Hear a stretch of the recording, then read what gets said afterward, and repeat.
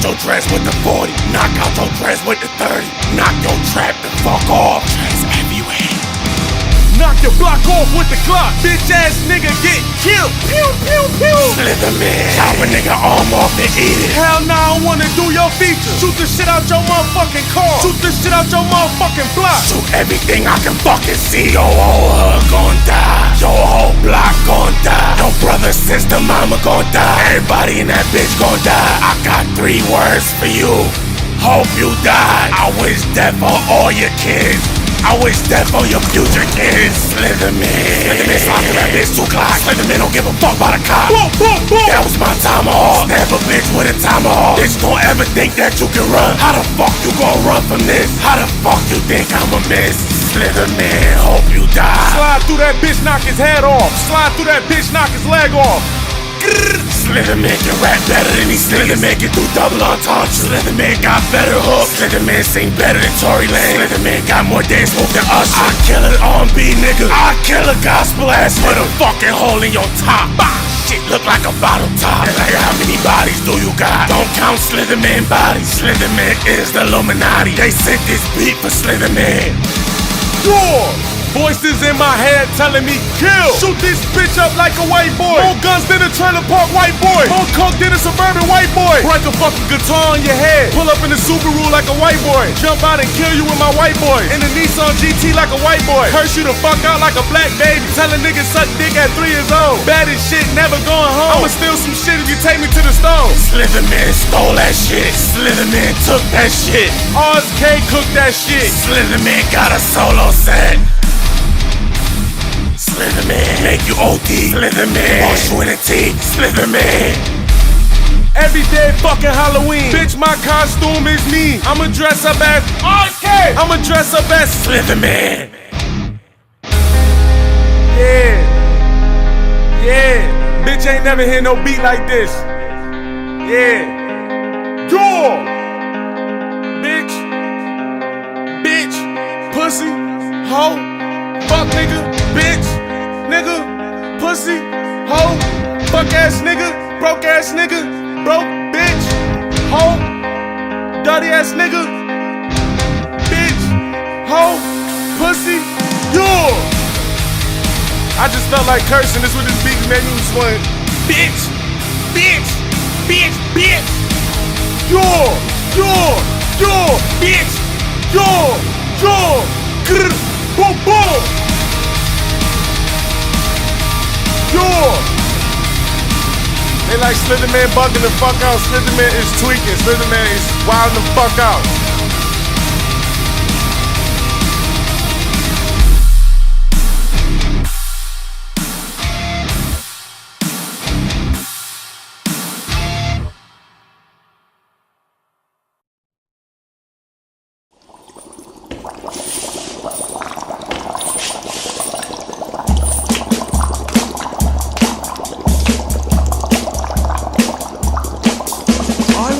In the lab late one night, when my eyes beheld an eerie sight, for my monster from his slab began to rise, and suddenly, to my surprise, he did the monster mash. It was a graveyard smash. It caught on in a flash. He did the monster mash. From my laboratory in the castle east to the master bedroom where the vampires feast, the ghouls all came from their humble abodes to get a jolt from my electrodes. They did the monster mash. It was a graveyard smash. It caught on in a flash. They did the monster mash. The zombies were having fun. The party had just begun. The guests included Wolfman, Dracula and his son.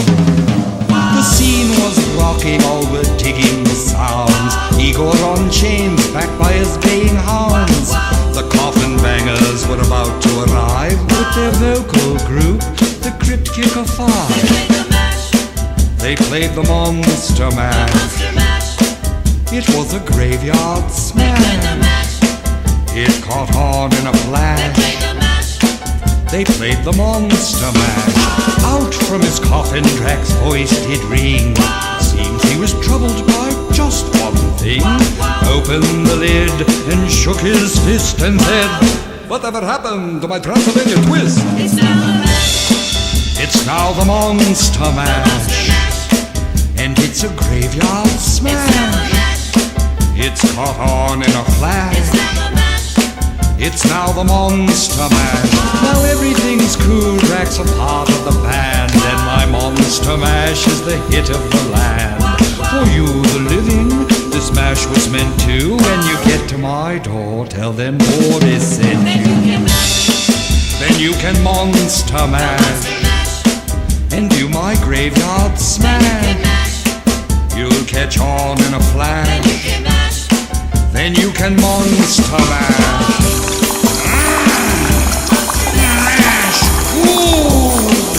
Easy gore, you impetuous young boy.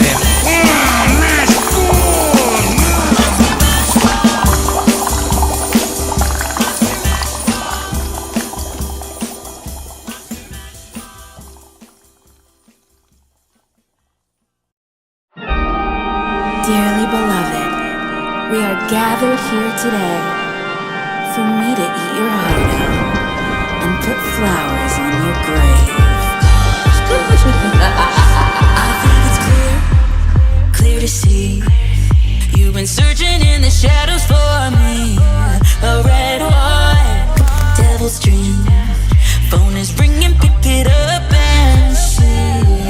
Let's make scary movies. I wanna get spooky on Jennifer's body.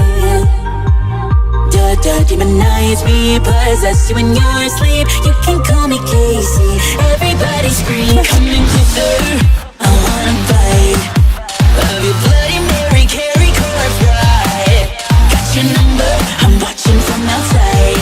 Let's play a game, I make the rules. I want ghouls. I like tricks and I like treats. I want it real freaky, Friday the 13th. Exercise, crucify, then repeat. Thought she was a ghost when she's moaning in the. Let's make scary movies. I wanna get spooky on Jennifer's body. Demonize me, possess you in your sleep. You can call me Casey. Everybody coming closer. I wanna bite of your Bloody Mary, carry corpse bride. Got your number, I'm watching from outside. Let's play a game, I make the rules. I want ghouls. I want ghouls. I want ghouls. I want ghouls. I want ghouls.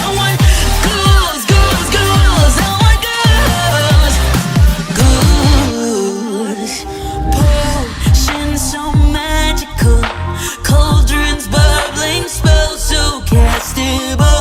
I can't imagine tonight without.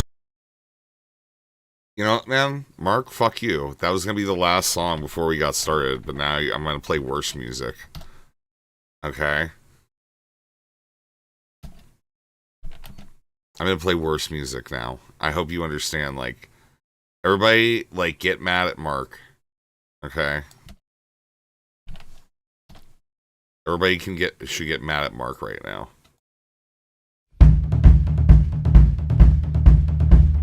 Have you seen it in the glen? Her cottage up on chicken legs. Better hope that she ain't home. She'll suck the marrow from your bones. Sweet old lady, she is not. Stick you in her stewing pot. Baba Yaga. Ooh. Baba Yaga. Wise old crone, a wicked witch. Got a broom, a silver birch. She might give you what you need.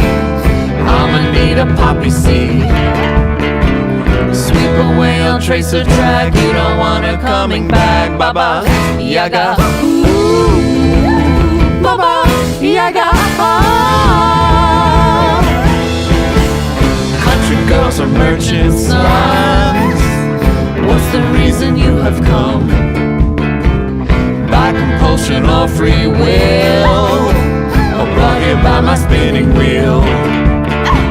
Seeking apples made of gold, as my sister she would know. Baba Yaga, ooh, Baba Yaga,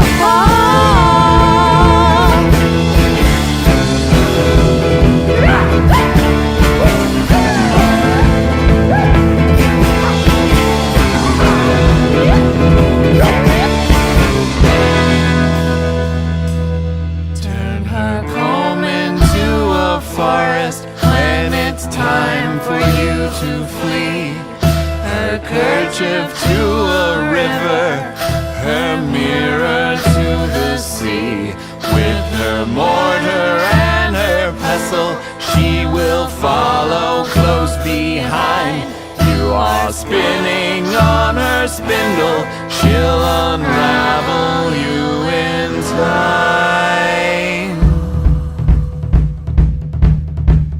Lives behind a fence of skulls, there's no room for just one more. Served by disembodied hands, mistress of the borderlands. Bony leg and iron teeth, give her something good to eat. Baba Yaga, ooh, Baba Yaga, Baba Yaga, Baba Yaga, Baba Yaga, Baba Yaga, Baba Yaga.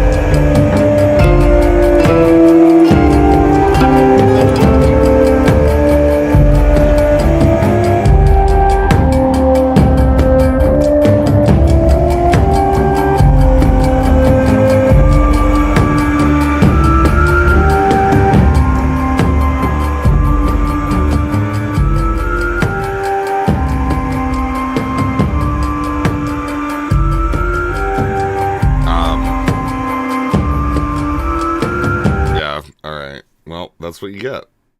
Thanks, Mark. We're playing a game. It's called Paranormasight, The Mermaid's Curse. We played the first game. Okay. We played the first game, and it's awesome. Alright. So, that's been pretty fucking cool. That's been pretty cool. We're going to do that today. So, that's where we're at. And that's what we're doing tonight. You know? So, yeah. Anyways. Sorry, I'm looking at your shit. I'm just like, why? I'm not, like, we're just there. Okay. So, yeah, I mean, I hate to say it, you know. Yeah, if he's blocked you already, you probably should stop. You know, just do that. Usually a good idea, you know. You did, last message looks like a promo. Yeah, I'm sorry you got food poisoning from eating buffet shrimp. Okay.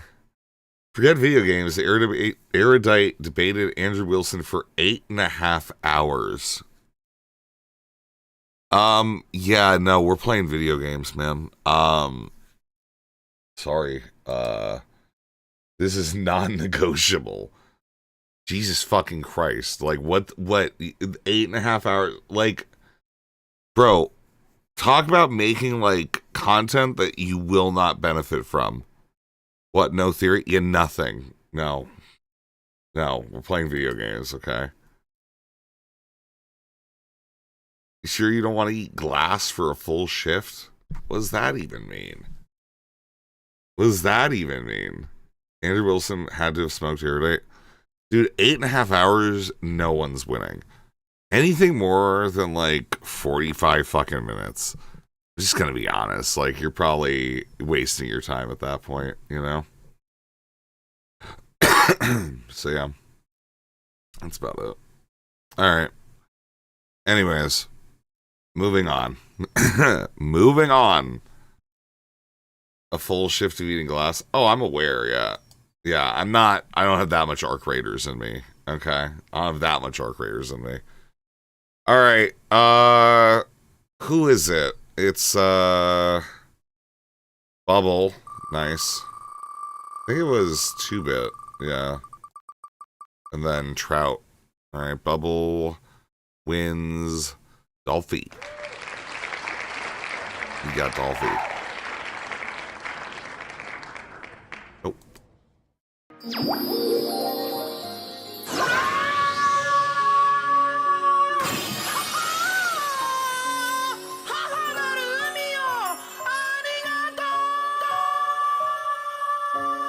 Alright, now we need a Show Ruis and a Bees.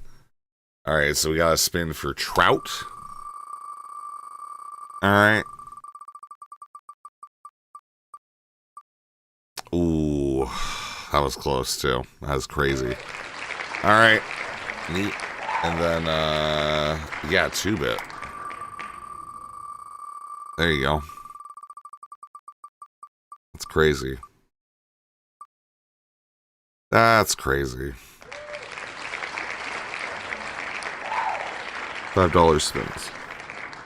Yeah, $5 spins. Okay. I don't know, TV. Good luck gaming. Who has ever Use used this you? as motivation to kick ass. Who has ever used you? Yeah. Who has ever made you feel dirty? Alright, we got wheel spins to do. Violated you? Yep. Woo! What? Let's go. Are you referring to? Are you referring to like?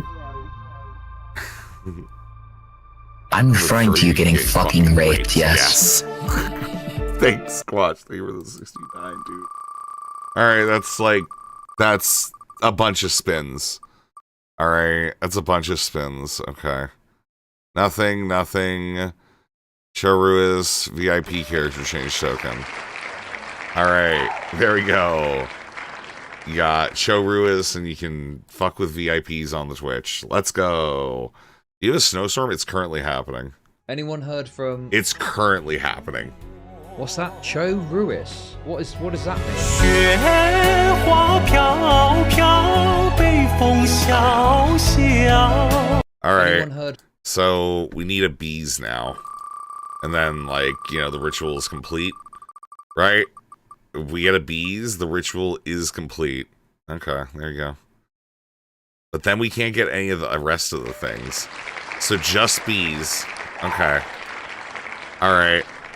Alright. Alright. Alright. Ritual is completed once. Alright, that's cool. Oh, fuck yeah, let's go. How's the bar? I had one drink. No, I had 3 drinks. Okay. I had 1 shot and 1 double. Okay. And we won 1 out of 4 games. I shot better than I've shot all year. And that was because I had a drink after we were like well into the 3rd game. Okay. So bees it is. Come on, Joe.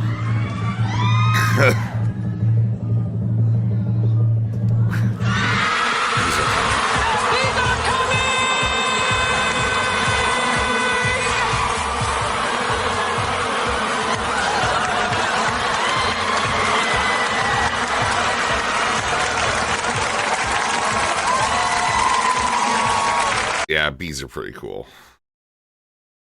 Alright. 3 more. There we go. Based. Do the 4th. That's easy enough. Whatever. Thank you, Squatch! For the 69. We're just gonna be playing games. I'm not putting a timer on. Alright? I just want to be clear. I'm not putting a timer on. I'm just gonna be playing games.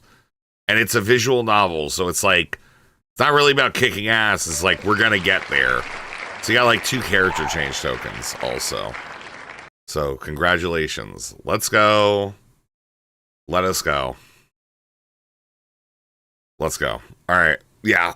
We played the first one of this. It was interesting and weird and like timey-wimey bullshit. But I also had to read the entire thing.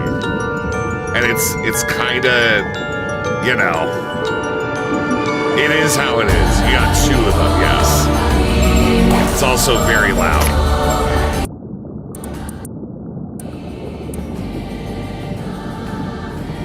Okay. You gotta leave this up, and ambient volume we gotta bring down. Is this like is this a visual novel? Yes. Yes, it's a visual novel Square Enix game with like demons and shit. The first one was fine. It wasn't even that great. Do we get to date fish people? I don't think so. I think it's got something to do with curses. All right, the first game. Yeah, this guy's back.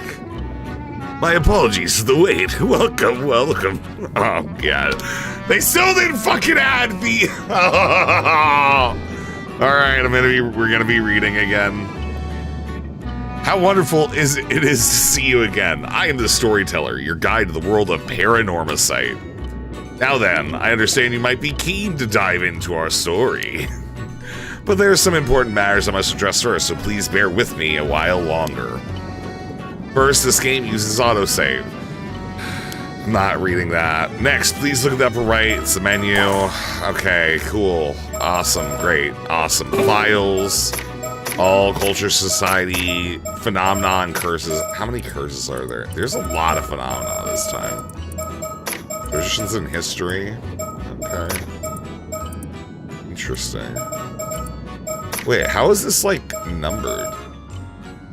It's just, like, kind of random?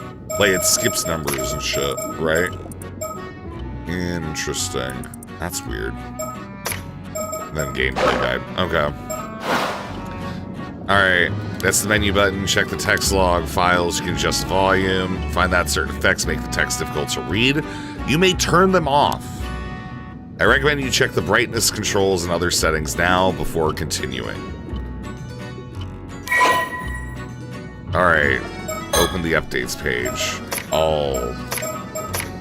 Gameplay guide, how to play. Confirm, okay, cool, great. Got it. Let's go over the basic controls. When the game is in your control, you may drag the screen to look at your surroundings. You'll once again be able to move after this, so try taking a look behind you before turning back to me. Drag the screen back. Oh. And then he's gone. Wonderful. Well done. You may select the face of an individual in front of you to talk to them. Go ahead and try with me. Bravo. Fine display. There are times when you'll be presented with options such as these. Who am I? Oh, you've forgotten who you are, have you? There's no need for concern. It is for that reason I'm here to guide you, after all. You may be confused at first, but continuing through the story should allow you to remember your true objective. Once you've seen everything an option has to offer, checkmark appears. Do not fear, you'll come to know where we are eventually. This is all for my explanation of the basic controls. So, in the original game, right, this is like the fourth wall character. Like, he is referring to us and talking directly to us as the player. So, I really hope that they don't just do that same bit again. You know, $25 for this is criminal. You'll see. I will explain other essential functions when the time is right. Ah, yes, there's one more thing I wish to confirm before we continue. As you may know, I've previously served as guide for a different tale in the world Paranormasight, one concerning the 7 mysteries of Hanzhou. You wouldn't happen to be familiar with the events of that tale, would you? I am. Is that so? So we've met it before then. You look quite different during our previous encounter, so I failed to recognize you at first. My apologies. In that case, there's nothing I need to warn you about. Well, I believe I've kept you waiting long enough. The tale you're about to experience concerns the number of legends passed down in Issa Bay, the stretch of sea bordering the Mie Prefecture. Specifically those legends involving mermaids. Yes, as the subtitle suggests, our subject this time is the widely familiar Mermaid. Since ancient times, a great many legends about mermaids have passed down in centuries all around the world. Countries, fuck. In Japan, many of the legends famously include... Okay, I do realize my favorite games are the ones that I can prove I can actually read to you guys. But, like, that is like a double-edged fucking sword, isn't it? It is a fucking hell of a double-edged sword, you know, for me to go ahead and live with, now that I'm, like, thinking about it. Include the idea that eating their flesh grants immortality. The tale of Yao Bikini, which continues to be told in such places as Wakasa Province, modern-day Fukui Prefecture, is perhaps the most well-known. These legends have spurred those with a yearning for immortality to seek out mermaids since ancient times. Of course, as I just mentioned, these are only some of the many legends concerning mermaids that exist across the globe. Indeed, many have sought out mermaids simply due to fascination with their status as rare and mystical beings. They've also served as the inspiration for countless creative and artistic works throughout the ages. It would seem that mermaids possess a mysterious charm that has captivated the human heart for myriad reasons, irrespective of era or culture. We'll look at that shit later. Ah yes, the files added just now should provide a general overview of the terms that came up in our conversation. I recommend giving them a read when you have more time. It may allow you to enjoy the story more deeply. Words highlighted in pale blue usually indicate there's a related entry in your files. Now then, allow me to introduce you to the primary setting of the tale. The majority of our story takes place on Kamishina, an isolated island in the waters of Issa Bay. You'll experience events through the eyes of a young resident of the island, one Yuza Minakuchi. Fucking Galo Kuchi. If nothing else, please remember that. Yuza Minakuchi. Well, this ends my initial explanation. Bon voyage and do enjoy the tale.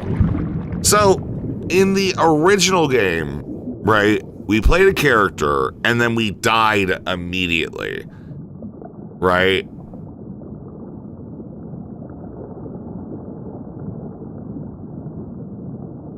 Okay, so the island is completely fictional. Interesting to note that. Did you come to me or did I go to you? I cannot recall whether this was a dream or reality. I cannot recall if I was asleep or awake. Tales of Issa, Passage 69, a Kari no Tsukai.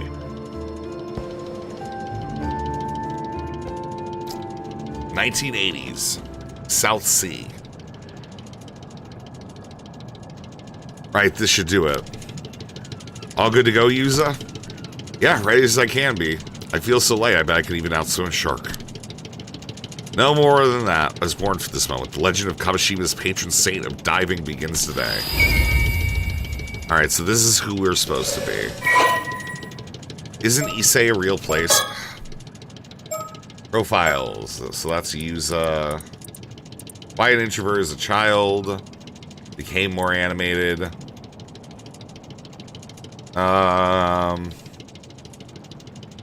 There's a maritime disaster. Storyteller. He's just a guy. 18. That's pretty cool.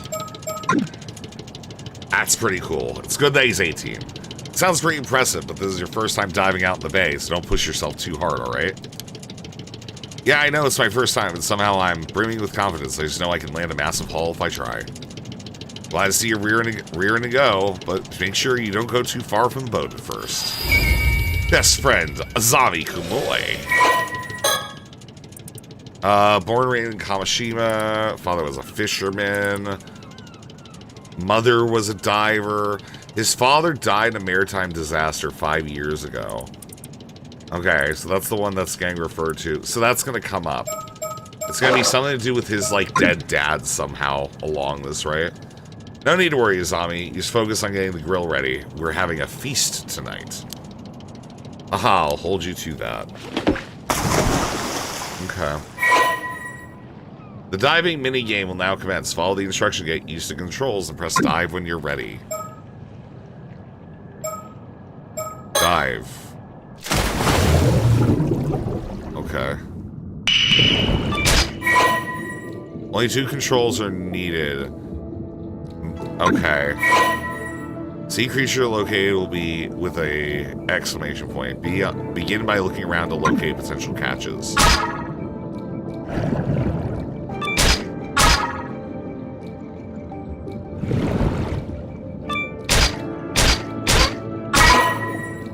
Your oxygen gauge will decrease while diving. Go back to the boat before it runs out. Okay.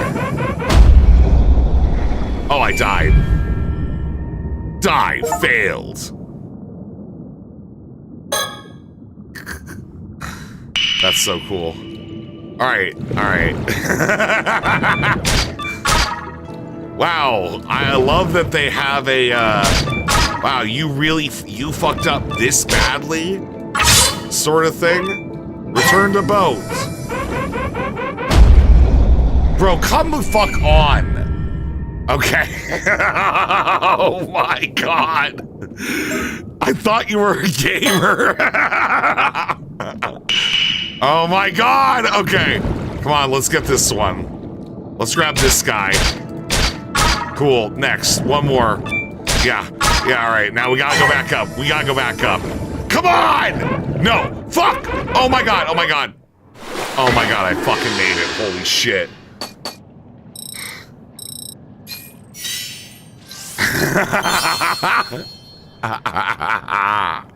Select a skill to do. Easier time gathering. Yeah, man. Yeah, we need that shit. Bro, this is awesome. Replay the tutorial. No. What the fuck is this? Failing the tutorial multiple times, alright?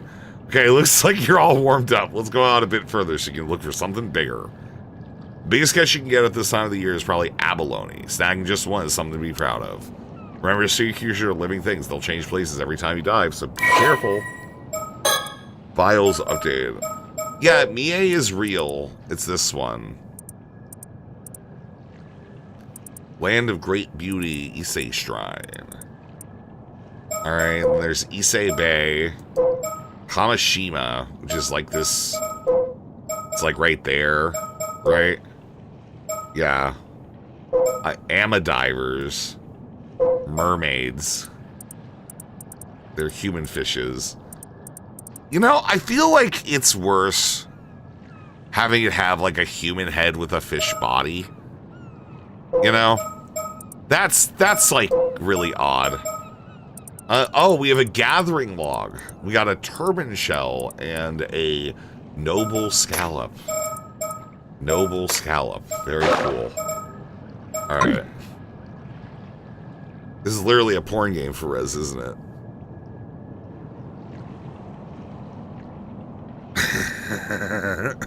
It's not like you have to master everything all at once. You can take it off whenever you're ready. Sorry, I was noting the... Does he dive down without even trying to hold his breath? I know. Alright. It's time to go again, baby. Alright. Come on. Where are they? Where are you? Nice.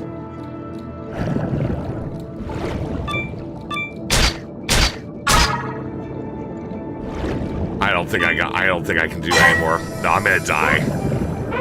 Yeah. Dude, you just can't do shit. Alright, cool. We got some score. I got diver rank 3. We are staying underwater for longer. Holy shit. Okay. Dive again. A toddler has greater lung capacity than this dude. Yeah. Little bit.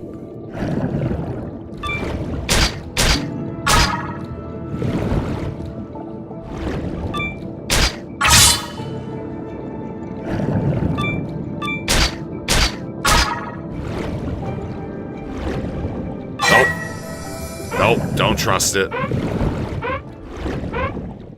This guy should not be diving. Upgrade air, we're working on it. We got 3 that time from upgrading the air. Yeah, I don't know why you would level up anything other than diving. It just doesn't make sense. You should just do this first. Also, like, I don't even think this is gonna be, like, the main of the game right now. Oh, fuck. Alright, let's go out this way. 1, 2. Yeah. Cool. 1, 2, 3. Out over here. Is that an abalone? No, it's just a clam. That's tragic. Kill. It's like my guy finally learned how to breathe. Holy shit. Neither do I, Rez. Why the fuck did you upgrade gathering speed? I don't know, it seemed like a good idea. It would be funny if the diving thing's central to the main game. I kind of hope that it is, man. Alright. Kind of hope that it is. Alright, diver rank 5. Alright, let's dive again.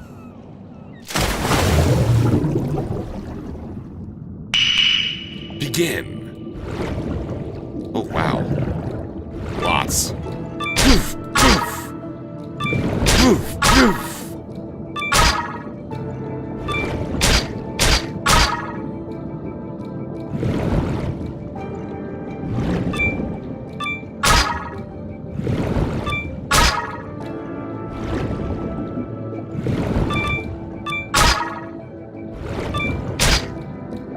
See, there's a question mark there. I don't think we're gonna go in. Fuck it. No, I gotta go back up. I'm gonna die. Holy shit, he's limp breaking. Bro, you don't even understand, okay? You have no idea what you're in for, okay? Alright, let's go do the yellow question mark. That's probably progression, right? It's either that or we get everything up to level 5, like, early. And we haven't found an abalone yet either, right?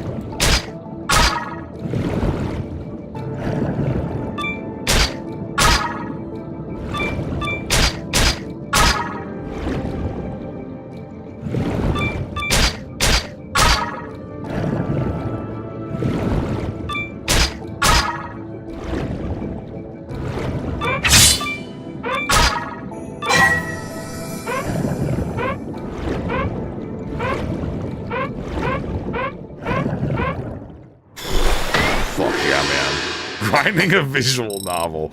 Bro, I'm sorry.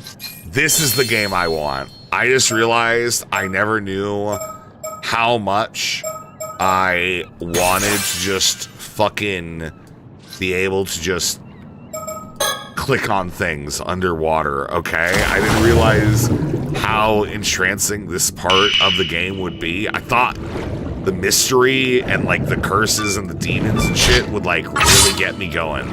But apparently not. Apparently all I really wanted in life was to be able to hit weird rocks and collect them for points. Wow.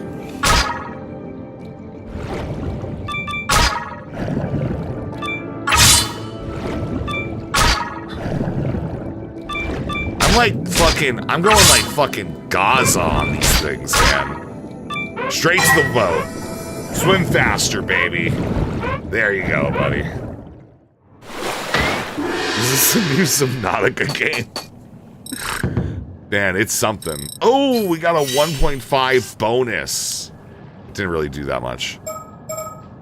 All right. High score is 489. Feel like at this point we gotta go do the question mark. All right, you should play Dredge. I mean, I like Subnautica just so like we're like ultra clear and shit. I enjoyed Subnautica a lot.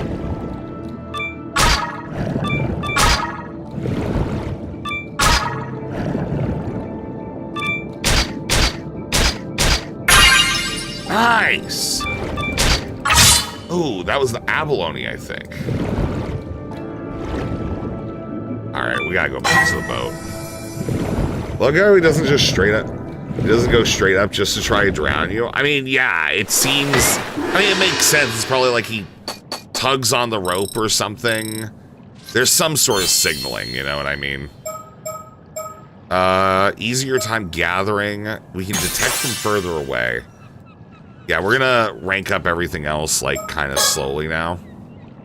Alright. Yeah, man. This is so cool. What's up here?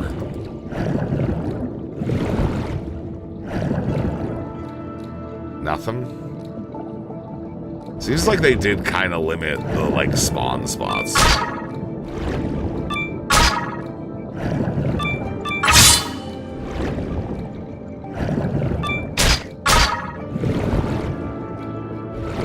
Oh, no, not really. This whole area over here.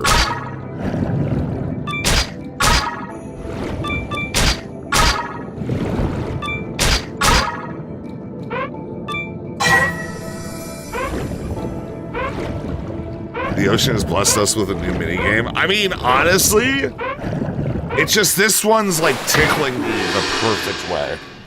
All right, man. Like, I'm sorry. I know that there's a lot of reading ahead. So I'm going to enjoy this while we've got it. Also because my guess is it is going to become, like, course critical to, like, the actual game and shit. Yeah, let's do the fucking question mark.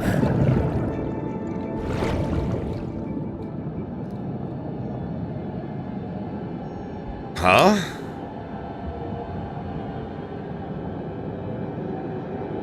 The hell is that? Oh, no! Get away from me! Ah!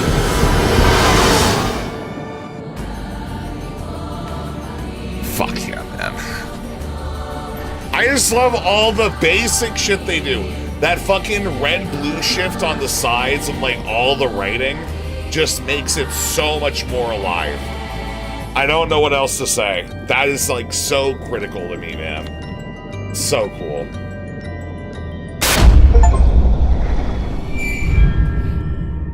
Dive failed. What? Retry. Wait, what?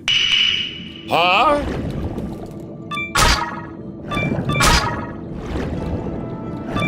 Oh. Oh, okay. All right. I get more fishing minigame. All right. Cool, man. I'm fucking down. Did I find a body? Yeah, my body. My character's body was what we just kind of came to contact with. And we're like, no, no, don't rape me. Which indicates that, yes, our character may in fact be a rapist. You know? Chromatic aberration? Yeah, I am. I love chromatic aberration, though. It just, visually, it does something. I don't know. It does something for me. Turns out you're not supposed to be drowned by the ghosts. Well, that's cool. Yeah. Yeah, but that is what it did, I think. Well, it said dive failed, right? You know? So it's like, you know, probably not inherent to the game that I, like, failed that. What is inherent to the game is me catching shitloads of fucking fishies and shit. Alright, man. That is, like, inherent to the gaming experience.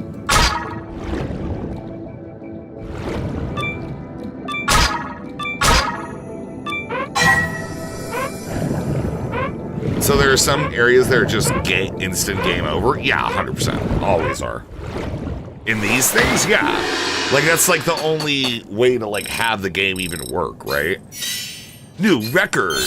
Rank up. Fuck. I did not want that. Okay. Let's go get more. Yeah, we're gonna max this out. Alright. It's probably got some, like, valuable something or another. Alright, to max this out. Alright.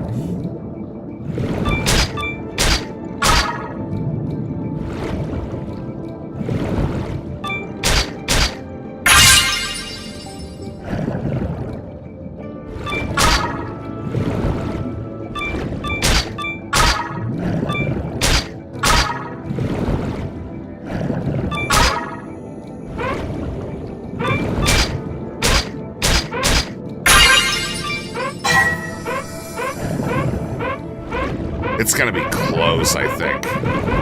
Come on! No! Fuck! Dive failed. God damn it, dude.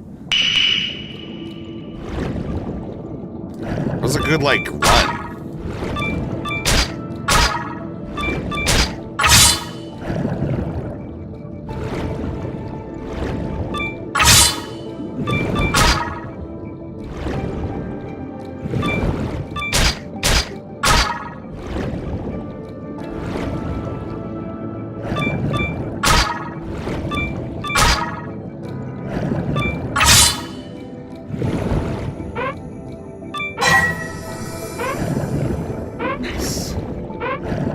Sorry, I need to get this out of the way. Greed? It was greed, okay? It was greed. It is what it is. Okay? I'm not gonna pretend I'm not greedy, alright? No, it's not like we have to get this done at this point.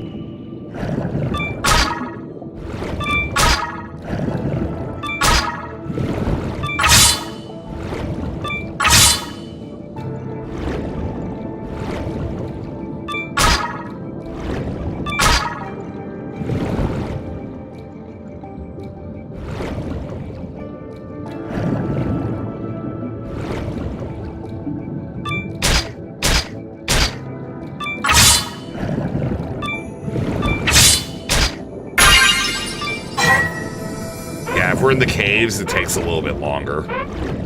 You know? Bro, like, just go up! Holy fuck, man. I am losing it. This dude sucks at diving. I hope he gets... I mean... you know, whatever. You know, I'm just saying, like... This is bad. This is not high quality. This guy wants to become a diver of legend or some shit.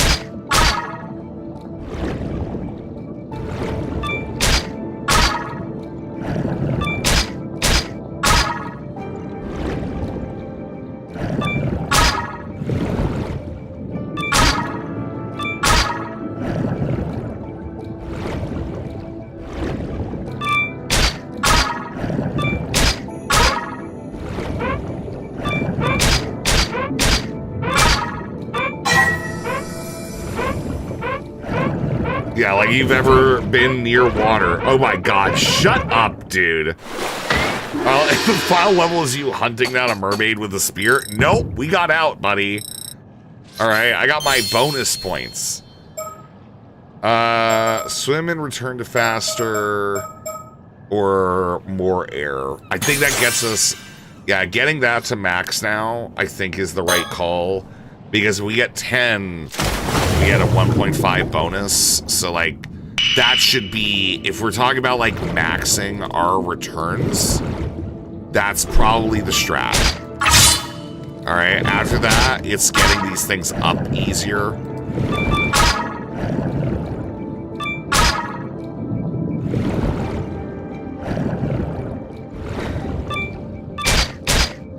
So we gotta go to a high population.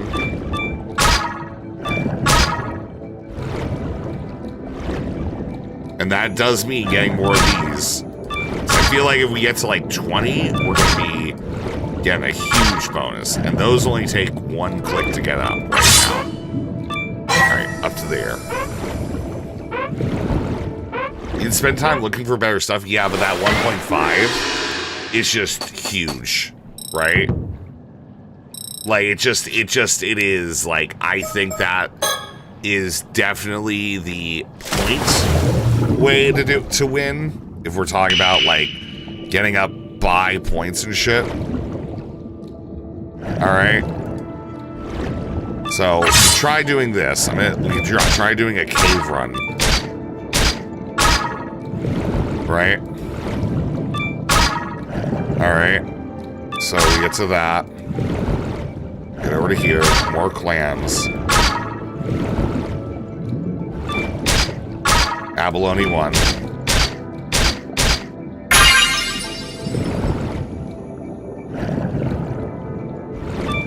Abalone 2. Grab this clam and then go up. I think we've got the speed now. I think we've got speed. I think we're good. Yeah, we are. We're good. Alright, so we should do cave runs now? Yeah, because we're still getting to like 10. Yeah, look at that. Yeah, cave runs now. That's the space. Gathering up. Mm-hmm.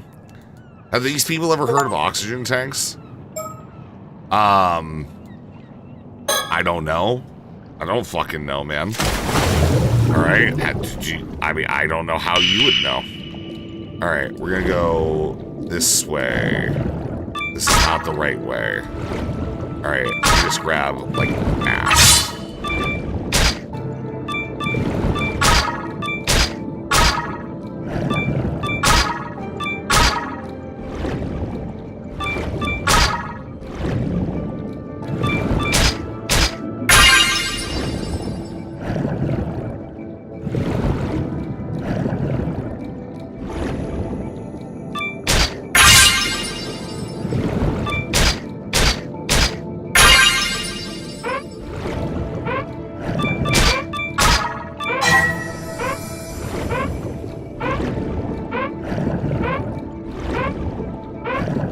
Go. I think we got it. Yeah, I think we're good. Alright, set up. Alright. 1,400 points. Let's go. Diving rank up. Excellent. Swim faster. Return to boat faster. Okay. Alright.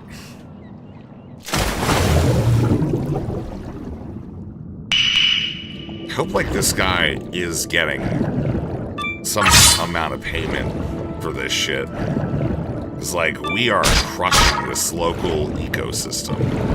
We are purging the non-believer fish. Alright, swimming is a little too strong now.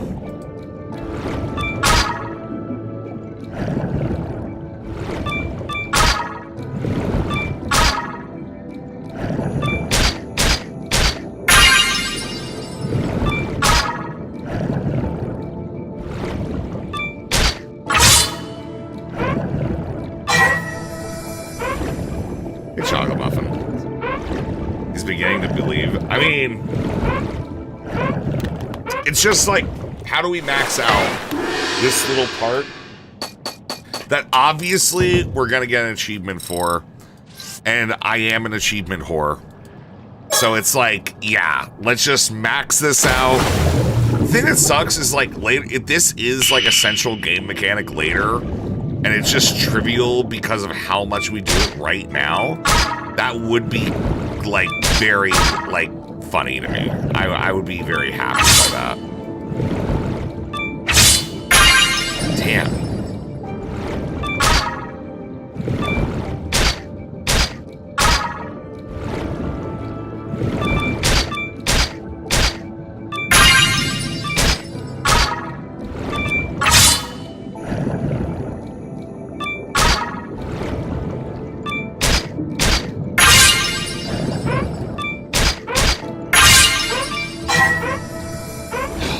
Gonna get so boring 10 hours in. It's gonna be like 15 to 20 hours. The first one was like a good amount of time. Okay, it's just that we're not gonna have to do any more. We won't. I'm assuming the diving isn't gonna be like a main part of the game, if I'm gonna be honest with you. All right, that's fine. Gathering up at this point. Oh, 2 levels. Wow. Swimming. Cool. Nice. Alright, let's go. Fuck yeah. Maybe try the kelp area. The kelp area is strong. I just can never remember. We can try the kelp area, though.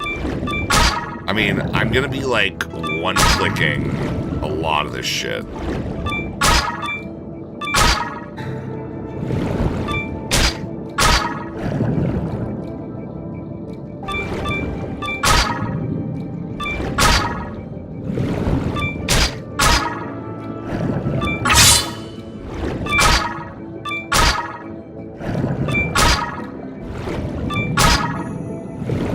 We're getting a lot.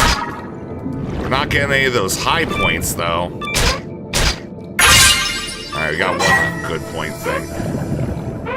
All you do is dive. It's a diving simulator. Give it a moment.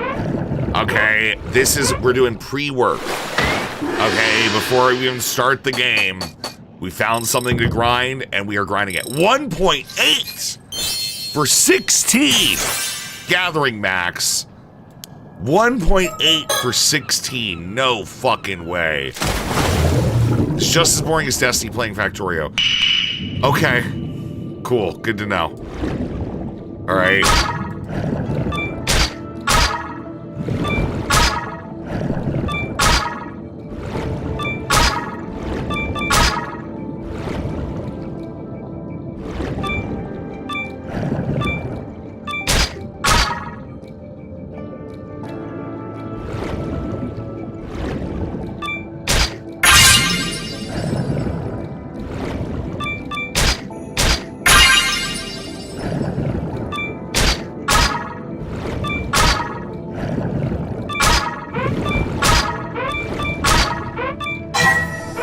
There we go. Fuck yeah! Let's go! That was a good one. That was a good one. I think we got good numbers, and we got 2 abalones. 14, 1.5. That's okay. That's alright. That sucks, man. That's unfortunate.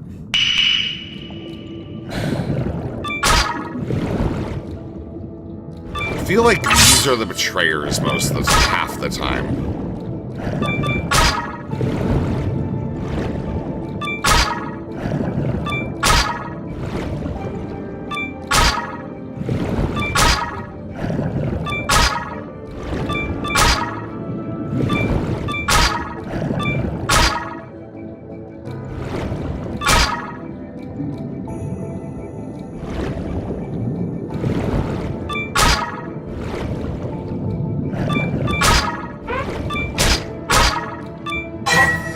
Yeah, those sons of bitches are that way. How is this better than Pokemon Snap? It's not supposed to be better than Pokemon Snap. Pokemon Snap is a classic. How would this compare? 16, 1.8. Nice. Alright, swimming. We only got 2 more levels to get. Alright. Only 2 more. We're going back to the cave. Alright, the cave is, I think, the optimal route. It's this way, right?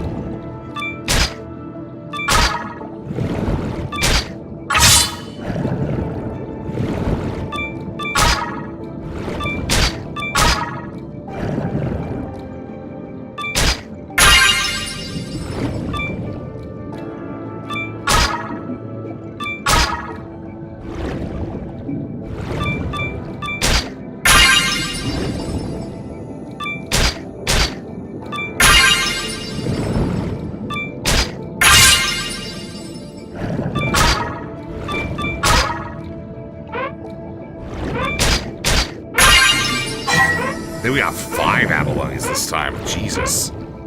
That was a good one. That was a good one, man. All right. All right, all right. Okay. Yeah. 13, 1.5. Nice. Okay, searching up. One more. Almost there. We are almost there. How's less scary, Subnautica? It's fine. We only need like a couple of points, so probably only gonna do like half, and then we're gonna start advancing the storyline, okay? Just grab like the easiest shit. So we don't really need that many points. Oh, fuck. What's this one? Oh, shit! Oh, there's the there's stickers! Oh, fuck me! That's cool. Okay. So we gotta go investigate all the question marks after this. Alright, we're just gonna go back to boat. Alright. Okay. There we go, buddy. There we go.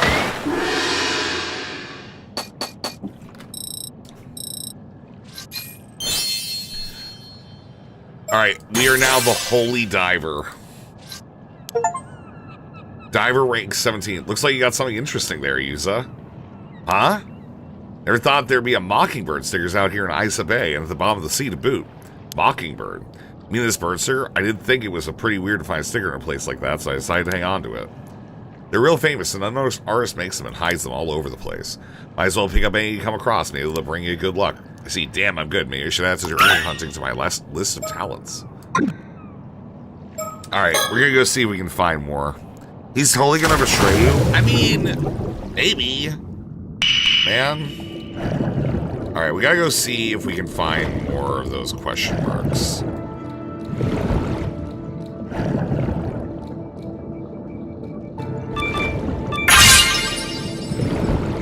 We don't actually need to grab any of the fish now. We can just kind of explore.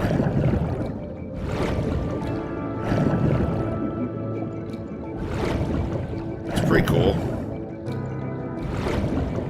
Now, when we're not killing fish and shit, you know, it really is just not that stressful to be underwater. Maybe we went too hard on this guy. Maybe we didn't go hard enough. I'm assuming I gotta go find the mermaid again or something, right? That would make sense, you know? This is as far as the rope will reach. Okay. Okay. Okay, that makes sense. That makes sense to make a fake wall. Okay. Nothing gathered. Alright, close that out. Alright, let's stop diving, I guess. I thought it was going to be something else, too. Alright, let's leave it at that for today. Good work out there, Yuza. But man, look at you. How'd you improve so much in just a short time? You're basically pro level now. I was expecting you to pick up things this quickly. Like I said, brimming with confidence. But it's also because you were there to help. Thanks, Azami. Oh, I didn't do much, but I appreciate it. So, do you feel any different now? Does your body undergo any weird changes? No, I feel exactly the same. Nothing's changed. I'm the same old Yuza I've always been. Well, I guess we're a bit off the mark, huh? So what do you want to do now? Should we call it a day? Talk about the hole.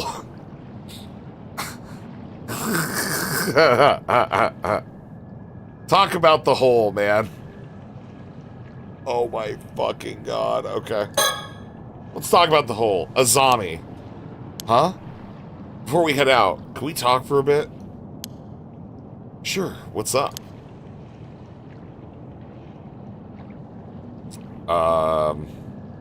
Ocean.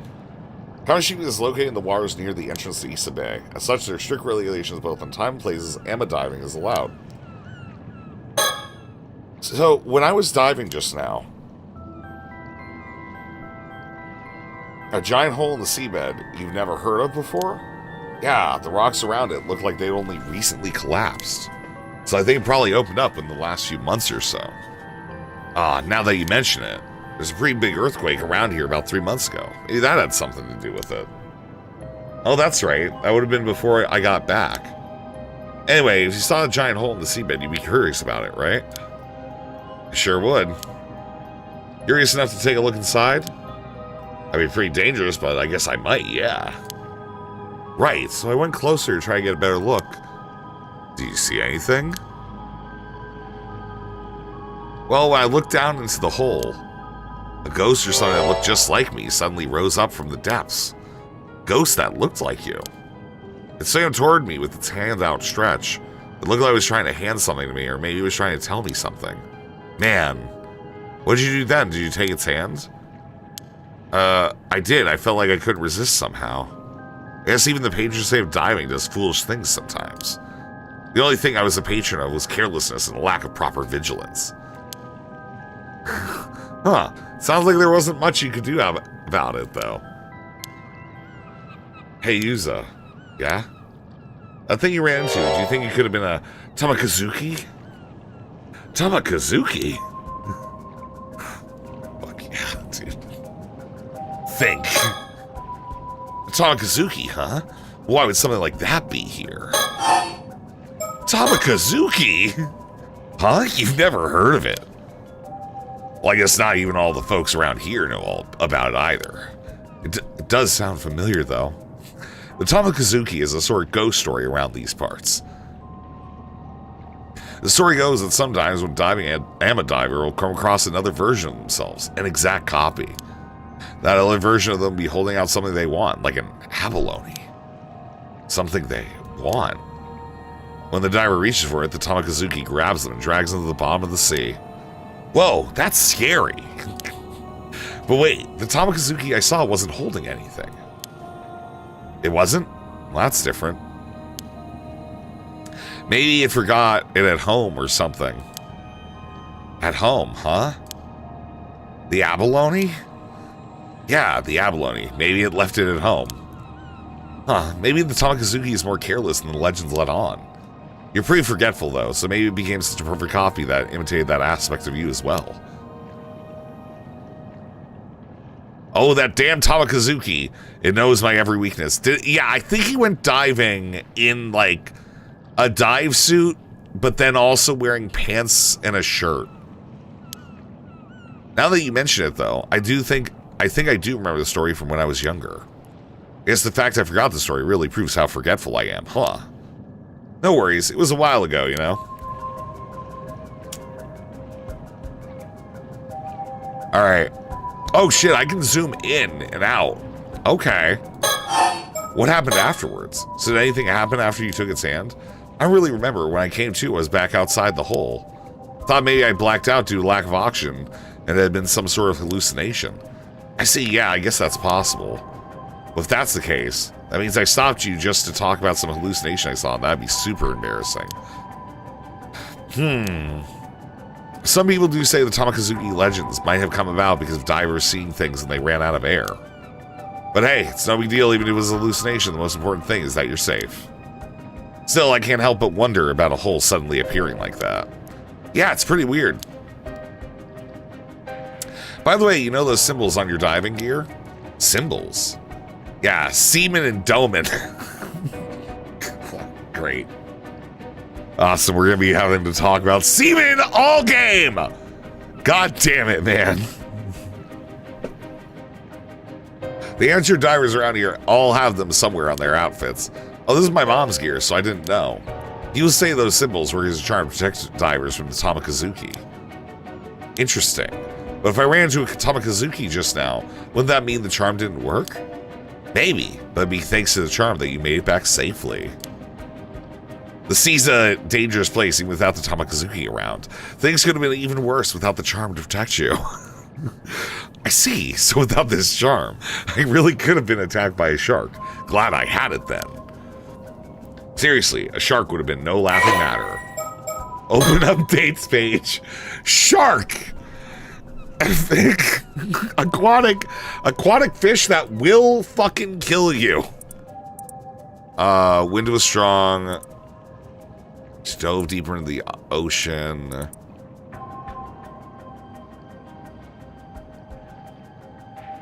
She was dragged down to the depths of the ocean. The Tamakazuki, the together diver. It's feared by the seamen and the domen symbols. Why is the star seamen? This is unreal. I didn't know. I need to talk to some Japanese people about this. Alright? Why is the star seamen? Huh. Interesting. Mockingbird stickers, we got 2 of them. Alright, what else is there? What else is there that's new in our little handy dandy journal? Nothing. Literally nothing. Talk. Hey Azami, about the Tamakazuki just now. Yeah? Do you think it has anything to do with what we're looking into? Recollection. Unlock past recollection chapter. Use Minakuchi. Something I want to do. What? What? My apologies for the interruption. I'd like to take this chance to inform you about a unique ability of yours, the recollection feature. But to make things clear, I must first tell you about the story chart. From here on, you'll return to the screen the story chart at breaks in the story. You see, the story you will witness will not necessarily unfold in chronological order. This screen will allow you to see where each chapter lies in the grand scheme of things, as well as select where you wish to proceed to next. If the icon for a chapter is not dim, it indicates it has not been fully completed. Generally speaking, completing a chapter will unlock the chapter immediately after it. However, there will be occasionally be times when a recollection button will appear during the story, as you experienced just now. Pressing this button will allow you to delve into a memory evoked by certain words in the text, which will in turn unlock a new chapter, a past recollection chapter for you to experience. A most remarkable ability, isn't it? Once you've unlocked such a chapter, it will become available to you in the story chart. The ability will be key in unraveling the tale, but do be sure to press the recollection button when you see it come up. With that, please enjoy the continuation of the tale. If so, could your mom have been an ama diver because she wanted to find the Tamakazuki? Huh. But she wouldn't have worn something with this charm on it if that were true, right? Good point.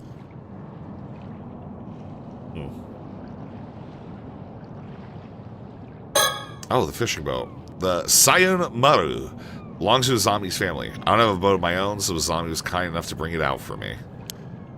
It used to belong to his dad, so it's getting on in the years, but he takes good care of it. It seems he's hoping to keep using it for years to come. Oh. Think a little bit.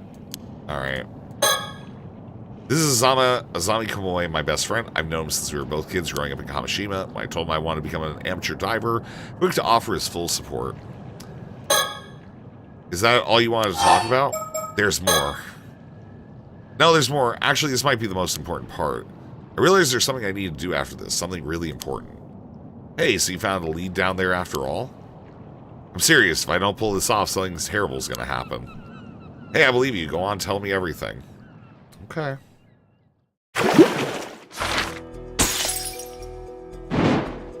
Okay, so we can go into the past. We can go into the past. And then we can go to memories of last summer. We're going to go to the past. The day before he sets off to sea as an amateur diver, you ask Azami to meet him at the Kantakisho ruins.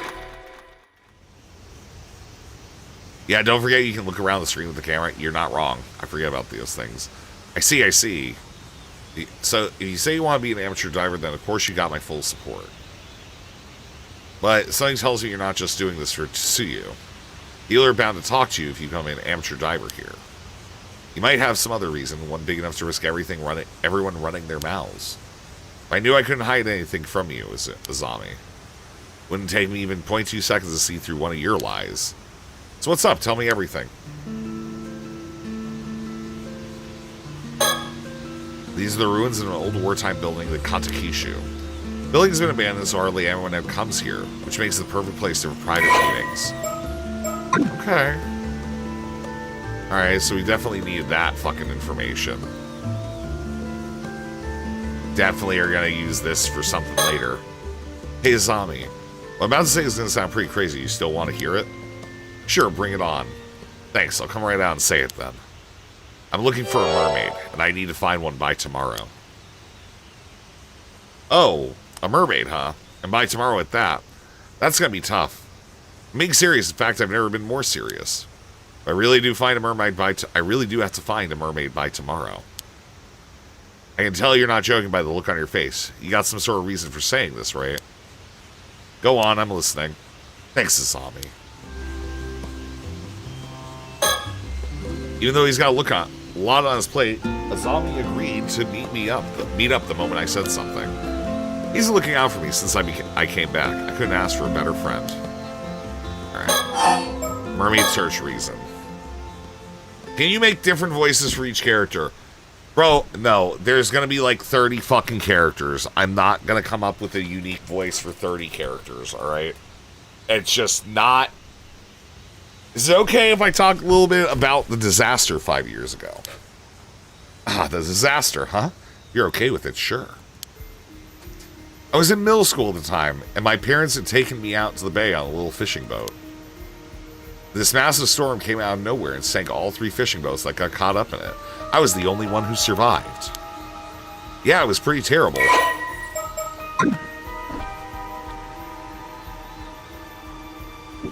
So what about the disaster did you want to talk about? Well, I've recently started to remember some things about what happened. I know your memories of the disaster were kind of hazy due to the shock.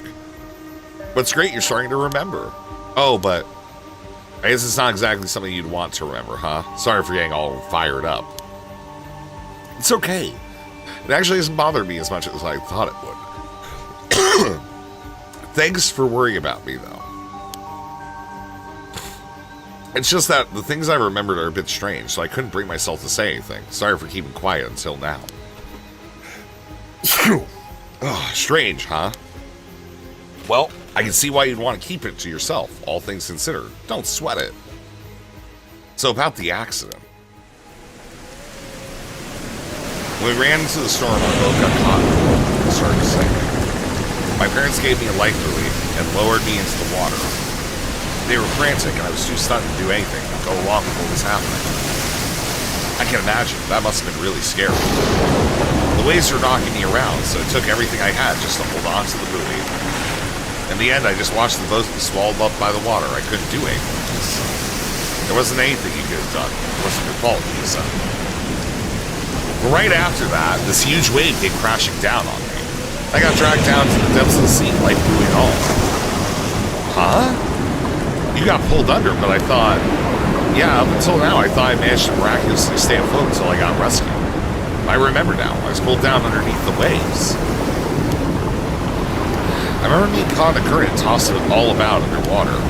I couldn't breathe, I was so sure I was going to die there. But then something wouldn't grab my hand. Wait, are you saying what I think you're saying? Yeah, I know, okay? I was barely conscious by that point. So it's not like I saw them clearly or anything. I'm certain someone was there with me. Someone who grabbed a hold of me and pulled me to safety. And from what I remember, you're saying they were a mermaid? Exactly. I need that mermaid now. So you were saved by a mermaid. I'm sure of it. It looks exactly like what the first comes to mind when you hear the word mermaid. A real mermaid, huh?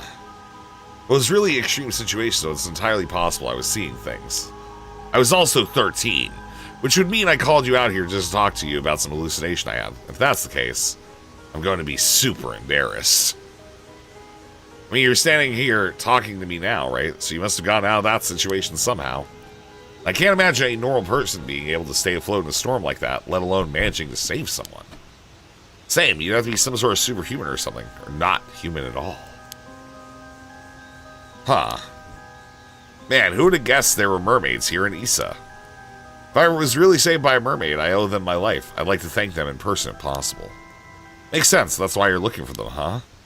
Well, we managed to find them. I've got to thank them for saving you too. So I was thinking of heading to where the disaster happened and diving there to see if I can find anything. Wait. Are you sure you almost died there? I'll be fine. In fact, since I've never gone near there since the disaster happened, I was also thinking, I'd like to do something to honor my parents and your dad's memory. Yeah, I'd like to at least offer something. The others have always kept their distance, but it's not like going there is forbidden or anything. Let's do it. Thanks, Azami. I owe you one. Mermaid search leads. Huh. There's no guarantee the mermaid will still be around there, right? I think it would be good to have more of a lead before we head out there. About that, do you mind if I say something crazy? Again? Sure, what's up? You remember my mom, right? Of course I remember Miss Mare.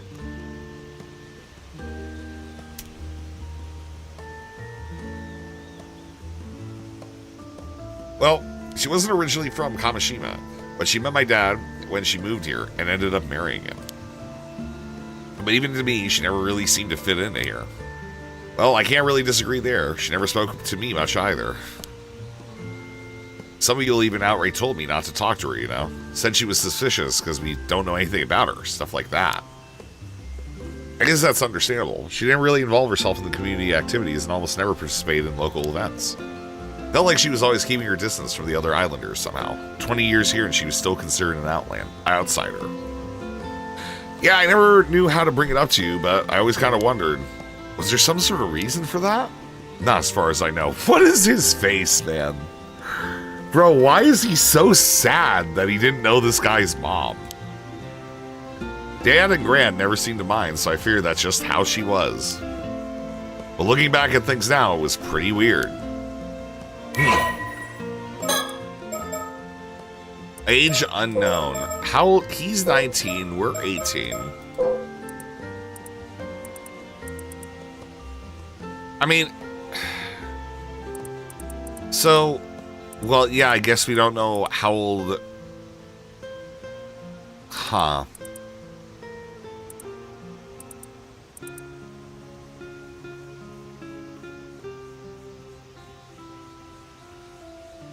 Huh.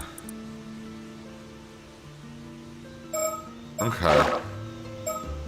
So his mother gets blamed for the accident, looks like. Well, I guess even though she was a bit of an oddball at times. You say that, but I think you're getting to be pretty similar to her. What? Really? Yeah, that's what's that saying? Marching to the beat of your own drum? You're both like that. Really? I never realized. I've been so blind. A blind fool! Yep, there it is. That's what I'm talking about. Uh-huh. Mermaid search leads.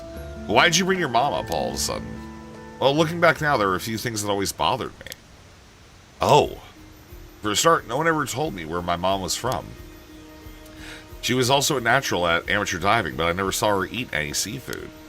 And sometimes at night, she'd suddenly say she wanted to go look at the sea before going out and not coming back for hours. Guess that is all pretty weird, yeah. That's not all. When I was sorting through my mom's belongings, I found this. We usually keep it in the family altar, but I brought it along today to show you. What is that, a fish scale? It's huge, it's gotta be at least 7 or 8 centimeters long. I always just figured she'd held onto it because it was a rare find. Once I remembered the mermaid, I began to wonder, what fish could the scale have come from? And why was my mom holding on to it? Whoa, hold it right there. You're not saying I am. The mermaid who rescued me back then was my mom. I think it was my mom. What do you think? I don't know. It's pretty out there. Could that be possible? Your theory is your mom used to be a mermaid, but she became a human so she could live among us. Yeah, but then she turned back into a mermaid when the disaster happened and wasn't able to come back afterwards. How does that sound? I don't know. But after hearing your story, I can't just dismiss it out of hand either. I don't want you ending yourself because you think that your mother is still with you. She's dead, but she's with you, I guess. That's really Hayes. My mom really is still out there in the sea somewhere, even if in a different form. I was thinking it'd be nice if I could get to see her again. It might be because they're still treated as missing instead of dead, but it still hasn't really sunk in that my parents are gone. I know what you mean. Sometimes it feels like my pop's just gonna show up at home again, like nothing ever happened. Though even if your mom's alive, I guess it'd be hard for her to show up if she's back in her mermaid form now. What would you do if someone came up to you and told you their mom was a mythological creature? And then immediately followed it up with, yeah, I miss her so much, man. I miss her so much. Do you have like a cell phone I could borrow real quick? If my mom really does have some sort of connection to mermaids, then maybe that was the reason she never really fit in here. Might help clear up any mistaken impressions the others have of her anyways. I see. So you think that by trying out amateur diving like your mom did, you might be able to find something out? And maybe if you're lucky, you'll run into a mermaid in the process. Bro, Azami's his best friend. The guy doesn't have parents. It makes sense, okay? It makes total sense, alright? Yeah. And if I really am descended from mermaids somehow, it's possible that diving might awaken something in me. Oh right, I hadn't thought of that. I guess if your legs suddenly become fins, we'll know for sure you're getting you're a second generation mermaid. Okay, I think I've gotten the gist of what you want to do now. Thanks for understanding, Azami. I haven't been happy with how people have been treating you since the disaster either. And what they say about your mom. If there's anything I can do to clear the air, I want to help. Thanks, I appreciate it. I don't know how people will react if you start suddenly talking about mermaids. Might be best to keep quiet about that part for now and say you're looking into your mom. What do you think? Yeah, I think that would be best. Okay, now we got that settled. How about we head out tomorrow morning? Does that sound good to you? Yeah, I've been doing some training in secret, so I'm all set. We gotta look for stickers real quick.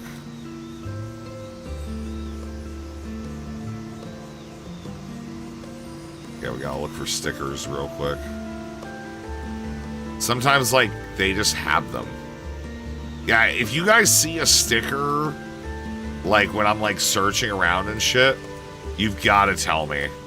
Because some of this shit is, like, nearly impossible to find from the first one. What to do next? If he transforms into a mermaid, I'm gonna lose it? I know! That's why these games are so cool. Anything could happen. Still, having to find a mermaid by tomorrow is pretty sudden. What's up with the tight deadline? Well, sorry I can't say right now. If we manage to find one, I'll explain everything, I promise. Well, as long as you tell me later, it's all good. Oh, here's an idea. Huh? If you're in that much of a rush, how will we talk to Tsukasa and Sato? Maybe they'll be able to help out. I wonder, it would be nice to have more help.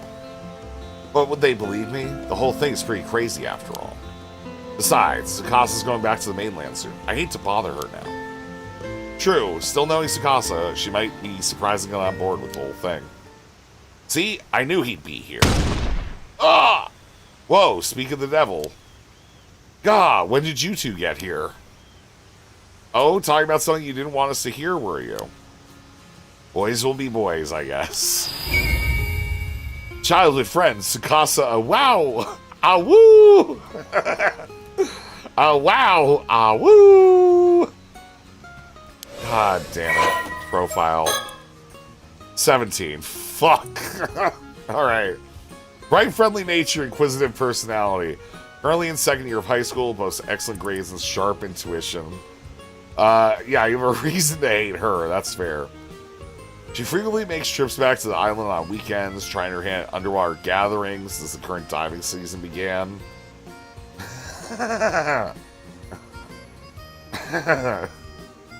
Anyways, her estimated diver rank is 6.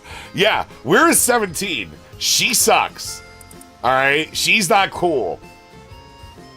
She's friends with Azami and Yuzus in childhood. Hit off immediately with Sato. 18 years ago, her still pregnant mother, Nagisa Iwao, moved to Kamishima alone before giving birth to her. She grew up in a single mother household. Alright, man. This is the best. Oh yeah, Bubble, thanks.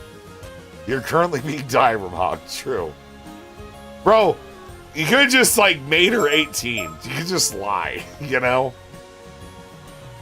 Mother never seems to have any financial difficulty, despite not working, as let her quietly suspect he might still be involved in some way about her missing father. Okay. Hey, you got us all wrong. We weren't talking about anything like that. Yeah, gotta hear me out, Tsukasa. I was powerless to resist. I used it first, but the zombie insisted and... Oh, tell me more. Might as well admit, Yuza. And Sato, what's with the sudden keen interest? Enigmatic girl, Sato Shiranami. 17, fuck. Not great. Not great. Alright. Mysterious girl currently lodging with Shinobu Wakamura, a local Kamishima magnate. Arrived in Kamishima, she is a child or relative of the Wakamuras. No sign of taking school or doing any sort of work, spending her days holed up in the Wakamura household, leading many islanders to wonder who she is and what she's doing here. Those who know about Wakamura's high interest in money lending behind the scenes speculate she may be the daughter of one of the borrowers, sent to work as a domestic servant to pay off a debt. Sato herself is extremely easygoing and doesn't seem to be bothered by the endless rumors. TV fan. She likes soap operas and 2-hour thrillers. Okay. Wait. Sorry, what's this last line? She's good friends with Tsukasa Uwao, who's closer in age, and the two can be seen enjoying themselves, wandering the island together. Alright, here's the thing. 17, 19, 18. Alright, they're both 17. I'm just saying, like, they're all kind of close in age. You know? Alright, we're looking at a Call Me Carson thing here. Alright, let's go calm down, okay? It's not like that. We're having a perfectly normal conversation. Yeah, sure, anyways. Don't just brush me off. You're getting pretty worked up, Azami. Don't act all innocent. You're the one who caused this mess, you know? Sorry to interrupt your fun, but I really did have something to say. Folks are worried you haven't showed up to the association meeting, Azami. You should probably get going. Oh, damn, the meeting. It totally slipped my mind. Sorry, Yuza. I gotta go for now, but I'll get in touch later. No problem. Thanks for coming, even though you're so busy. I guess we'll be on our way then, too. Sorry, we have important business to handle. Past recollection chapter. Neat. Did you hear what we were talking about? Only the part where my name came up. I didn't want to be nosy, though. Well, I see. Well, thanks for coming all the way out here to get a zombie. I know what you guys are up to, but you piqued my interest. Be sure to tell me all about it later, okay? Anyway, see you later. Come on, Sato. Roger. Oh, one more thing. Better not forget about the day after tomorrow. Tell Azami he better remember too. Sure, I'll tell him later. I feel like I'm playing as Queeman. Like, I feel like that's the character. Okay. Cool, so we have a new character branch. Yeah, let's check this one out. Why the fuck not? Having grown close to each other, Tsukasa tells Sato Shiranami that she has something important to discuss. Sato, you got a sec? Huh? So I was hoping to get a bit of advice. Thing is, you're the only one I can really talk about this to. Sure, what's up? You got a problem, leave it to me. Kamashima's living, walking, talking encyclopedia. It's a pretty impressive title, Miss Encyclopedia. Though I think of the walking, talking kind of implies you're living already. Either way, I hope you can help. You know that even if it kills me, I'll squeeze every last brain cell I've got to help you, Tsukasa. Alright, well, you're supposed to be a living encyclopedia. Don't go dying on me. Thanks for being there for me, though. Let's go somewhere where no one else is around them. Morning. Kamishima Shuo Street. Pardon me a moment, young ladies. Yeah? You mean us? Yeah, sorry for being trouble. I was hoping to get some directions. Are you here sightseeing? Welcome to Kamishima. I'm afraid it's not quite as relaxing as sightseeing. We're looking for the Wakamura residence. Would you happen to know where it is? The Wakamura residence? May I ask who you are? Of course, please pardon my manners. My name is Yumeko Shiki, a housewife from over in Tokyo. Oh, a housewife. And here is Nega Queeman. He's something like an assistant to me. My pleasure. Soto Kiryu. Alright. Age, secret. And 25. Okay. You must be guests for the old man. The Wakamura is just on the slope after you head through that alley. It's a bit of a maze, though. Want me to show you? Ah, so it was that way. Thank you, but I believe you can manage from here. Believe it or not, we've been running all over the place. What is this? Got it. Take care of them. Ma'am, is there something the matter? No, it's nothing. I'll tell you later. We'll be on our way then. Sorry for stopping you. Well, those two had a strange vibe. The old man sure gets some unusual guests. Yeah, there was something about them. Don't you think it's kind of aura that sorcerers would give off? Sorcerer, man. Aura. Cool.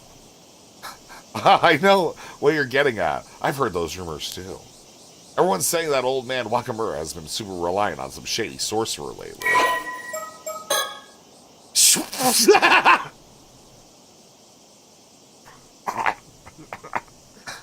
Why is this a character? We're gonna probably have to talk to this dude at some point. Alright, ordinary fishing family. Rise of fortune, invested to developing the island, fishing equipment. His personality leaves much desired. He uses force. He has recently become an ardent devotee of a certain famous sorcerer in Tokyo. Often relies on their guidance in making decisions. They did say they were from Tokyo. Maybe they really are sorcerers. Whatever. Come on, Sato. Let's go. Yep. Why'd you laugh at the first dark skin guy? Because he was bald. He was bald. Oh. Okay. Afternoon. Kamishima Bay. What's this? Stop. Okay, so this spot should work fine. Oh man, now that I'm actually nervous to talk about it, I'm getting super nervous. Surroundings. Little Bay is quite hard to find, so hardly anyone ever comes here, including tourists. It makes it a great place to talk in secret. The sound of waves and cicadas surround us. It's your typical summer day.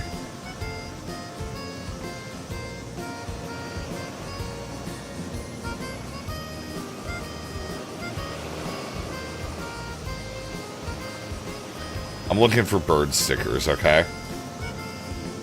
They can be literally anywhere. Alright. Let's think. Tsukasa asking me for advice. Something must be really weighing on her. She's usually so quick to decide and act on anything. This is rare for her. Now that we're here to talk, she suddenly looks like she can't get the words out. Maybe I should be the one to nudge and ask from my side. Alright, you wanted some advice, so let's hear it. How can I help you, Ms. Tsukasa? Well, I do want your advice, but I'm not really sure where to start. I guess this really isn't an easy topic for her. In that case, let me start her off with another topic to loosen her up. Talk about TV shows. Oh, that reminds me. Did you catch all the 2-hour suspense drama the other day? Oh, right, you said you were looking forward to it. I didn't see it. Ma was watching a period drama. Damn, that actor you like had a good part. He turned out to be the killer, though. Oh, I wish I could have watched it. You did just kind of spoil it, though. Wish you had a VCR like yours. You can record music shows and watch them over and over, right? That sounds amazing. Not many houses on the island have one, though. Yeah, I know it's a bit of a luxury, but being able to record and keep TV programs is the best. Ha, you love TV way more than I do. It's great you can enjoy it whenever you like. God. She actually looks like she's kind of embarrassed. I'm worried for her, but I have to say she also looks kind of funny like this. Talk about TV shows. You really can't get enough of TV. Hey, you think I watch too much? How much did you watch this summer? Well, I guess I'm pretty much always watching whenever I'm home. Nice. You should thank old man Wakamura for letting you watch as much as you want. We're hardly allowed to watch TV at boarding school. Even at home, I'm always fighting over what to watch with Ma. Makes it damn hard for me to keep up with the conversation at school, you know? TV's just got too much influence on everyone. Can't blame them either. It's pretty fun. She actually looks like she's embarrassed. I'm worried. Okay. Why is that not giving me a check bar? It's weird. TV, I saw something on the morning news. Yeah, what happened? They said an amateur diver in the mainland went missing at sea. I saw that too. I hope they find her safe. Apparently they're still searching, but it goes to show how dangerous being an amateur diver is. Yeah, even I've had a couple of moments out there that have been way too close. When the catch is right in front of you, it's easy to think you can go a little bit further. At the end, you push it just a little too far. Sounds scary. You be careful out there. I think about it a little while back. There was a story about old human bones found in the seabed near Toba. Whoa, I never heard about that one. That really happened? Creepy. Maybe it was someone who went missing at sea. I just hope it isn't like a curse or anything. Didn't you die like 8 times? Like 4. Okay. Yeah, the sea can be pretty scary. The old amateur grannies always told us. We islanders live with the sea. Never forget how fearsome it can be. That's why amateur divers wear chains and mind the proper rites, right? Yeah, gratitude, manners, restraint towards the sea are never to be forgotten. That's the first thing they teach you when you start diving. You know, Sato, compared to when you first arrived on the island, you've really brightened up. Maybe thanks to the TV. Oh, was that gloomy before?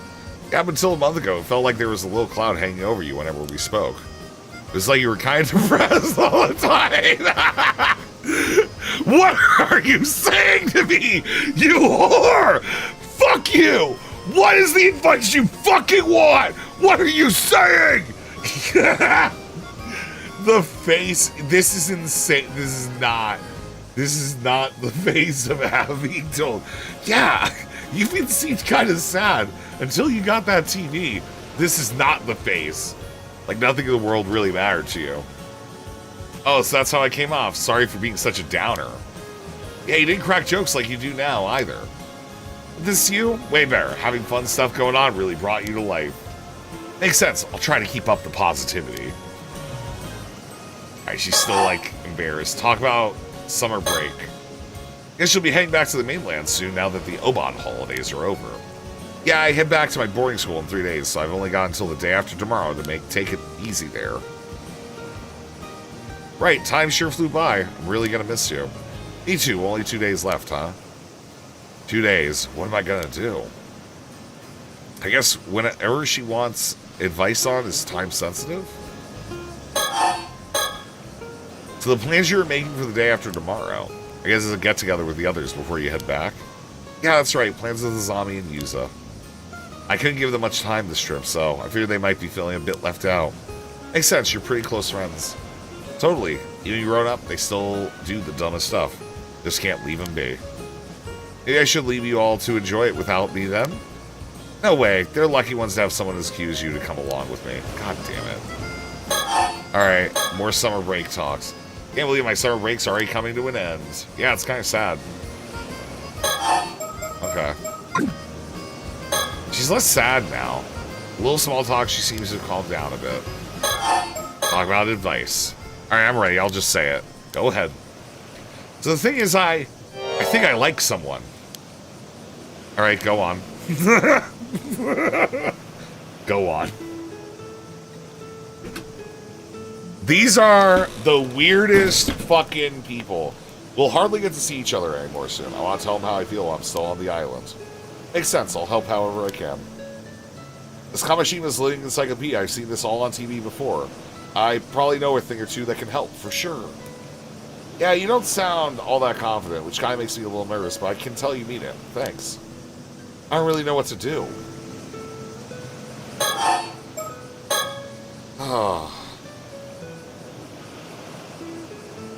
So which of the two is the lucky guy? Who do you mean? Oh, no, wait, don't tell me you think I like Azami or Yuza. Wait, it's not one of them? Me falling for one of them? Not a chance. They're basically like brothers to me. I could never picture a romantic relationship with them. Oh, sorry, I just assumed. I call myself the living, walking, talking encyclopedia and brag I've seen it all on TV, but I guess I really don't know anything. Sorry, this is so embarrassing. I'm gonna go kill myself.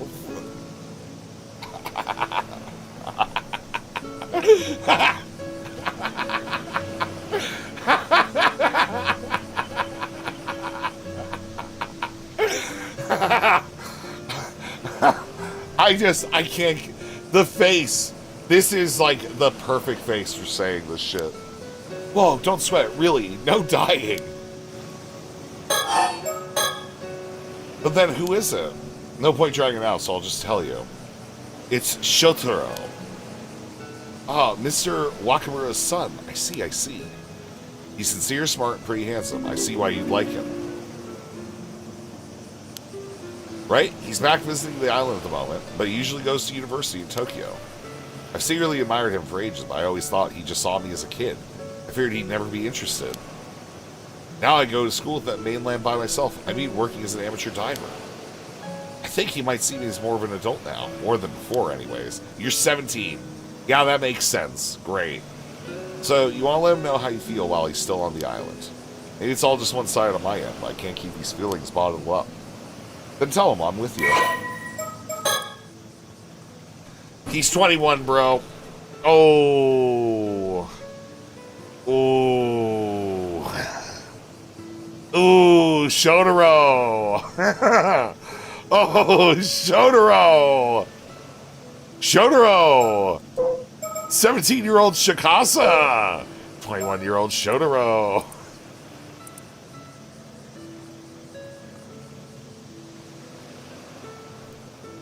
Anyways. He is skeptical of the old-fashioned insular ways of island society, regards his father as the very embodiment of those outdated mores, viewing him with utter disgust for his overbearing, vulgar tendencies and superstitious beliefs. He beats she is grooming him. Maybe. It's Shotaro. Okay. How about advice? I want to tell Shotaro how I feel by the day after tomorrow. What do you think I should do? You're saying with the Wakamuras now, right? Know anything about him that might help? I'm afraid Miss Encyclopedia might not have that kind of info. You don't have much info at all, do you? I mean, he's honestly not home most of the time, so there's a lot I don't know about him. Feels like he's always got something to do, checking in on folks all over the island. Like, I'm supposed you know if he has a girlfriend in Tokyo or something. I'm afraid I'm not sure. Tokyo's packed with beautiful girls, right? A guy like him won't be left alone for long. Well, from what I've seen, I haven't noticed him keeping in touch with anyone. And what about what he likes? Something he'd be happy to get? Sorry, nothing's coming to mind at all. I really might as well go die somewhere.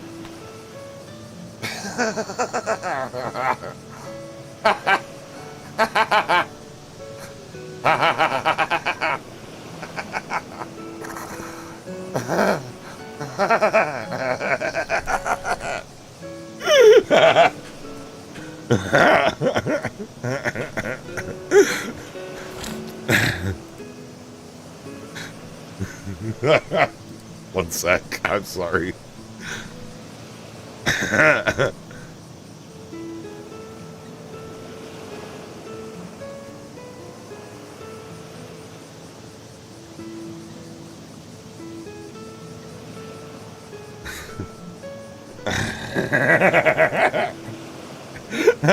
When you ask me about food shops.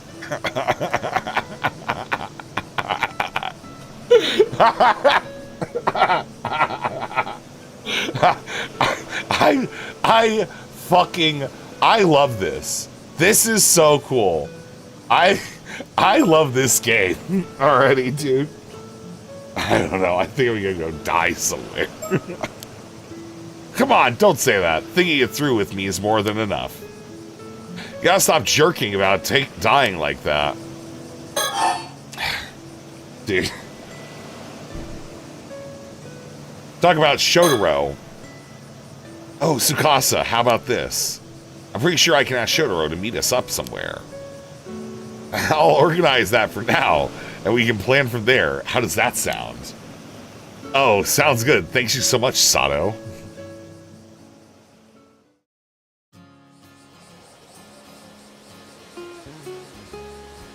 Her character is awesome.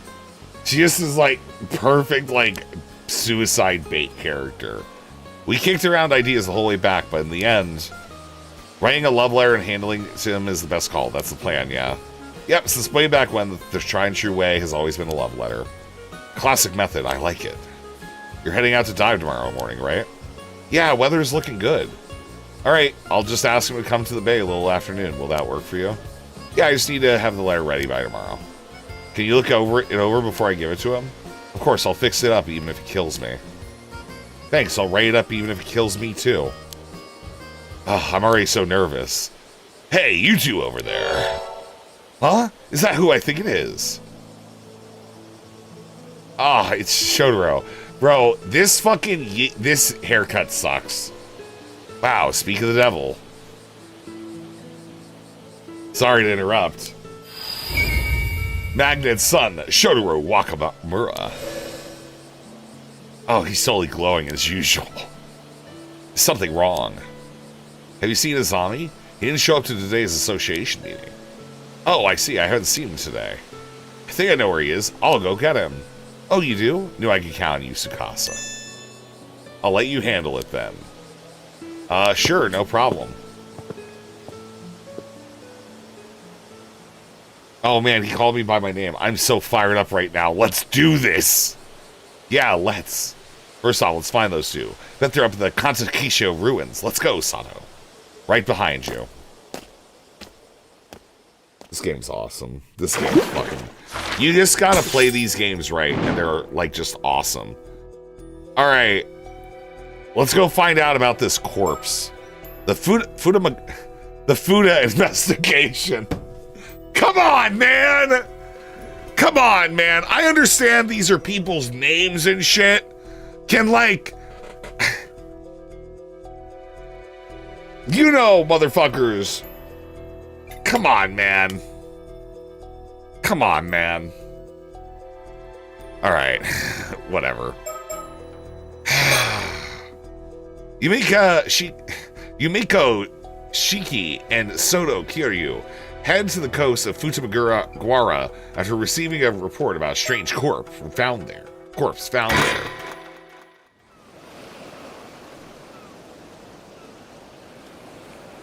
I should just go die. I love that, man. Miss Shiki, there you are. Sorry for calling you all the way out here. Not at all. Thank you for bringing the case to our attention.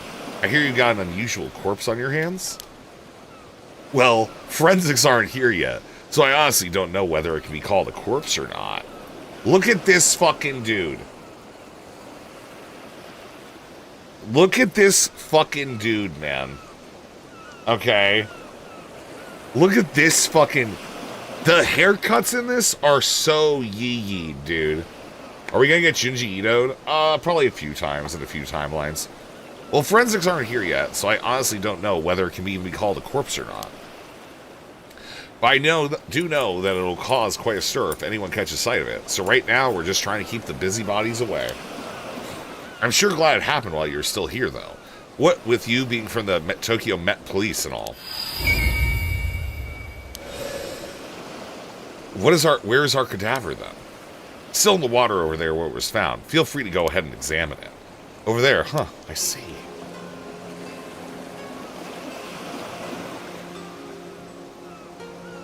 Police officer. Local police have the area closed off to make sure bystanders can't get too close. Futamagura, the coastline just northeast of Isa City. It's a pretty popular location for tourists, and there are several beaches nearby as well, so a bunch of people are milling around. Certainly is an impressive sight. It's too bad we couldn't come here as simple tourists.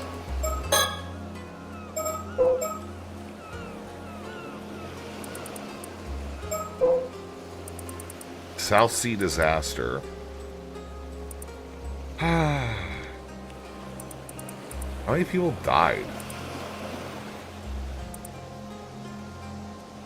All but one. So just one, like 11. Small size vessel, sole survivor. Memorial was erected for the loss.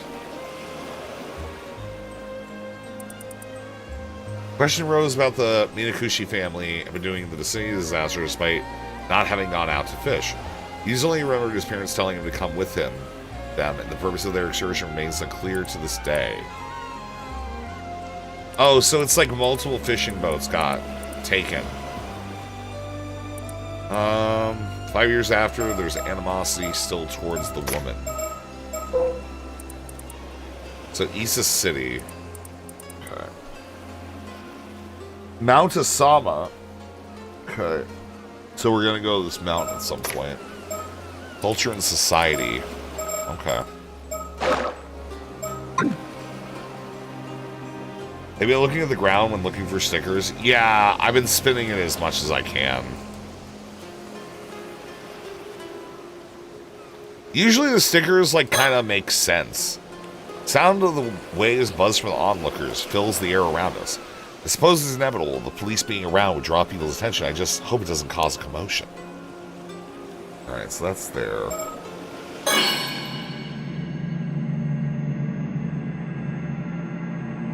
What is this vision ability?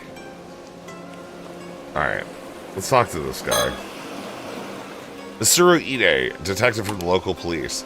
Acting as my point of contact while I'm over here, as well as providing any support I need. I don't doubt it's quite a troublesome assignment. There are lots of things that need to be kept secret, for one. But he's been good at not prying into the particulars, and while doing what needs to be done. Occasionally grumbling, notwithstanding. Given what his case has ended up involving, though, those particulars may not end up remaining undisclosed for much longer. Okay. He's 35. Born and raised in Mie.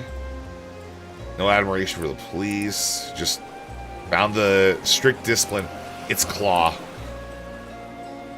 Okay. It's Claw. Takes on the role of a doting father to 2 sons and a daughter. The press discusses hobbies, include walking and combination puzzles. Strangely enough, he often happens to be walking nearby whenever an instance occurs, leading him to being first on stream even when off duty, something that his colleagues frequently tease him about. Alright, let's look at him again. At first glance, he seems to sort of find hard work troublesome, but he's proven himself to be quite the thoughtful individual. If that attitude of his is a deliberate ploy to get those he's dealing with to lower their guard, he's certainly not one to be underestimated. Alright, do we know what the situation was when the corpse was found? I just got here as well, so I'm not clear on the details myself. But from the sounds of it, a local civilian happened across it about an hour ago as they were passing by. They got us on the scene immediately, so no one else should have seen it. It's relief. We don't want people working themselves into a frenzy over this. Where's that local now? We got someone taking their statement in a nearby police box. I'll let you know when we get more info there. Please do. Were you going to examine the body? It is so weird how their eyes move, man.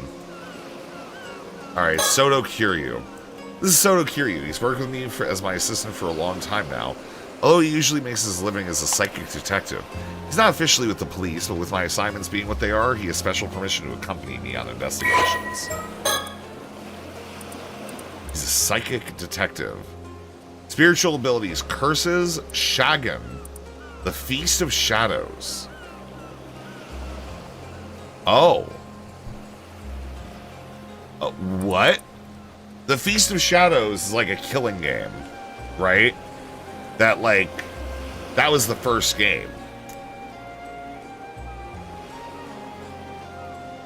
Interesting. Exceptionally potent spirit sense with his lineage. Quickly responds to summoned by his mentor's wife, who often supports her during the work, has a keen interest in swords. Knowledgeable about blades from all countries and eras. Okay. He's had his gaze fixed on the corpse ever since we got here. I suppose he's curious to know what led to its current state. Let's talk to him. Is there anything that stands out to you so far, Soto? I'd like to get a better grasp on the details before saying anything, I think. Okay. Alright. So, yeah. Corpse is the next step. Yeah, I mean, I'm looking as far down as I can, as far up as I can, and everything. Like, yeah, I don't see any sticker possibilities. Corpse. I see. So this is the corpse in question, is it? Unusual is one word for it. It's all dried up now, almost like it's been mummified. Well, apart from that, it's pretty safe to say this is a mermaid, right? Let's take a closer look. Tail. The body's lower half is identical to a fish's tail. If this was a fish, it'd be a pretty huge one. Torso. It seems like the fish half of the body begins from the shoulders downward. And all the mermaids I've ever heard of have had the fish half start from the waist down. If it is a fake, maybe whoever made it didn't do their research. Really? Several of the mermaids described in old Japanese legends had their faces as the only human part, though. Seriously, guess that makes me wonder who didn't do their research then. If this really is a corpse, I wonder when they died. I doubt their body would have ended up this desiccated if it had been in the sea the whole time. I think there's a possibility they died, shriveled up into a mummy-like state, and then their body fell into the sea and got washed up here. Makes for quite the enigma, that's for sure. No sign of external wounds. Can't see anything that could have caused their death, at least. As you can see, there's no doubt it was a human head. It's the main reason we went ahead with treating it as a corpse. That makes sense. I can't imagine anyone would have seen a creature like this before, after all. If it really is a mermaid, wouldn't this be a pretty huge discovery? It's not the sort of thing we'd be able to make public, that's for sure. I don't suppose we have any other way of confirming their identity. Their identity, huh? Given the state of the body, it's probably be difficult to confirm based on facial features. We might have a chance using dental records. But that would depend on if they've ever had a dental exam. I see, that makes sense.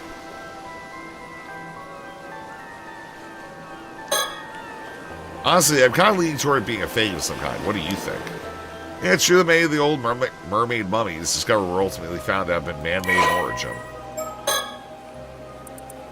Oh. Embalmed or mummified remains of mermaids. Bestow blessings.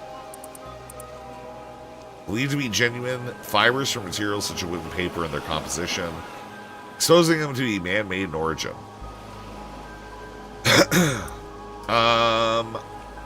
Did not disprove the existence of mermaids, and debate on the topic continues today. Okay. Don't find me complaining if it is. No need to investigate a fake corpse after all. Maybe that's being too optimistic, though. We'll just have to see about that, won't we? When I first saw this expression, I thought they must have died in unbelievable agony. But at the same point, I can't help but feel like they look almost satisfied. Could be my imagination, though. Satisfied. Alright, hit back. We really do have a mermaid on our hands. Do you think all those stories about becoming immortal from eating mermaid flesh are true? Oh, so you're curious about that too, detective. Well, I don't know if I actually want to eat it, though. Living forever doesn't necessarily mean you'll be happy, you know?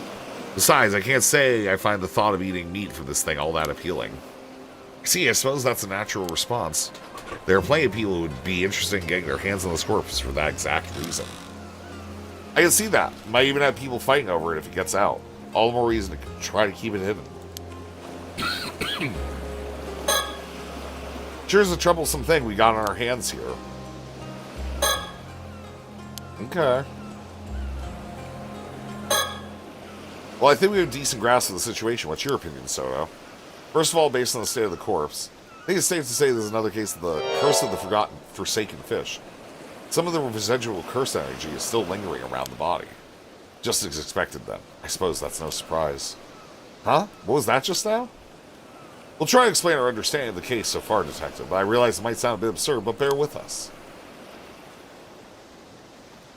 This corpse is neither fake, nor could it be called a mermaid. It's the remains of a human, once transformed into a fish as the result of a curse.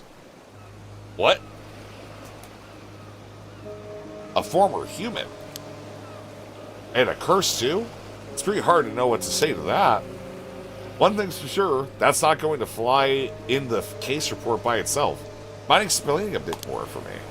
Of course, let's start with an explanation of our circumstances, then.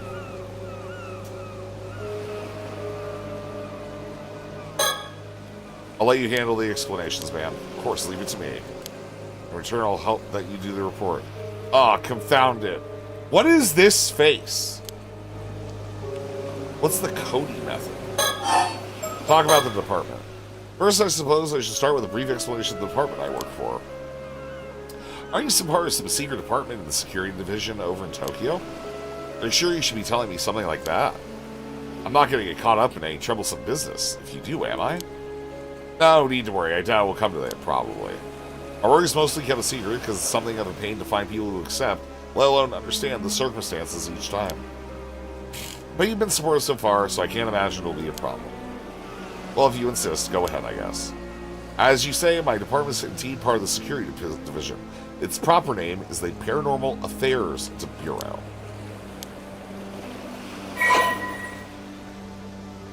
Awesome. Paranormal Affairs.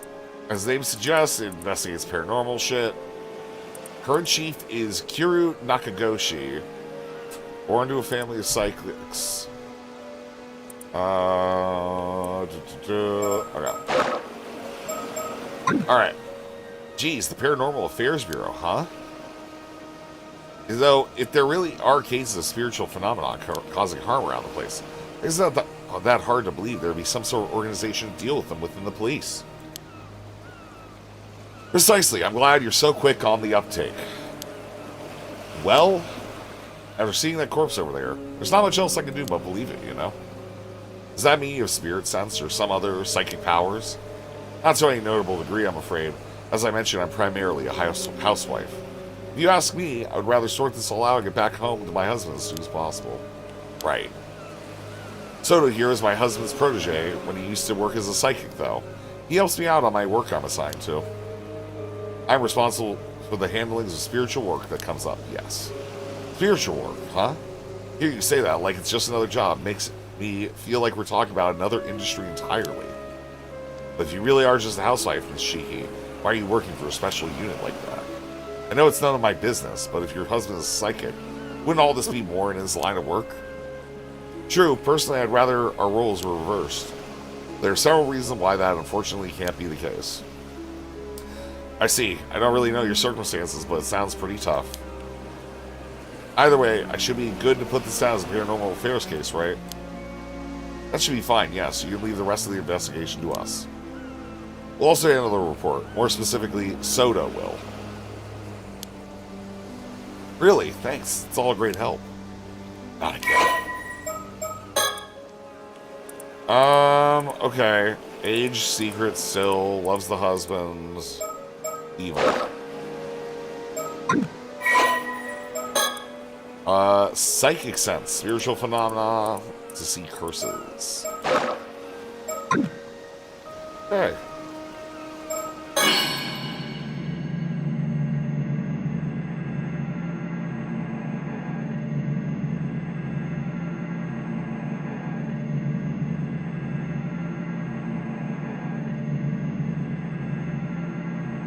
This is like a little oppressive. This is the most wholesome game ever. Yeah, man. What do you think? We originally came to Mie from Tokyo to investigate another case. With so many other incidents occurring, can't help but get the sinking feeling something troublesome is about to happen. Detective Ide has been a huge help to us so far. Might be able to reveal some of our circumstances to him. Alright, talk about the department. So, does that mean you came all the way to Mie because you knew something like this was going to happen? That's perceptive, detective. I suppose you could say that, yes. At the very least, the situation hasn't come as a huge surprise. Oh, if that's the case. Was the body from the other day?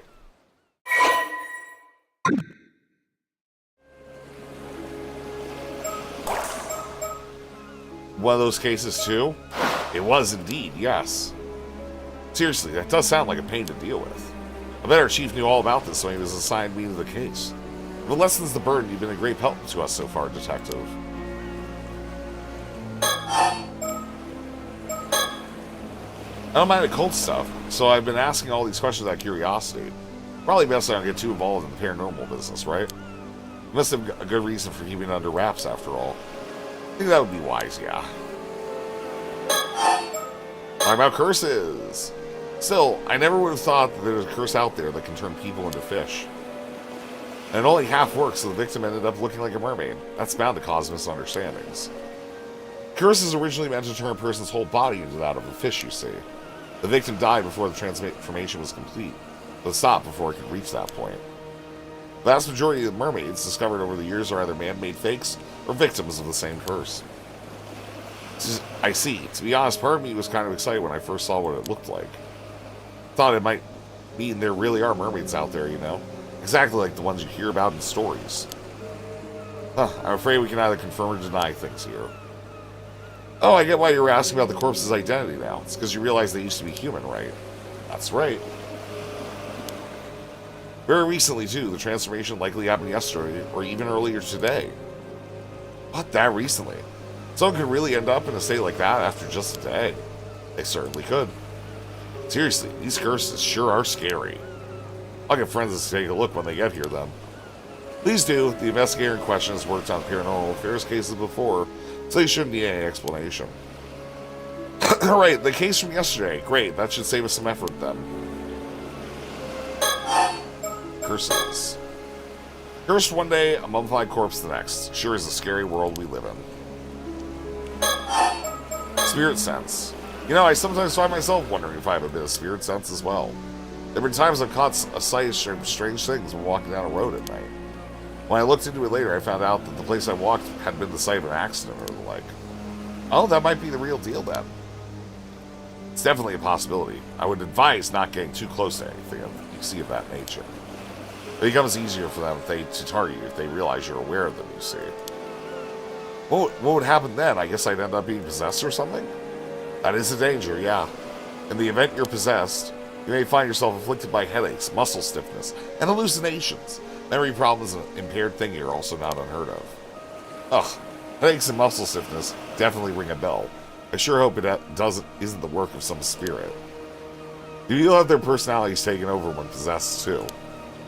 Well, it may be possible with spirits who have a very close relationship to their target, such as if they were siblings or they were parent and child. But you almost never hear about people being taken over completely. The negative effects I just mentioned are primarily caused by the two parties not being in sync. It's good to know, I think. Even if the spirit were able to successfully possess someone, it would only be able to pressure them to behave in ways that wouldn't be unusual for the individual in question. I see, but in that case, there's no way of knowing whether you're behaving that way of your own will or not. Exactly, hence the prevalence of cases where people don't even realize they're being possessed. Huh, well, that's how things work here. As far as I know, I haven't been having any problems like that though, so I think I should be fine. Ma'am? What is it? Perhaps I could use my shotgun ability to see if it produces any results. That's an excellent idea. I almost forgot we had such a handy trick up our sleeve. Shagan? What does that do? Patience, Detective. You'll see soon enough. Right.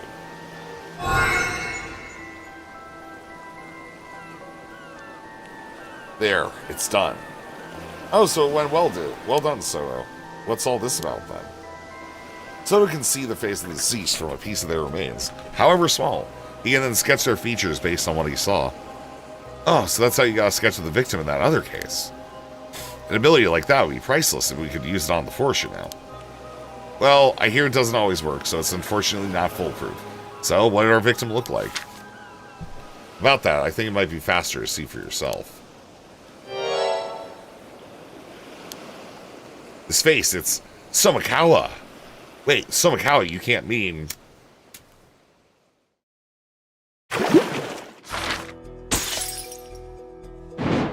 Fuck is Somikawa? Alright, let's go backwards. Yumiko Shiki arrives in Toba, Mie Prefecture, to investigate the discovery of skeletal remains with her assistant, Soto Kiryu. Huh. Okay.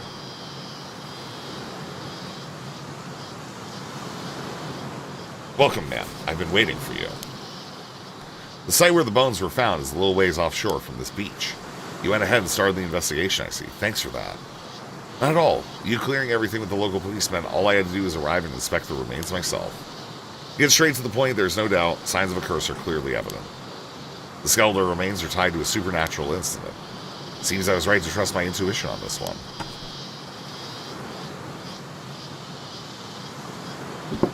Alright then, let me hear the full report. Understood.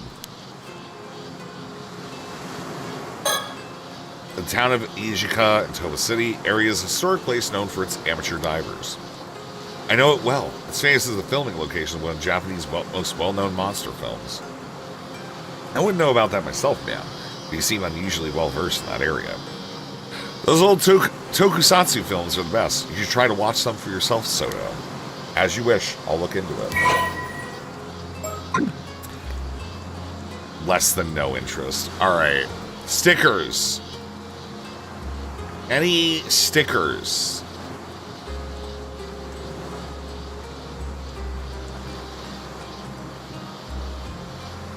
Alright, nope. A diligent and earnest young man, his mentor, my husband, is nothing but praise for his skills, so he has my complete trust. I know I shouldn't rely on him too much, but he's so good at noticing the finer details that I often find myself doing so. Alright. Skeletal remains. To begin, shall we review the details of the case?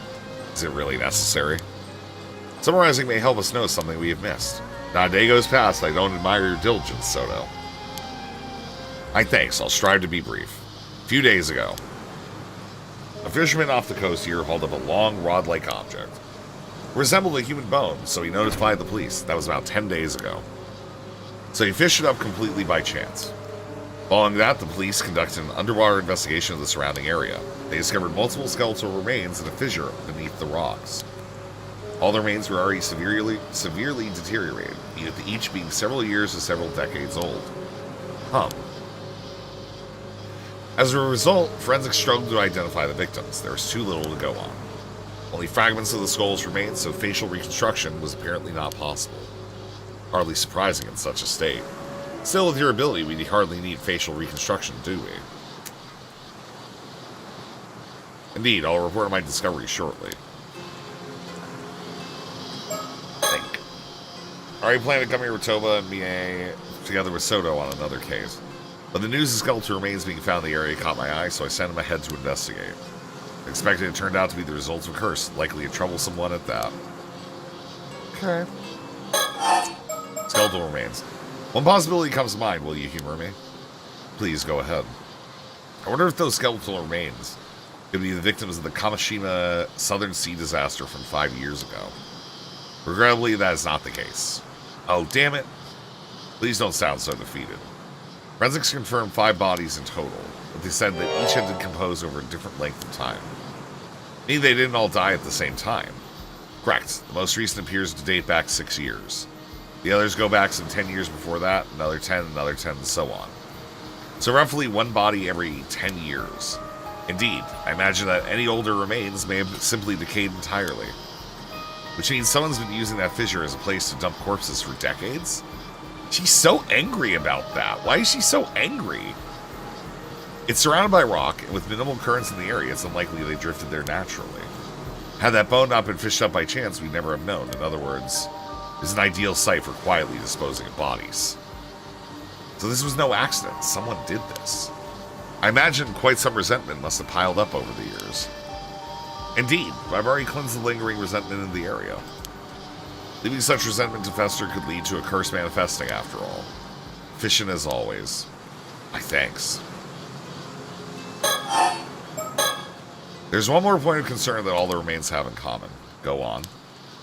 Each body bore a clean, precise cut, clearly severed. Severed? You're saying they were sliced straight through the bone?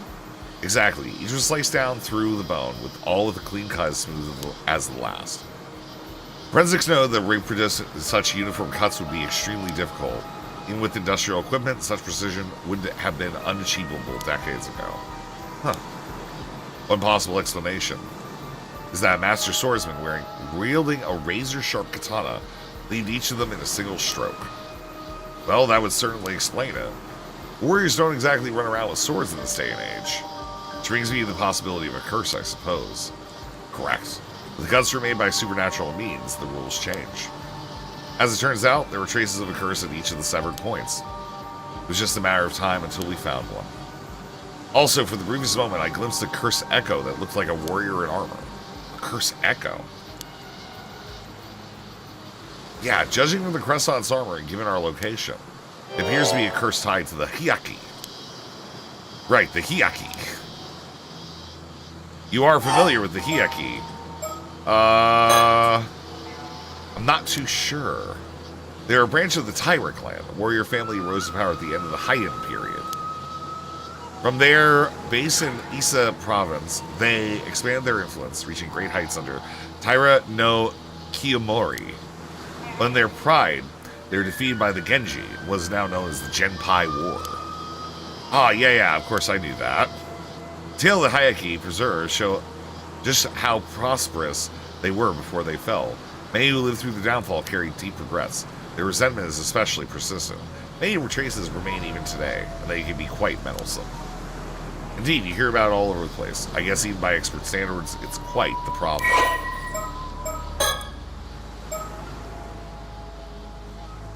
Abbreviated genealogy of the Hyoki? Heiki? Okay. Okay. Huh. Alright, so like, you got thousands of years then. Okay. City located on the northeastern tip. Alright, so...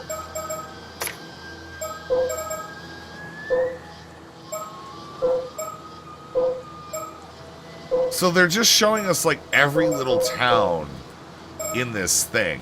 Okay. Interesting. Okay. What? You don't know your ancient samurai history? No, why would I? What's more, the katana that Curse Echo carried, I believe may have been the famed blade Nukamaru. Maru. Yeah, a blade passed down through the Heike. Once wielded by Taira no Todomori.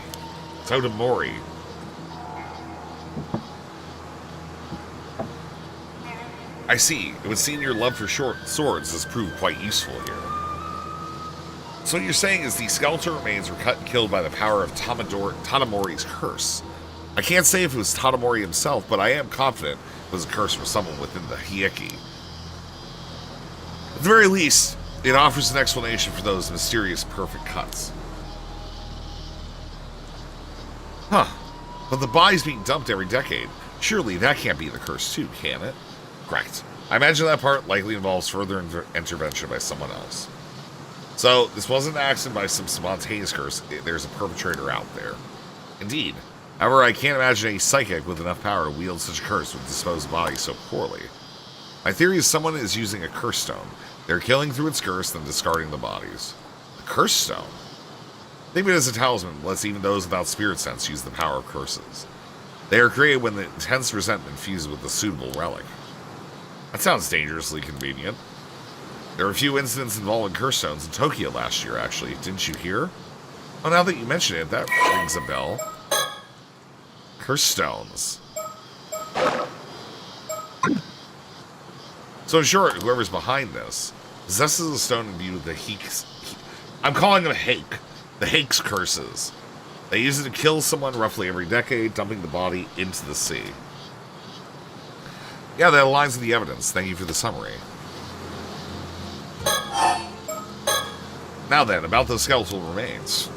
Were you able to use your Shigan, Soto? Yeah, I did. It only worked on the most recent body, though, the one from 6 years ago. By viewing part of the remains, I was able to reconstruct a portrait sketch of how he looked when he was alive. Here's a copy. I've already provided one to the police as well. Impressive. That ability of yours remains quite the asset. Not always. There are times when the vision just doesn't come through. It's far from infallible. Besides, there are those who could simply speak directly with the victim's spirit and ask who did it. Even so, none of those methods would hold up as admissible evidence in court. But as a lead in our investigation, it's more than enough. Excellent work. Thank you. We had the police compare the sketch against the missing people from 6 years ago, but no matches were found. Darn, would have made things so much easier. Detective Ide is continuing the investigation. The detective with the local police, I've heard he's good, so let's hope he proves it. Let's see.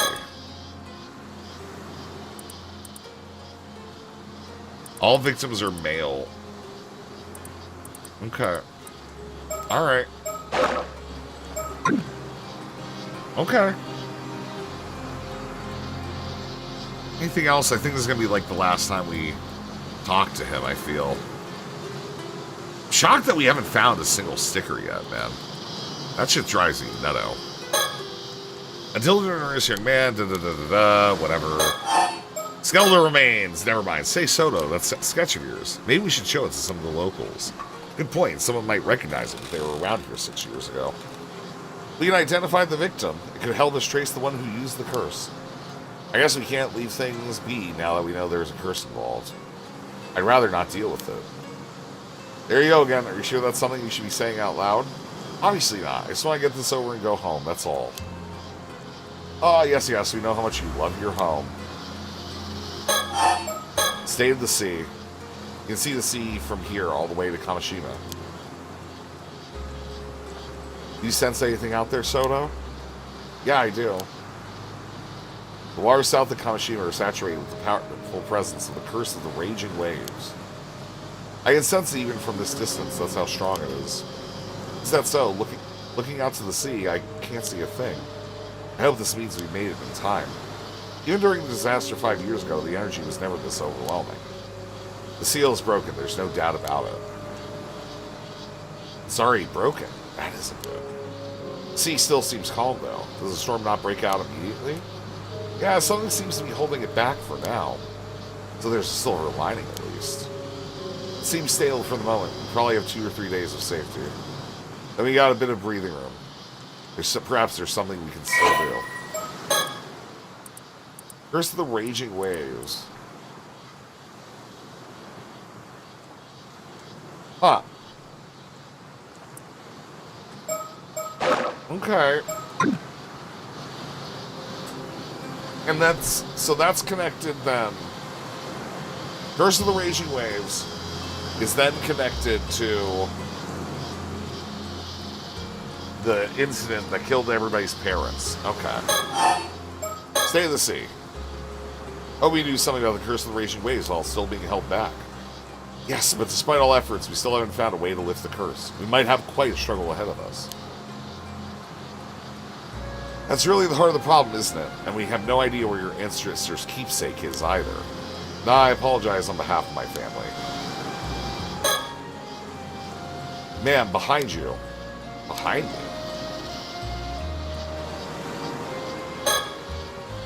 Huh? Who's that? Just someone from town passing by?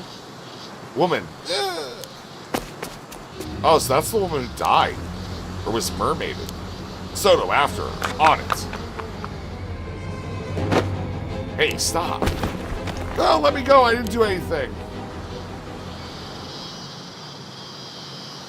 I've apprehended the suspect. Good work. Sorry for the rough handling. Mind helping us out for a bit? Huh. What were you doing here? Why did you run? What? Don't get smart with me. You're the suspicious one, sneaking in, around, and poking into things.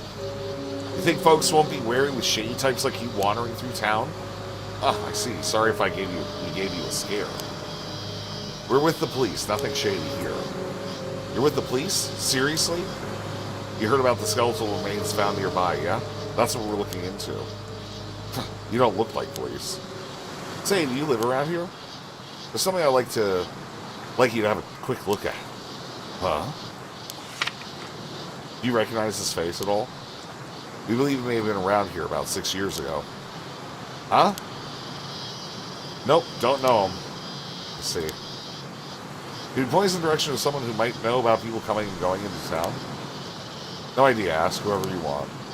Can I go now? I've got nothing to do with this. Don't know a thing. Alright, sorry for holding you up. Okay. Well, he traumatized her. What a peculiar woman. This is like your mind was somewhere else entirely. Well, either way, we should talk to more people in town. Agreed. Did you ask around and find out who the woman is? Of course. Several hours later.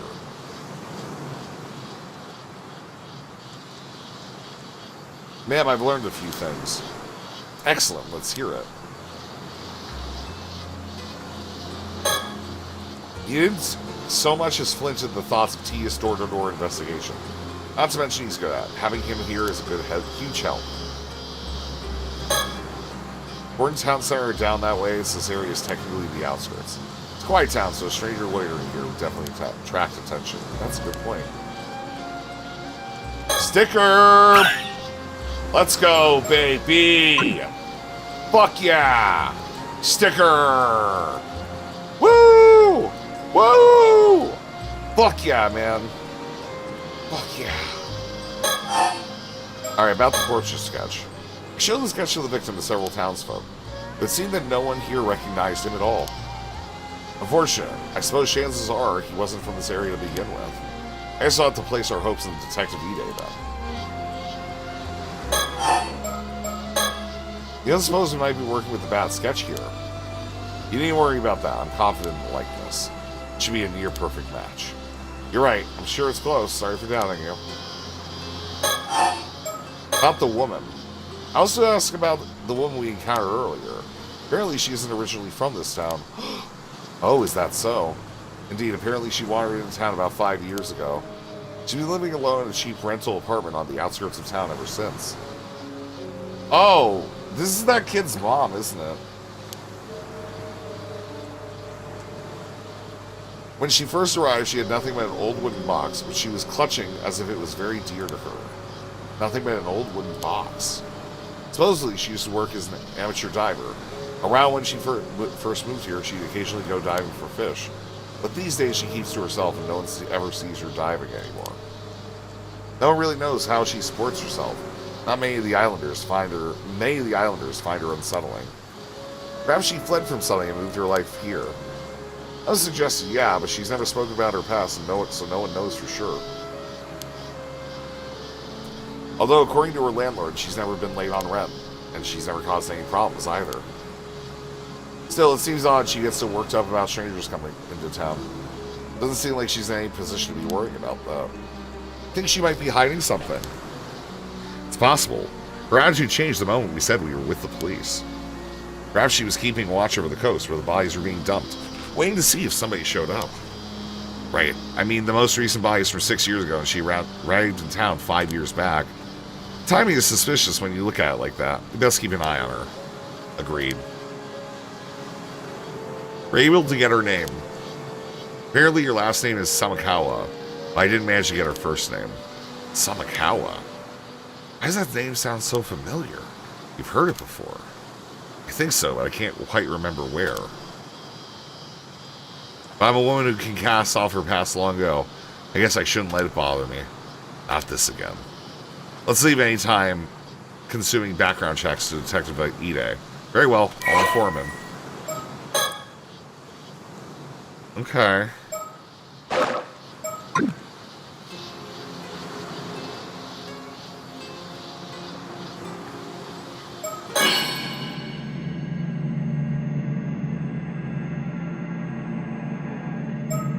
I gotta check, you know? About the woman. Ogre Boy. Welcome to Gaming Sunday, buddy. We're playing a Japanese visual novel game. And, yeah, it's about a mermaid curse. It's kind of complicated, alright? Basically, there's this dude, we did a whole diving simulator thing, and now we're hunting mermaids. I don't know how else to describe this. I don't know how else you would describe this. Anyways, that's what we're doing. Yumeko. So this means this woman might have been marking us since we got here. It's possible. I apologize for not noticing sooner. Even a moment's lapse can expose one to a curse. I was careless, but I won't let it happen again. You can be cursed that easily. That's terrifying. What a world we live in. That concludes all the information I gathered from my inquiries. That helps a lot, thanks. So I'll summarize our next steps. Yeah, I suppose we need to do something about all this. Let's see. Oh boy. So yeah, we're figuring out a bunch of murders, man. That's our life. About the unidentified skeletons. Regarding the unidentified skeletons, until we can identify the victim from the sketch, we know other leads to move forward. I believe that is best left to Detective Ide's hands. Yeah, agreed. I think the same goes for the Samakawa woman from earlier. We'll have Detective Ide look into her. It's nice to have someone we can rely on. Agreed on that end, too. In other words, we can safely leave the skeleton case to him for now. Yes, though we should remain vigilant regarding the curse stones. Curse of the Raging Waves. Regarding our main objective of the so-called Curse of the Raging Waves, without knowing how to lift it, there's not much we can do right now. I don't suppose there's a chance you'd be able to break the curse using brute force. You're quite good at that. It's certainly an option if worse comes to worse, but I can't say I have high hopes it would work. I guess it'd be more realistic to try to find some clues about the whereabouts of your ancestors' keepsake instead. Indeed, it is said that item may hold the key to lifting the curse of the raging waves. But even the location of the map pointing to that keepsake has unfortunately been lost to me. Although the map was said to be hidden inside the model of a mermaid mummy. One rumor says it was sold overseas during the Edo period. Huh, doesn't sound promising. If we can't find it, I guess we're back to trying to break the curse with brute force. But to even consider that, we need much more intel from the island. Which is why we need to head to Kamishima. At the very least, advise the locals to evacuate. Yeah, hopefully someone of influence there will believe us about the curse of the raging waves. Huh? Is something wrong? No, it's just one of the islanders I spoke with seems to be calling me over. Something may have happened. Let's go find out. Please do.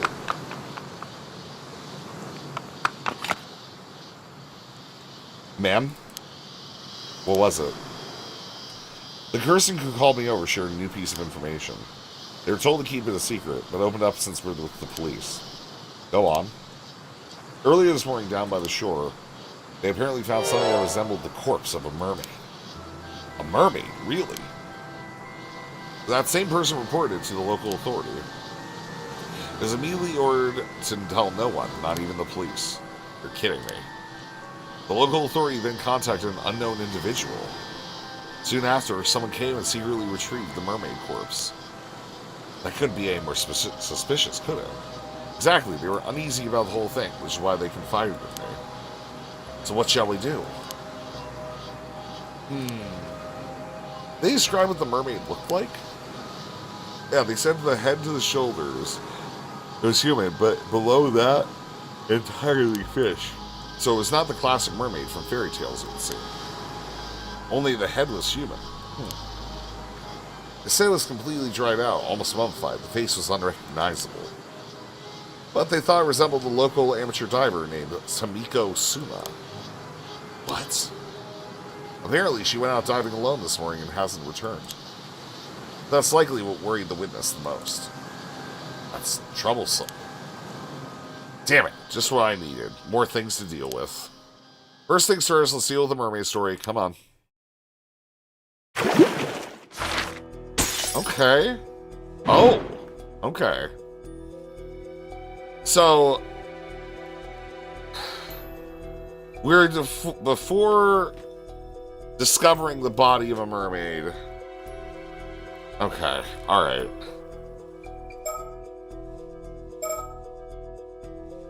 Why? So is this one not grayed out?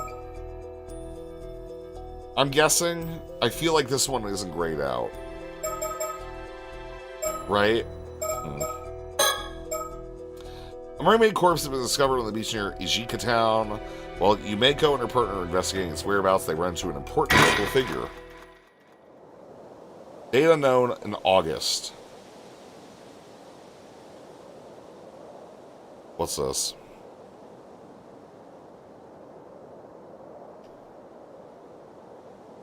Me looking at my suspiciously 10-year protective order shaped belly.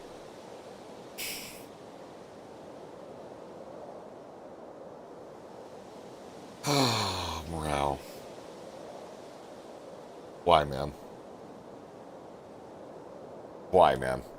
Mr. Yamashina, thank you for agreeing to meet with us on such short notice. I understand you're a busy man. Huh. Not like I have much choice when it's some bigwig from the prefectural police badgering me to do so. So you're Shiki from the Tokyo Police Department, Security Division, was it? Huh. And here I thought you were just some housemaid. You sure you're from the police in that getup? Well, I am primarily a housewife by trade, but that's hardly important right now. You're also known as Unc.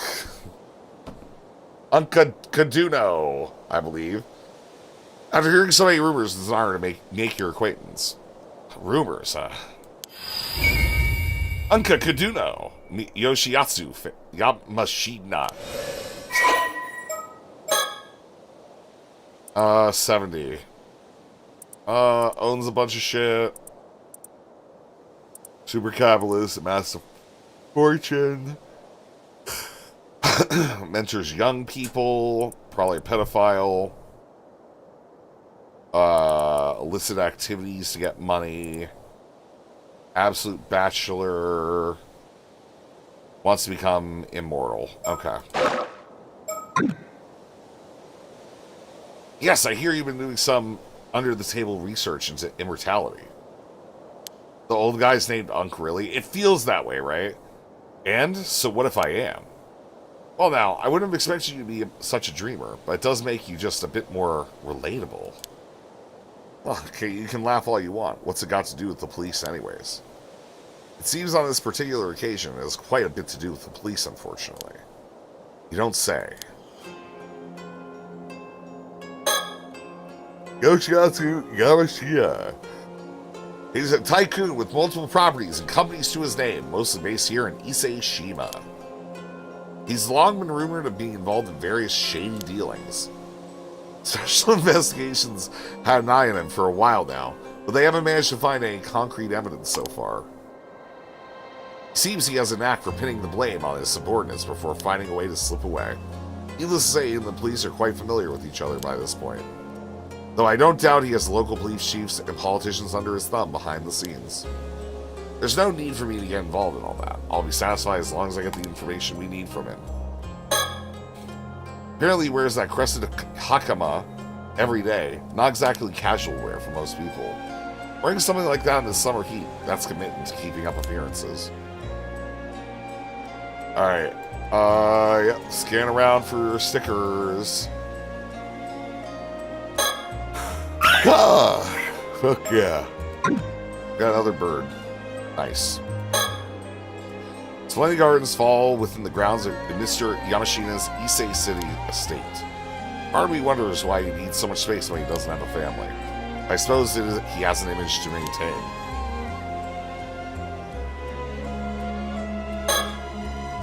You, like Yamashina, have a tendency to underestimate me whenever I meet with them alone. Having someone intimidating like Soda with me gets them to take me more seriously. I'm glad he's here with me today. Okay. I'm amazed you were able to get an appointment with him this quickly. Yeah, and all thanks to Detective Ide. It would seem he's quite the capable fellow. Cool. Alright, let's talk to this guy. I'll get straight to the point. I believe you took a mermaid corpse into your possession this morning. What? That corpse is linked to an ongoing case. We came here to ask you to release it into police custody. Huh, no idea what you're on about. Of course, you will get something in return. We have some information I'm sure you'll find quite profitable in exchange. Like I said, no idea what you're on about. If that's all you came for here, then scram. Oh, pity. I really thought you'd be interested in what we had to share. Assuming you really are interested in immortality. Huh? I suppose we barely know each other. It's only natural you be wary of our intentions. What do you say a little chat to get to know each other a little better, Mr. Unc?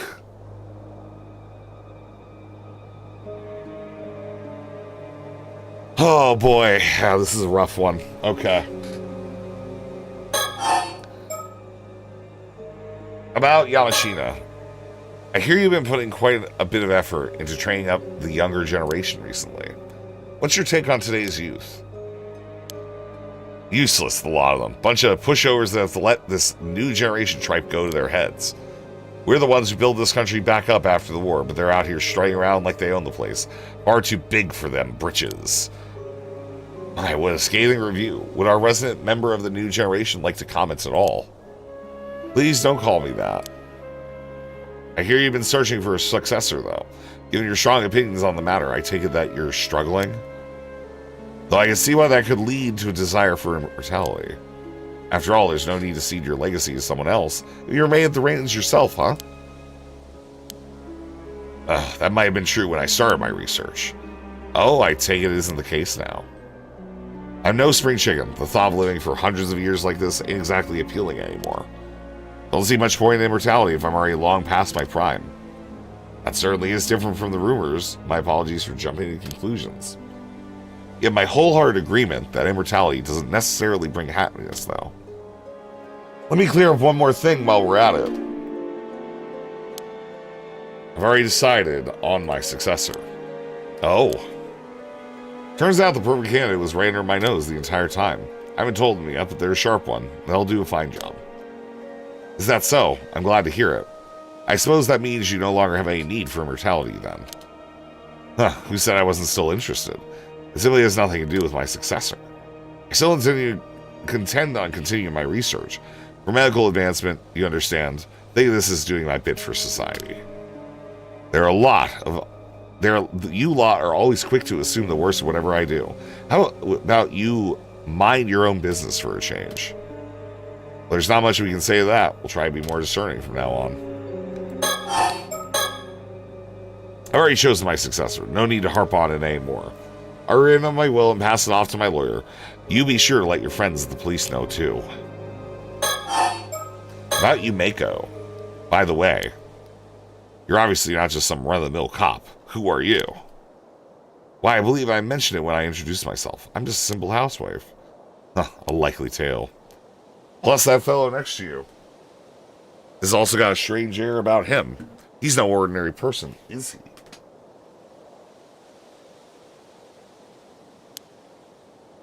My, how observant are you? I suppose you could say that, yes. He doesn't take a genius to see it. One of those phony psychic types, are you? Phony? Gah, hit a nerve, did I? There are far too many of your kind around lately. Cozying up to those in power by feeding them a bunch of nonsense. Liars and cheaters, all of you. You seem to have quite the chip on your shoulder about this, Mr. Yamashita. Don't know if it's because of this occult craze going around, but I've seen far too many folks get taken in by that shit. Occult craze. Yeah, man, we got more mockingbirds.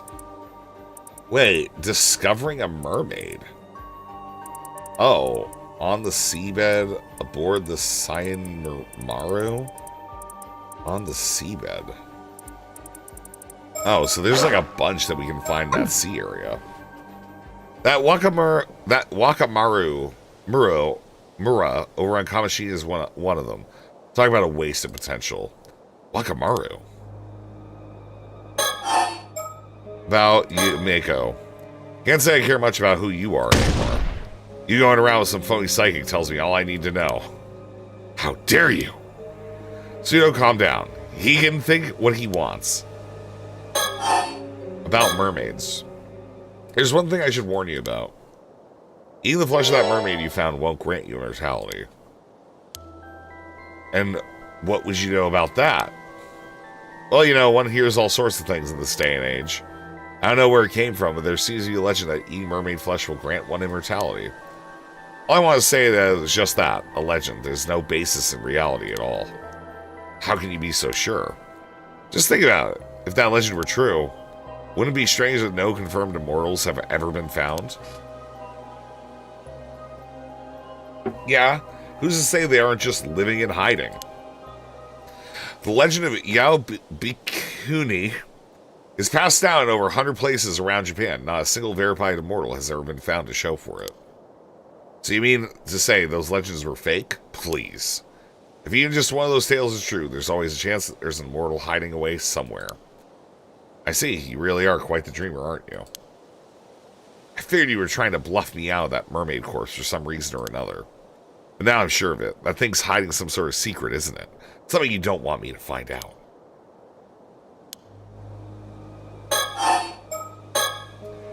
So you meant you have the mermaid corpse then? Don't worry. We assumed as much from the start. If I'm not mistaken, that mermaid was in a sort of mummified state, no? I doubt you'll be eating it as it is. Surely there's no harm in handing it over. Huh. So you can hug it for yourself? You won't fool me that easily.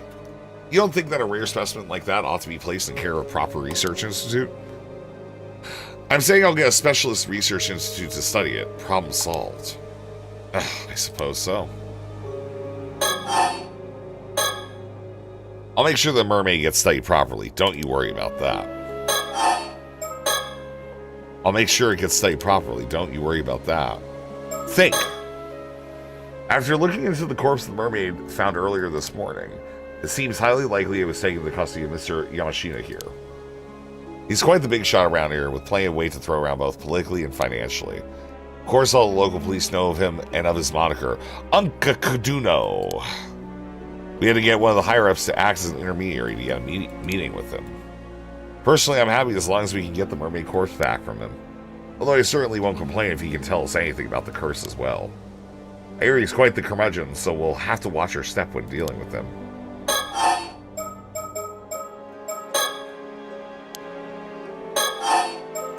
Portrait sketch.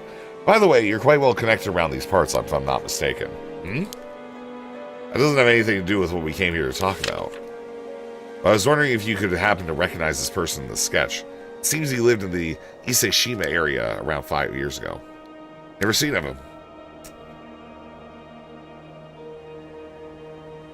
I assume you've heard the news about the old human bones found on the seabed. This is a sketch of one of the victims in that case. You sure you have no idea who it could be? First I've heard of it, actually. Got no interest in things that have nothing to do with me.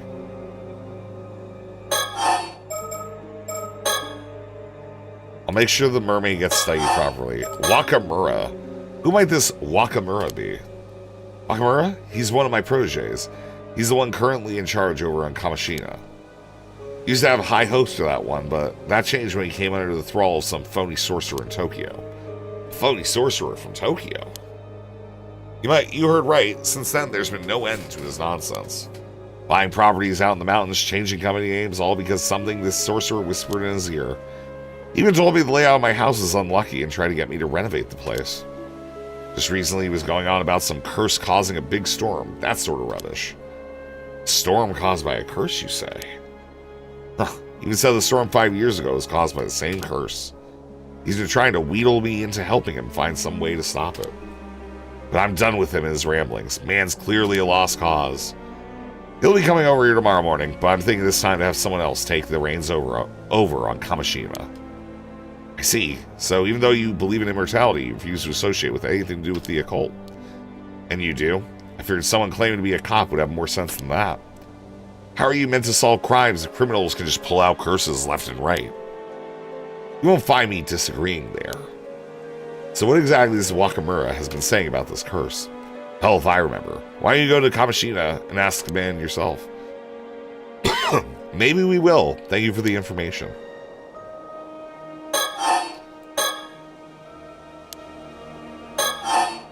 Wakamura? Is there anything else you can tell us about the phony sorcerer this Wakamura is so devoted to? Wakamura went on about how there's some big shot who appeared on television. I never heard of them. As I said, just ask him yourself. Of course, we'll be sure to do so. How about this, then? If you agree to give up the mermaid, I'll tell you what we know in return. For someone who doesn't seem to believe in the occult, you seem awfully fixated on this mermaid and immortality, which suggests to me you found something you consider quite conclusive. What are you on about now? Well, I happen to know a bit more about mermaids than most people. Ma'am, are you sure? It's fine. I had the opportunity to do some research into them a while back, you see. You don't say, and? Mermaids do indeed have the ability to grant a human immortality. Ha, I knew it.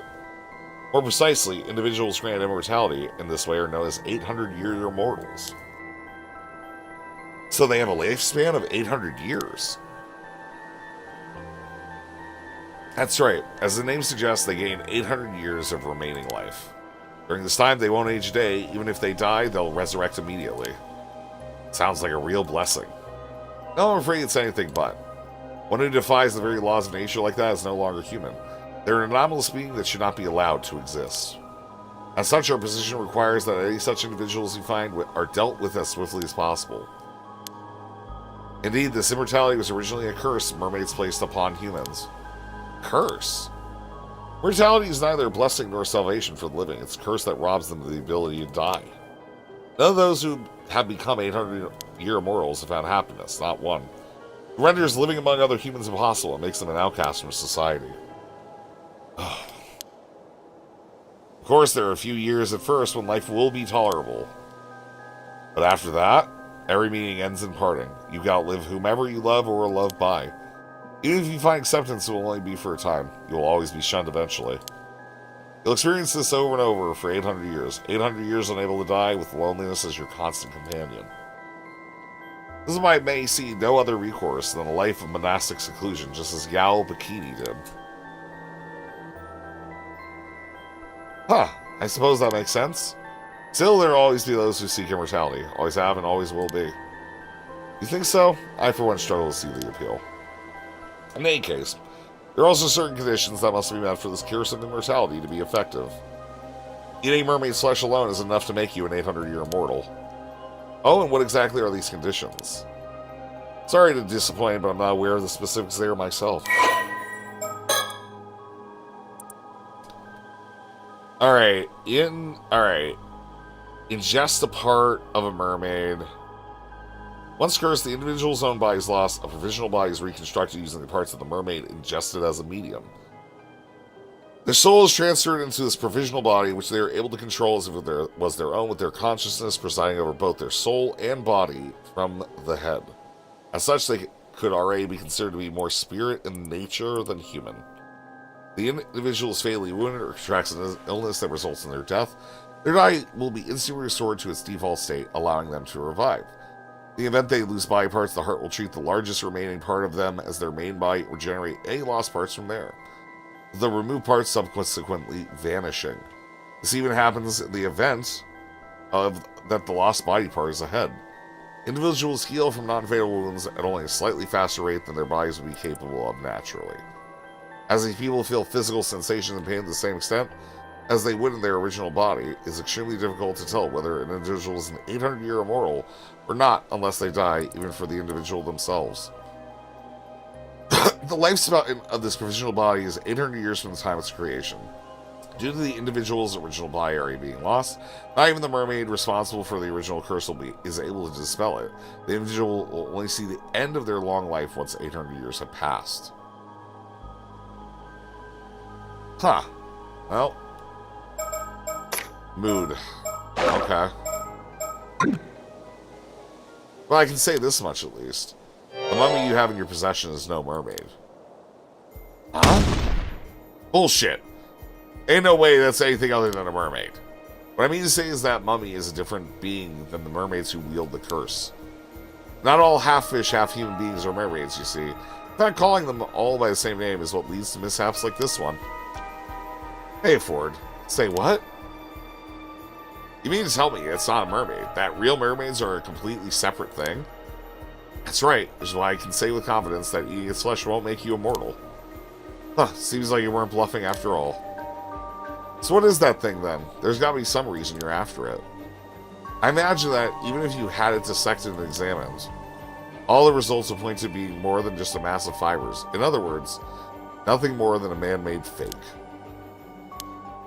There's a very good reason for that, you see. The mummy is merely a corpse of an average human, twisted beyond recognition by the curse of the forsaken fish. What? Another curse? Another curse wielded by mermaids, as it happens. That would be the remains of someone who died under it. It also happens to be the same curse responsible for the mermaids found every few hundred years or so across the country. You see now why we rather you hand the mermaid over to us. A poor soul deserves a proper burial, same as everyone else. Surely even you're not so hard-hearted to deny them that. Curses this, curses that. It's all a bunch of hokum, if you ask me. That said, the report I got from the Research Institute earlier said the same thing. Oh my, I tell you, you've already had the mermaid dissected them. They say it was likely a fake, but asked if I want to keep going anyway. I told them to keep at it, but, well, it should be clear now that you have nothing to gain from researching that corpse. Least of all, information on immortality. Yeah, I do, man. Won't you consider handing it over? Of course, we could always take you in on the charges of abandonment and desecration of a corpse. Alright, have it your way. So glad you've come around. Thank you for your cooperation. Alright, he's done. About mermaids! I'll give you the damn mermaid, but in exchange I want you to tell me one thing. What is it? You say there are real mermaids out there. Where are these real mermaids hiding then? I suppose you could call it the Eternal World. The Eternal World? Yeah, mermaids are not creatures of this world, you see. The original home is Ryugu, the domain of the sea god. Ryugu? And how do you get there? Sorry to say that Ryugu's doors are only open to the dead. Going there is impossible for a living human. You can claim anything with a fairy tale like that. It sounds like hokum. That said, the entrance to Ryugu is said to lie somewhere in the Isa Sea. There have been numerous sightings of mermaids crossing over to this world in the area's long history, which is why the Isa Bay has its share of mermaid legends too. Now that you mention it, I've heard one of those stories also. Some old tale about mermaids being found on some long-lost island called Taishima or the like. What? Wait a moment, where'd you hear that story? Caught your interest, have I? Looks like the story has some merits to it, after all. I was simply surprised, that's all. That's not a name I've come across in any historical records. Taishima? Lost Island. Huh. Okay. It's just something I heard from one of the youngins I have out there looking for mermaids. I see, sounds like you got a capable young hand. I'm supposed to be possible to meet with this individual. Nope, not happening. Unless you're willing to spill the beans on everything you know about mermaids. Every last bit of info. Maybe I'd consider it then. It's clear you're no ordinary housewife after all. Ugh. But she's 800 years old. Not interested? Then the meeting's over. I'll hand the corpse over to the police as promised. But don't think I've given up on mermaids or immortality. If they really exist, I'll find them and make them mine. Gah. She is so pissed. Why is she so pissed? She's so angry. Alright, part 2. Isa City. Isa City.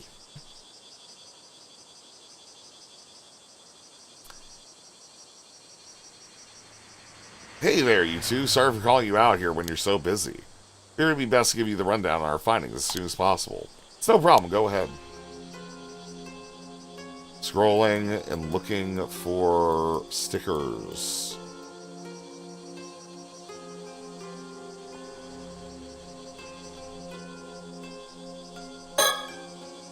Wondering about my suit, are you? It's just a cheap old thing. Sorry I don't have anything more presentable. Despite the heat, Soda looks unruffled as ever. I do hope he's just pretending to be alright. Let's hear what Detective Ide has to say. Cool. About Yamashina! So, did you manage to meet up with Mr. Yamashina? Yeah, thank you again for your help there. It seems he's willing to hand the body over without any fuss. Really? That's great. Still, why would some big shot tycoon go to all that trouble to withhold a body? If everything I've heard is true, you probably could take him in on charge of desecrating a corpse, you know? Was there something special about the corpse? How observant of you, Detective. I can, of course, explain if you'd like to know more. Wait a second, is it related to that secret department of yours? I think I'm better off not knowing if so. Oh, really? I don't mind bringing you into the fold. And please stop trying to rope him into helping us. Okay. I've never met the guy, but I hear he's quite the cranky old geezer. How'd your meeting go? I bet he was pretty wary of you while being with the police, but he didn't try to pick a fight or anything, did he? I'm not sure you could say it went smoothly, but I don't think we upset him at least. Probably. You, don't sound very sure about that.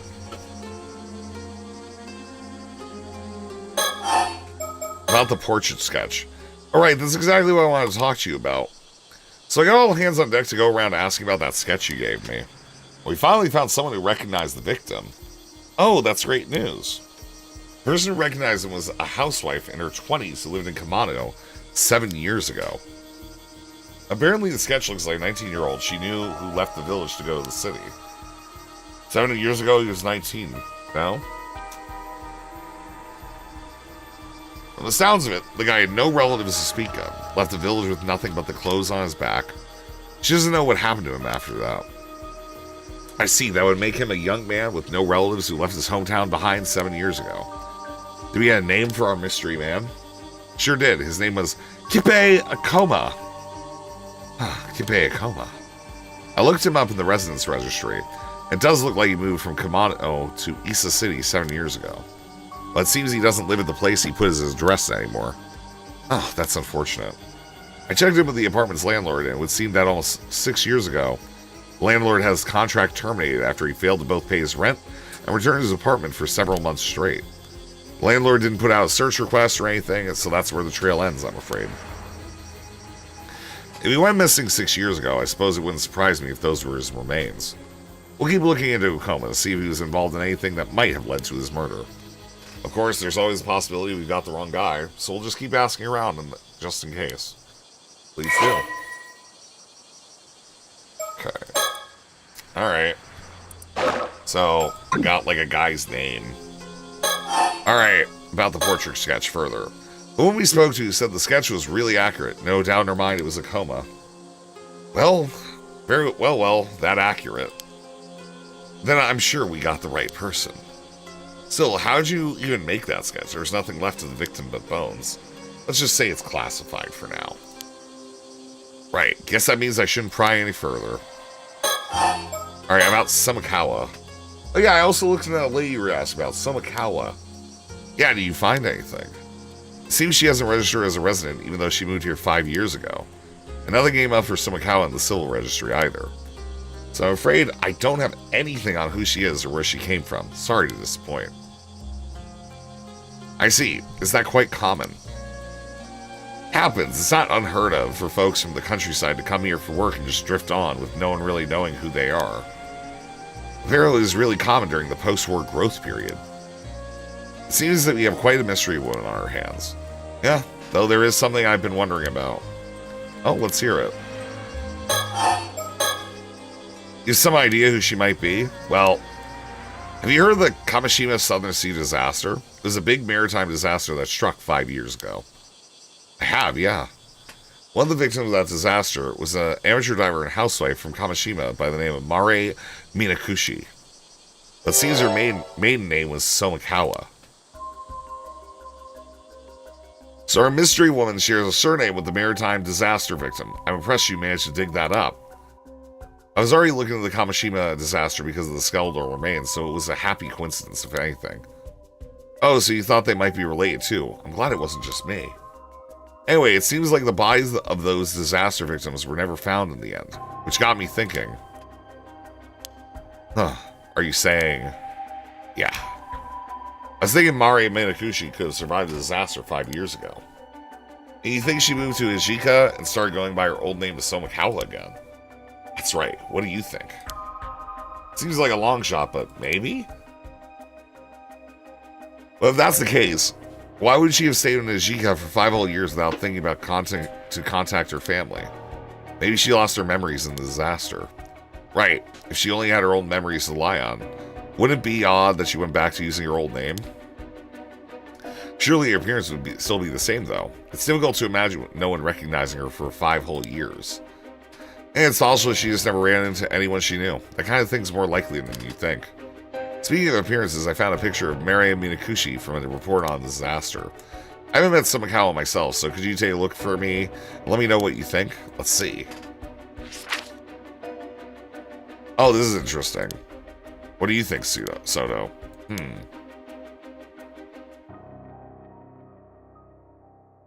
Yeah, if she'd aged 5 years and grown badly gaunt, I certainly see how this woman might come to resemble Miss Somakawa.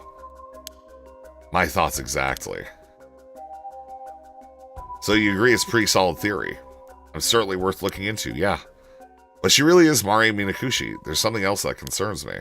Something else? It's just what I've heard. But it seems like the islanders over on Kamishima think this is Mari Minakushi was the cause of the disaster 5 years ago. Why would they think that? No idea, but it seems like it's pretty much taken for granted by most of the folks over there. Even just mentioning her name is sort of taboo. So I was thinking it wouldn't be that odd if she felt she couldn't go back home because of that. Surely not. Seems as good a reason as any why she wouldn't want to come forward anyways. If she really is related to the storm 5 years ago, she's a point of interest regardless of her connection to the skeletal remains. Perhaps it's worth looking into that first. Can I leave talking to Mr. Somakawa to you two then? We'll handle that, yes. Okay. Think. Do you believe that Mari Minakushi called forth the curse of the raging waves 5 years ago, do they? I didn't expect the curse of the raging waves to come up here of all places. Wait. That's it, I remember now. The sole survivor Taishimi, his surname was Somakawa. There's something else about Somakawa, a wooden box? Surely that'd be too much of a coincidence. Well, that's about all I had to report. Thank you, Detective, it was very informative. As for our next move, could we ask you to keep looking into Kipai Akoma for us? Roger that. We'll see if we can find Somakawa again and hear what she has to say. Unfortunately, it looks like our trip to Kamishima will have to wait until tomorrow. So it seems. Oh, you had business on Kamishima too. It was actually our original reason for coming here, yeah. But now we've gotten caught up in all this other troublesome business, so it looks like dealing with that will have to come first. Here I was hoping to get this over with this as soon as possible. I get home to my husband. I see, you sure are devoted to your husband. Very much, though I do worry he never eats properly when I'm not around. Anyways, please do get in touch if you find anything else of note. Even if it's just something out of the ordinary happening, anything could be of help. Sure, will do, though you're kind of making me worry something might actually happen now. I'd certainly prefer it if it didn't. Anyways, we're counting on you, Detective.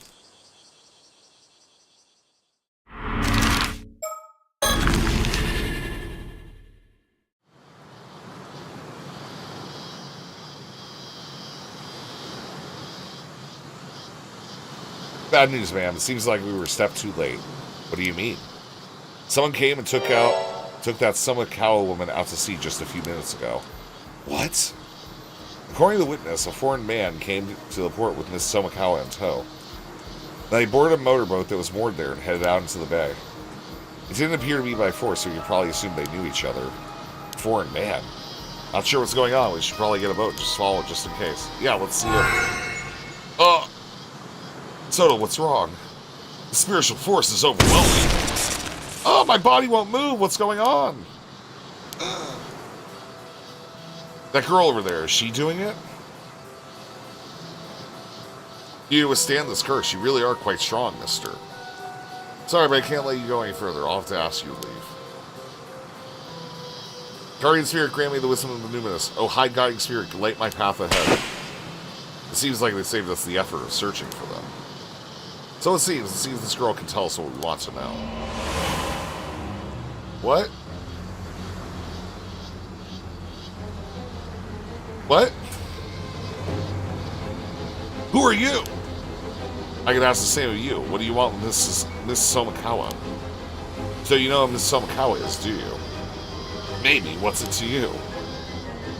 Ma'am, this girl's spirit stance is extremely potent, but she lacks experience. She seems hesitant to employ curses against people. If I have an opening, I can use my curse of binding to restrain her. Usually it's too risky to use on ordinary people. That shouldn't apply here. Alright, I certainly wouldn't mind getting some information out of her, so this is as good an opportunity as any. I'll see if I can get her to lower her guard. When she wavers, I'll signal for you to use the curse of binding. Sound like a plan? Sounds like a plan. On your signal. Use Soto Kiryu's Curse of Binding to restrain your opponent when they let their guard down. Press the Use Curse button to signal them to use it. You only have 3 chances to use the curse. Compliment. You certainly have remarkable strength for your age. It might even be too much for us. What's with the sudden praise? No, it's no good. She's too wary of us. It seems you'll have to press her further before she'll give us an opening. Compliment. What's with the sudden praise? You're creeping me out. Appease. Now, there's no need to be so uptight. How about we stop and talk about it? Not happening. You're going to use a curse the moment I drop my focus. Question. Can we assume the foreign man who took Miss Sokawa is a friend of yours then? So what if he is? Why are you trying to follow him? What do you want with Miss Sokawa? They say the same to you. You just want the relic for yourselves, don't you? What? You know about relics? If you know about the relic, I'm afraid we can't let you get away. Get away? I'm the one holding you here. If you know about... Alright, we did that one. Appease. Rather not be heavy-handed about this either. Let's calm down and find some other way to resolve this. Sorry, but that won't work on me. I'm a rebellious age, you see. We'd rather not... She's still focused there, right? Right. You resist anymore, we'll have you taken in for obstruction of public duties. Wait, you're with the police? Despite appearances, yes, defying us could net you quite a heavy punishment. I see, you must be from Paranormal Affairs. But I definitely can't do what you say. What? You have quite some nerve standing up to us despite knowing where we're from. Don't think you'll get off lightly for this. Threatening me won't get you anywhere. You can't arrest me unless it's an emergency, right?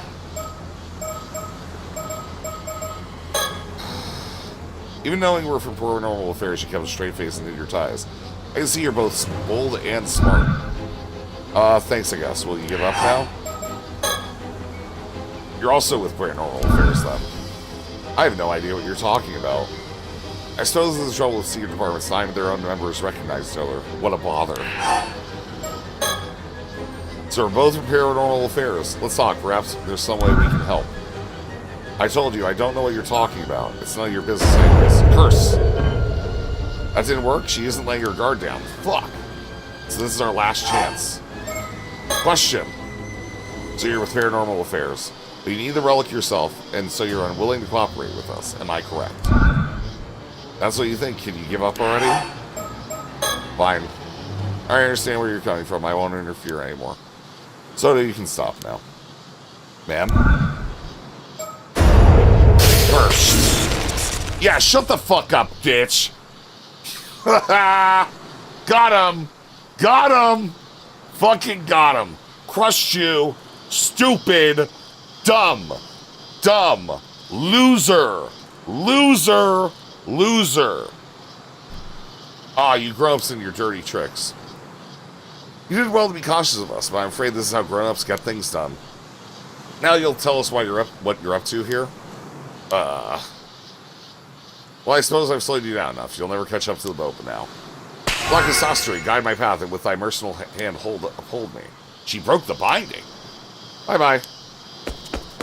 Ah. You found it. Stop right there. She looks like she's giving us the slip. I'm out. We'll catch her now. Still, I'm going to have to write a word with Paranormal Affairs about that girl.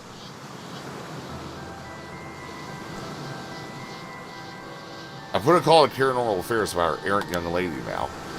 I see. I assume she's indeed affiliated with them. Yeah, it seems her name is Circe Lunarlight. Exorcist from England who's come here on exchange. Part of her spiritual training, as I understand. The Lunarlight family, I see. Oh, are they well known? I've heard of them, yeah. They're a distinguished family of exorcists. Quite an old one, too. It would certainly explain the strength of her spirit sense. Right. In any case, it seems she's in the care of Paranormal Affairs while she's in Japan. Honestly, I do wish they'd tell us these things in advance. What is she doing here in the Mai Prefecture? Well, it seems even Paranormal Affairs isn't sure what she's up to. They've been looking for her. From the sound of things, she's been skipping her training and assignments to travel around Japan, visiting all sorts of spiritual spots instead. Doesn't seem like they're keeping an eye on her at all. Unfortunately not. They asked me to tell her to return to Tokyo once when we next see her. I see. More work for us then. Yeah, the things we find ourselves caught up in. She seemed to know about the Samakawa too. I got a bad feeling about all this. Shall I try looking for her? I imagine she's still in the area. No, not now. If all that is true, I doubt she'll be looking to cause too much trouble. Besides, I'm sure we'll run into each other again eventually. I think it's enough trouble for one day. Let's call it a day. We'll head to Kamishima first thing tomorrow. Understood.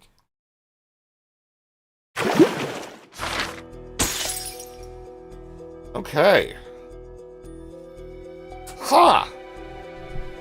Alright. That's quite a bit off, like, the main storyline.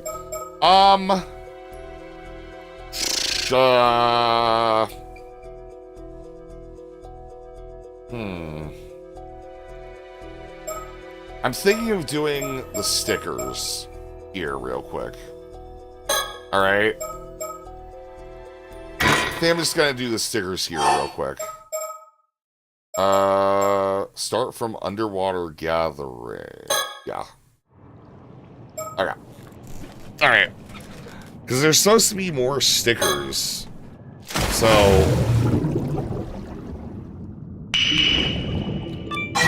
Oh wait, no, fuck.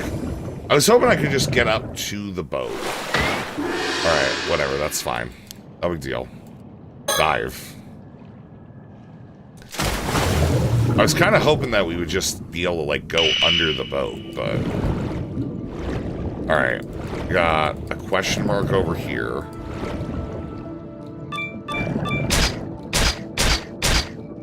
What is this?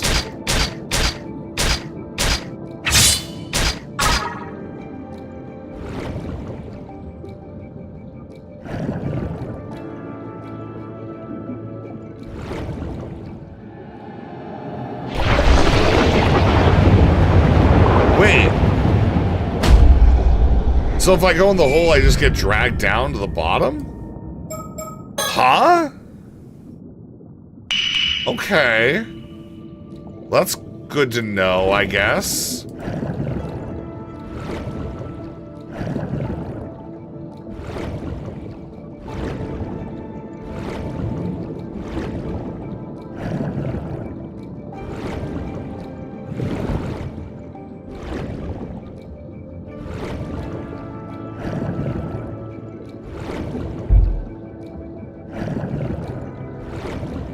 As far as the rope will go that way.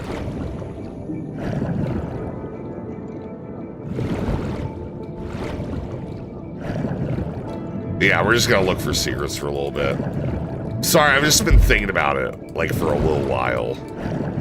Okay, there's one.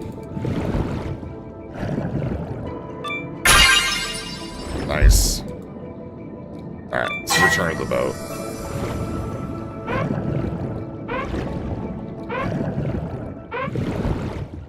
There we go. Okay. Nope, we did get a mockingbird. Now access the mockingbird relationship stream from the story chart. No, never mind. Alright. I think there's, like, still more in down here. Right? I'm pretty sure there's still more. That's as far as that one goes that way. We already go around this way? I think we might have. Not that I think it matters, right? I think, like, everything is just random population in this.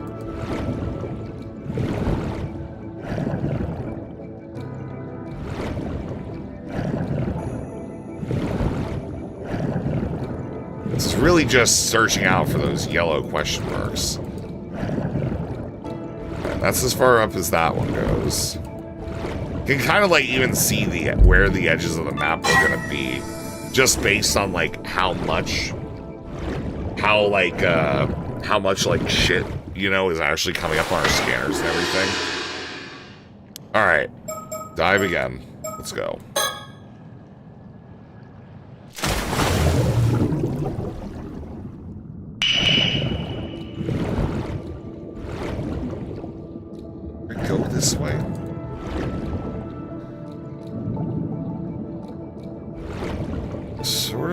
Yeah.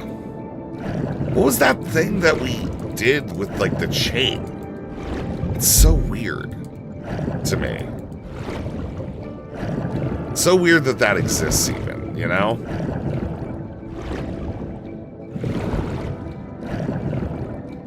Ooh, there's one.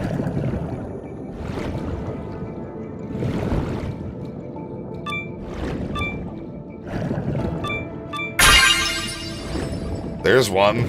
Okay.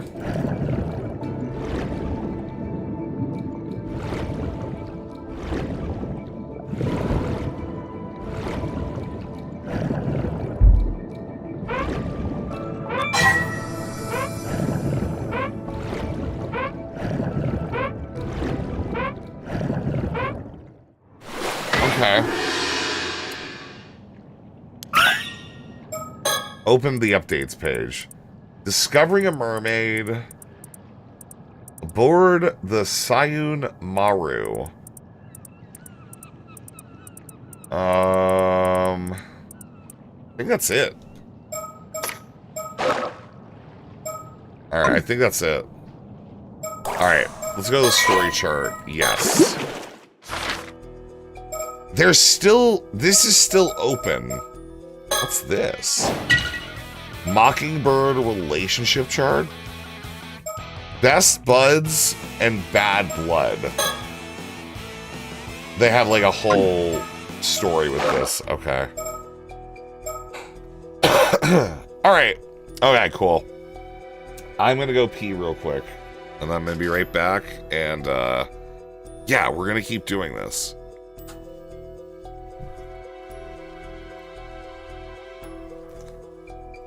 I love how banger of a fucking tweet this is.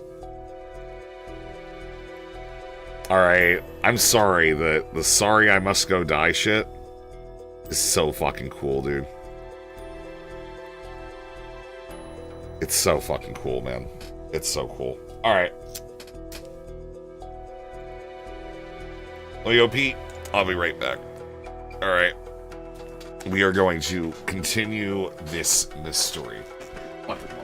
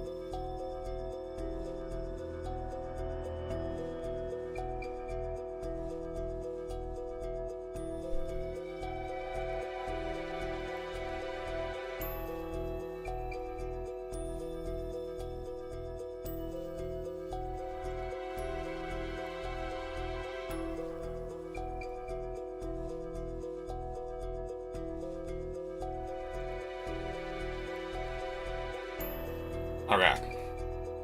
Oh, yeah. Okay. Alright, I got a snack.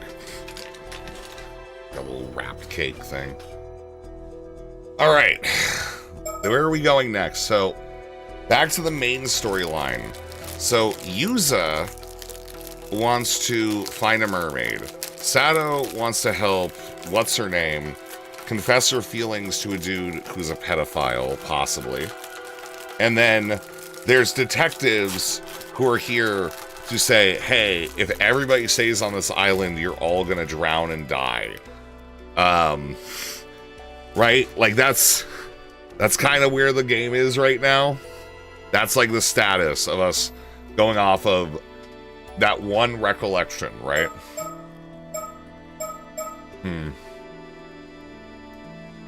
What is... So, why is this grayed up?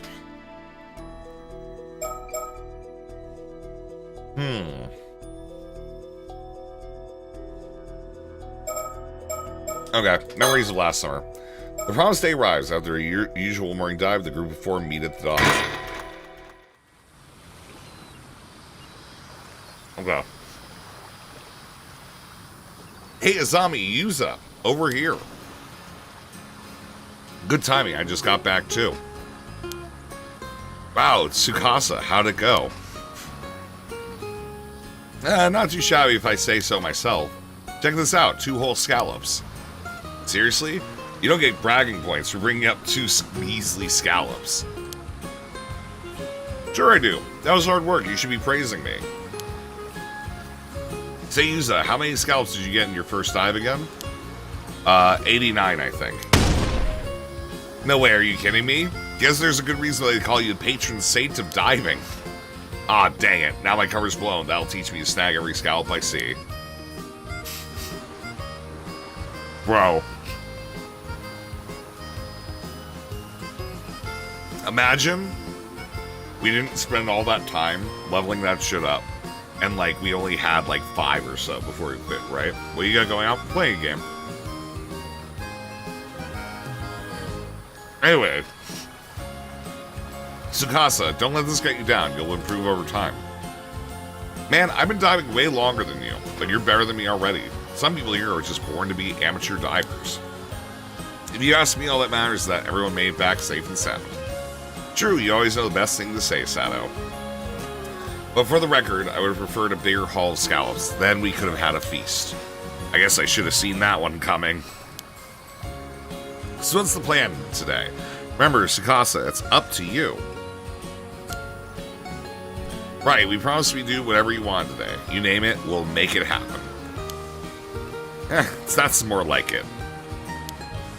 Let's see. First of all, I want all of us to go for a swim in the sea. Sounds great. Can't you remember the last time we did something like that just for fun? Right, I want us to forget work and just enjoy the sparkling sea for a change. I even brought a new swimsuit for this. You got one picked out too, though, right? Right, Sato? Sure do. Then after that, when it gets dark, we'll set off some fireworks. Oh, fireworks. And then we'll have a barbecue on the beach and cook up everything we caught today. Sounds like a plan. Just leave it to us. Everyone ready? Let's do it.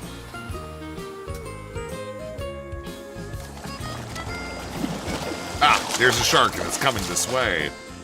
Better watch out, Azami. That was a close one, Azami. What the heck? I'm a good swimmer, but there's no way I'm good enough to outswim a shark. It's okay. I'll just keep it pinned down. Just get out of here while you can. Here, take this in. That's something to remember me by and keep it with you always. Sorry, Yuza, I don't really dig shark fins that much. Oh, my heart. Look at the sea. It's like there are diamonds floating on the surface. It really sparkles, huh? Sure is pretty. Oh, that shark's pretty cool. I should have picked a shark instead of a life buoy. Well, he's having such a blast, I can't bring myself to ask for a ride on it. Okay.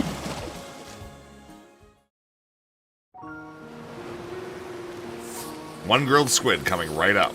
Don't throw it. It's piping hot. You're getting squid juice everywhere. Let's see how you like it. Catch... Ow, that's hot. Saha, you did that to yourself. Hey, check out this huge sea snail, Tsukasa caught. It's massive. That's right. I may still be a rookie when it comes to scouts. Gotta haul sea snails to make up for it. Sweet up, Azami. Have as many as you want. Hey, can I borrow that lighter? Sure. Want some squid too? Oh, just so I can grill it directly? Yeah, that's Kamashima's specialty. Fireworks-style squid. Wait, you're actually doing it? Oh, the juice is just getting everywhere. It burns. Sorry, my hand slipped. There it is. Famous Yuza one-man show. This is awkward.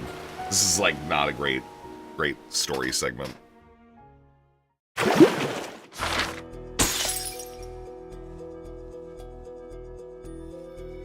Oh.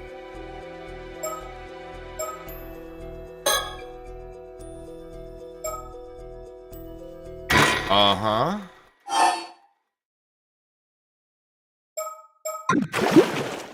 Wait, what? Is there a difference when it has, like, wind over it?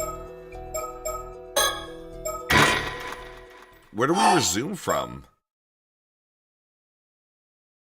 Start from after underwater gathering. Right, let's leave it at that for today. Good work out there, Yuza. Look at you. How do you improve in such a short time? Like I said, brimming with confidence. Here to help, thanks, Azuma. Feel any weird? You should probably go under any changes. I feel the same. Go back immediately. You got it, Kamashima Port. Here we come. Oh? Is this different?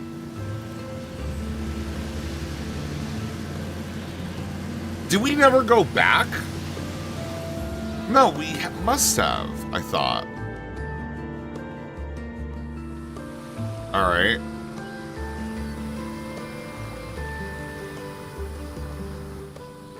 Hey, Yuza, I took your catch to the market while you were changing.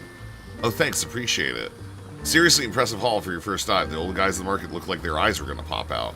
Your status as Kamashina's patron saint of diving sure isn't just for show. That's enough of that, and thanks for carrying all that to the market by yourself. There you are, Azami. Don't tell me you went out fishing today. Oh, how's your back doing? Not going to get any better lounging around at home, for sure. More importantly, no one's meant to be taking their boats out right now because of the storm that's on the way. Don't tell me you didn't hear. Yeah, but it was more of a warning than a rule, so the weather looked fine, so I figured it was okay. You should know better than that, Azami. You youngins never listen, do ya? Veteran amateur diver, Shi Tayama.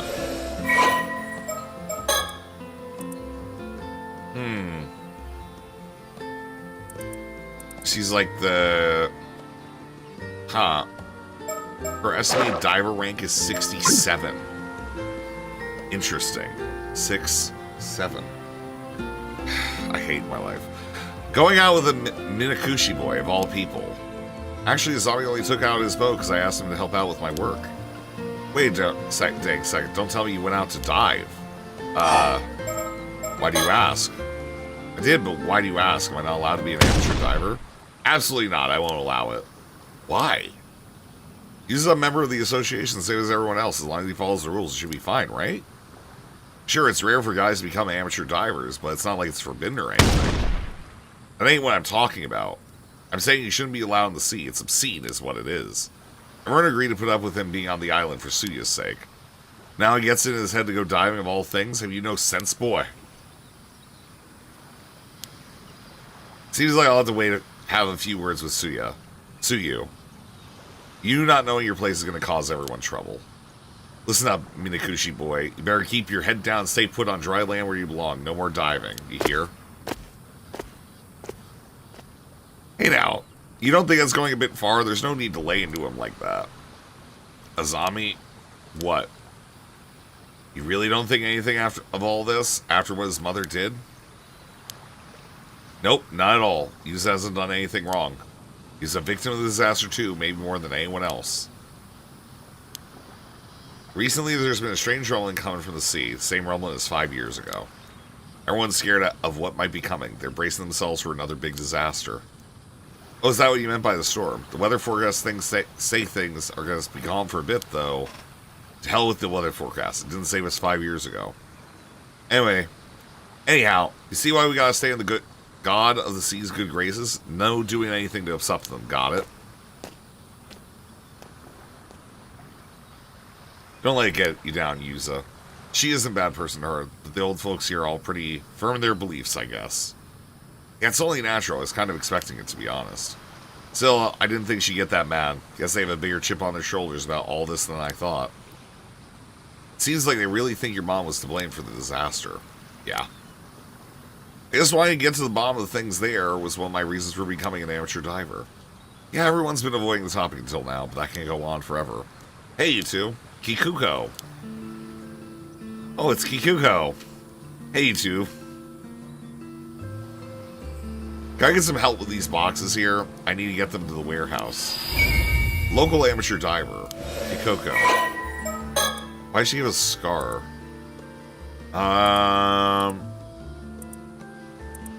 Unfulfilling. Change jobs repeatedly.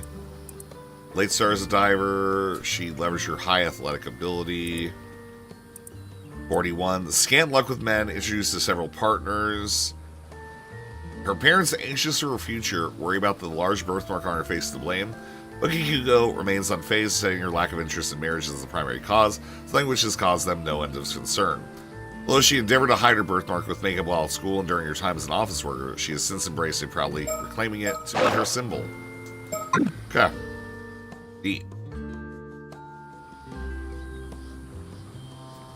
Thanks, I knew I could rely on youngins to help out. Youngins? You're a youngin too, Kikuko. How kind. Pretty sure you're the only ones that would say that, though. I was told out of nowhere to make sure anything valuable was stowed away in case the storm hits. What a pain. You getting ready for the storm, too? Yeah, pretty silly when the weather's this good, huh? Not like I can say no, though. Speaking of pains, I overheard she giving you an earful now. Are you seriously planning on becoming an amateur diver, Yuza? That was the plan, but it's looking like I might be forced into retirement before I begin.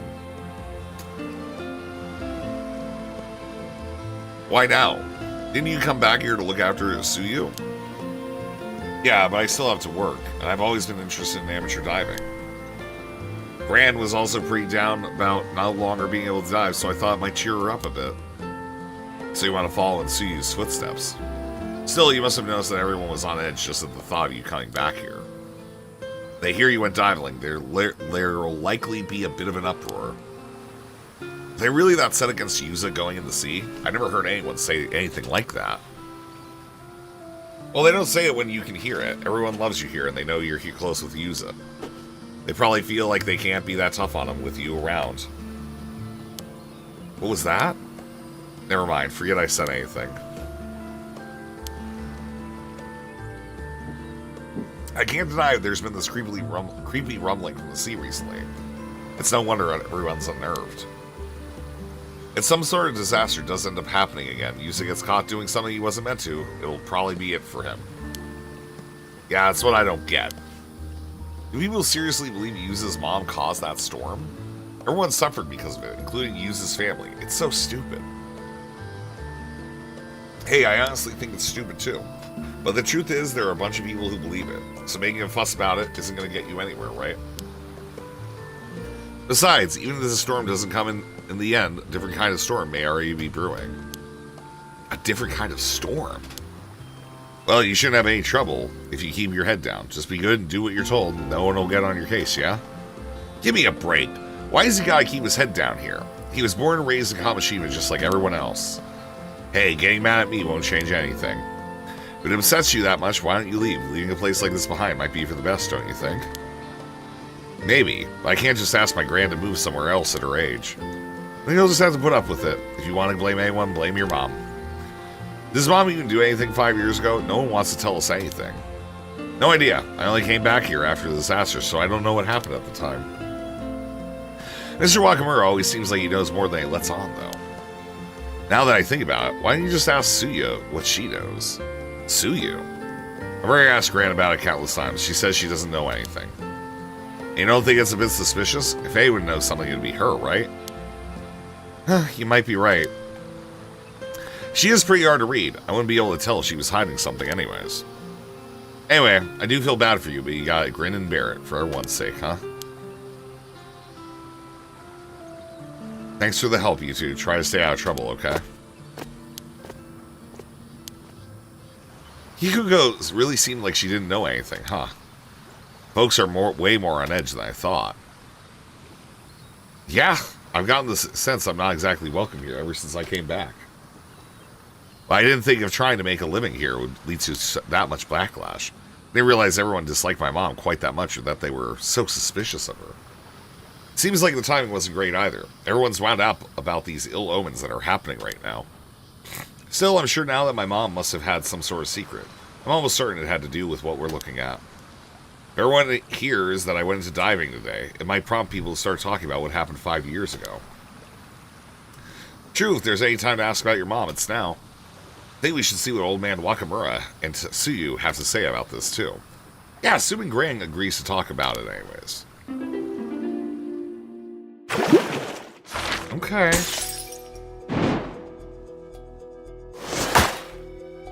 Oh.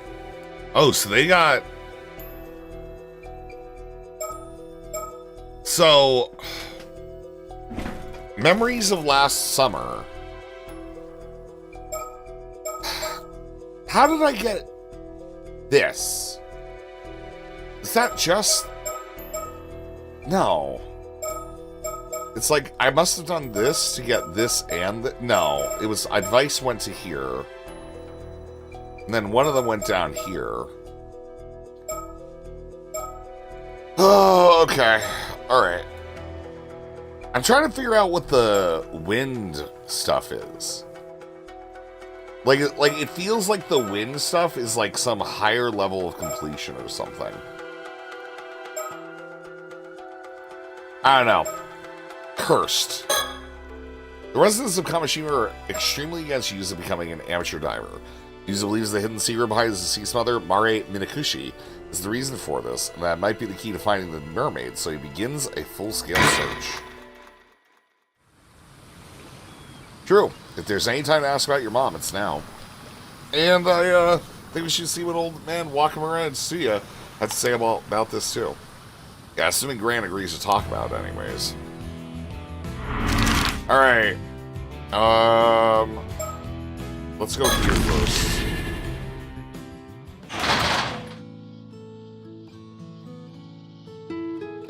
Welcome back, Yuza. Oh, and a zombie's here, too. Thanks for having me. You two went out diving today, didn't you? How'd it go? You get a decent haul? And about that. I was all set to enjoy the next stage of my life as an amateur diver, but I found myself on forced leave the very day of my grand debut. Goodness, did something happen? Oh my, she and the others said all that? If I were you, I wouldn't pay them any mind. You're not breaking any rules, are you? You sure it's okay? No point in fretting over pointless details is what I always say. Tsuya Minakushi.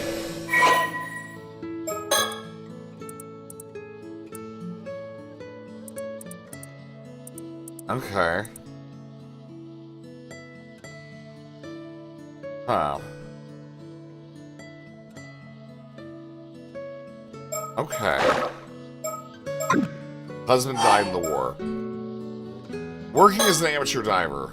I must have underestimated just how deep tensions ran. I never imagined they'd still be that hostile towards her. I thought things would have calmed down by now for sure. I'm sorry, Yuza. It's okay, Gran. Not being allowed to dive isn't the end of the world or anything.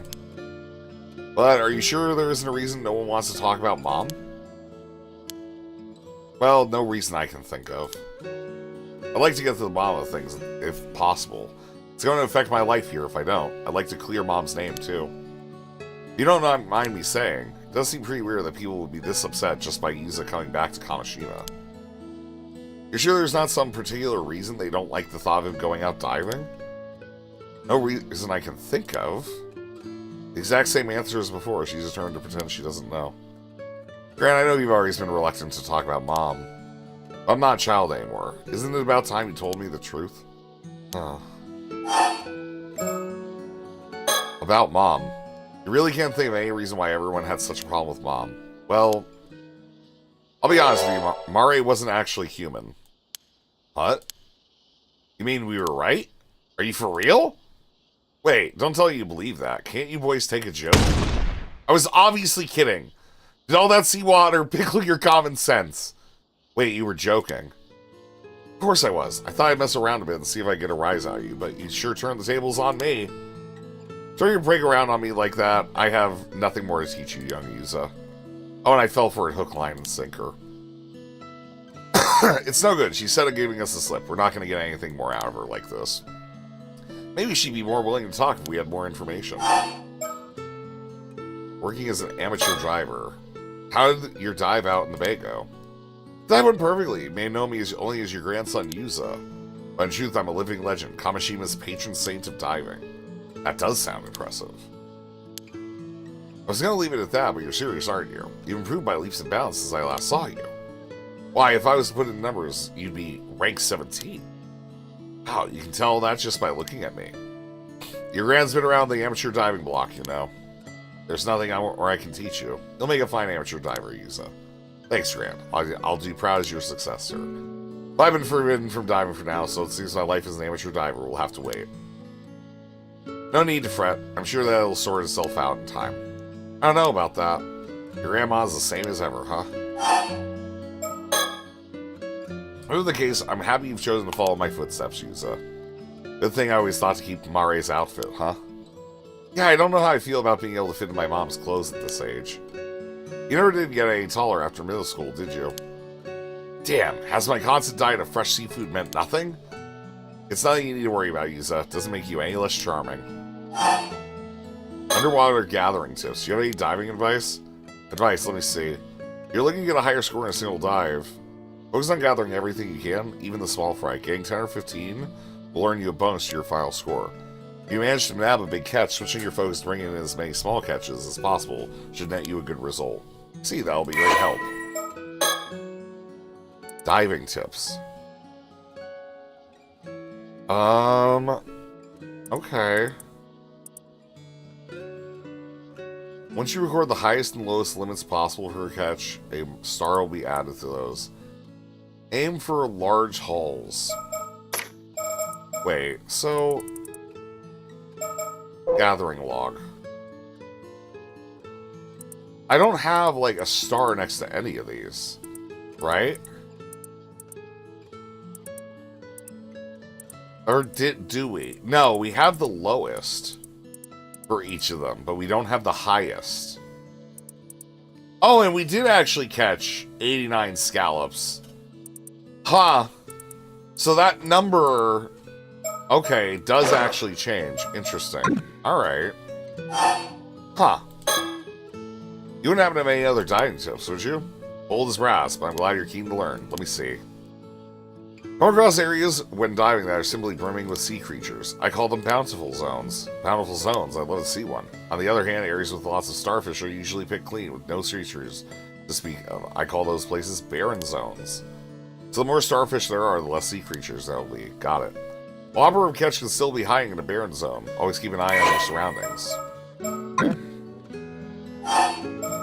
Tsuya's condition. Sorry to leave early today to go diving. How are you feeling? Well, I didn't have much pep in my step today, but it's fine because Sato came over this morning. She really is a saint, always helping me out with the cooking and cleaning like that. Again, Gran, I know you're fond of her, but you shouldn't rely on her too much. I didn't know Sato was coming over to help out here. Yeah, she and Gran became friends recently, and before I knew it, she was coming over every so often.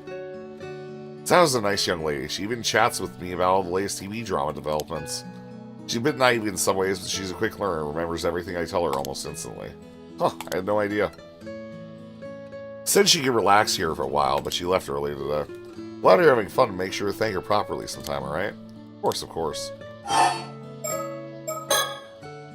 always happy to help, you know. There's no need to depend on others so much. I know, but if someone has to help me get things done, I'd rather it was a lovely young girl, you know? Besides, she does a much better job at cooking and cleaning than you, Yusa. See, I do my best to be a good grandson. This is the thanks I get. Ow. Try on Mom again. You heard me say this before. Mari found it difficult to fit in here on the island. The environment she'd grown up in was quite different. Struggled to adapt to life in the small community. No other reason I can think of for the beef others had with her. Interesting. We're gonna go out again for a bit, Gran. Got it. You two take care, okay? Let's try Shilo's Shrink. Start looking. Oh. Okay. Huh, seems like a bit of commotion over there. Maybe they know something about the rumors. Want me to go ask? That'd be great, thanks. Hey, what's up? Did something happen? Oh, if it isn't a Zoom meeting. I don't know if you've heard, but 15 minutes later. Welcome back. Once they get started, they never stop talking. Nothing about your mom, I'm afraid, but they did have some interesting things to say. Interesting things? You want the normal news first or the worrying news? The normal? How about the normal? So we got a bunch of tourists visiting right now, as usual. Really got people talking is that there's 2 foreigners among them today. Oh, really? Here, the Isa Grand Shrine sees a lot of foreign visitors, but it's unusual for them to come to outlying islands like this. What's more, it seems they've been going around asking a bunch of questions. And get this. Apparently, they said to come here looking for mermaids. Mermaids? Curious, right? Yeah, right, when we were looking into them too. And that's not all. For some reason, they were asking about your mom, Mare Minakushi, too. But why would foreign visitors be asking about my mom? Seems like people think they're pretty shady. I was told not to go near them and everything. No, I definitely want to hear what they have to say. I wonder where they are now.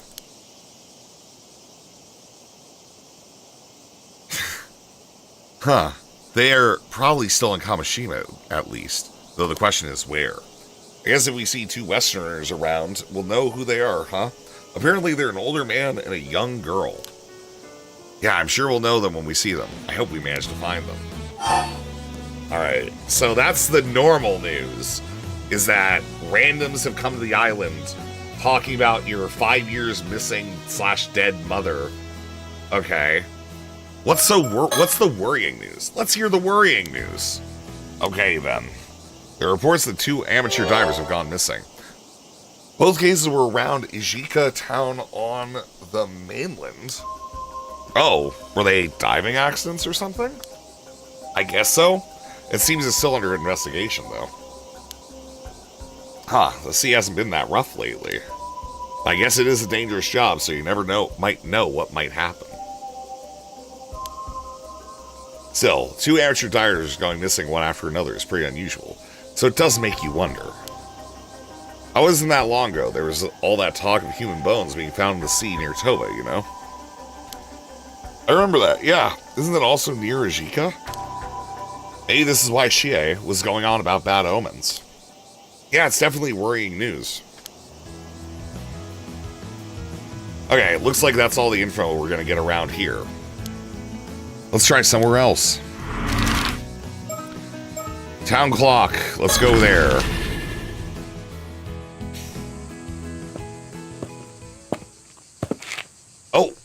Oh, if it isn't Shota. Hey there, you 2. Just the men I wanted to see. Fucking Shota, man. Forgot all about Shota. Jesus. You wouldn't happen to have seen Sato around, would you? Sato? No, we haven't seen her today. Huh. She was supposed to meet with me earlier, but she never showed. She didn't show. Did something happen? Oh, I'm sure it was just because of my old man's ridiculous request earlier. Honestly, I don't know what he was thinking. Still, he really has been acting off lately. I can't believe he'd say something like that. Is something wrong? Oh, pardon me. It's nothing for you 2 to worry about. I just mentioned it and I'm cool now, because you don't know what's going on with me. I'm mysterious. By the way, I heard you become an amateur diver. Yeah, I was told to stop, so I'm currently on an extended, if not permanent, leave. Oh, don't let it get you. I, for one, think you should go for it. I imagine everyone's been using your mother as an excuse, saying she's brought bad luck to the island or some shit. Oh, that's exactly it. Do you know why everyone keeps saying Yuza's mom was a bad omen, Shitaru? Oh yeah, what was it again? Something about her being the Raging Waves curse bearer. The what? Raging Waves? Yeah, the Raging Waves curse bearer. Raging Waves is, well, exactly what you think it means, and the curse bearer has the power to call forth that calamity of the sea. My old man was going on about it earlier, but it's probably just superstitious nonsense. Don't pay it any mind. Huh. Oh, but I really should get going. Let me know if you see Sato, okay? I'll see you later. Ah. I'm pretty curious about what Shitaru said. Yeah, the Raging Waves curse bearer, huh? Did people really see my mom that way? Maybe we should ask Mr. Wakamaru what he thinks. It's worth a shot at least. Anyway, let's keep moving. I just realized something. I want to check something real quick. Oh, is something else you needed, Yazoo? Oh no, we can't search around the room. Never mind. We're gonna go back out for a bit. God, take care. Okay. That was the town clock, so we have Tori now. Alright. Okay. Huh? Oh. Wow. Tsukasa, Sato, what's going on? Well, I'm sorry, I can't explain right now. Tsukasa, come on, we're drawing too much attention here. Wah. Fucking fake bitch tears, dude. Yay. I'm fucking evil, man.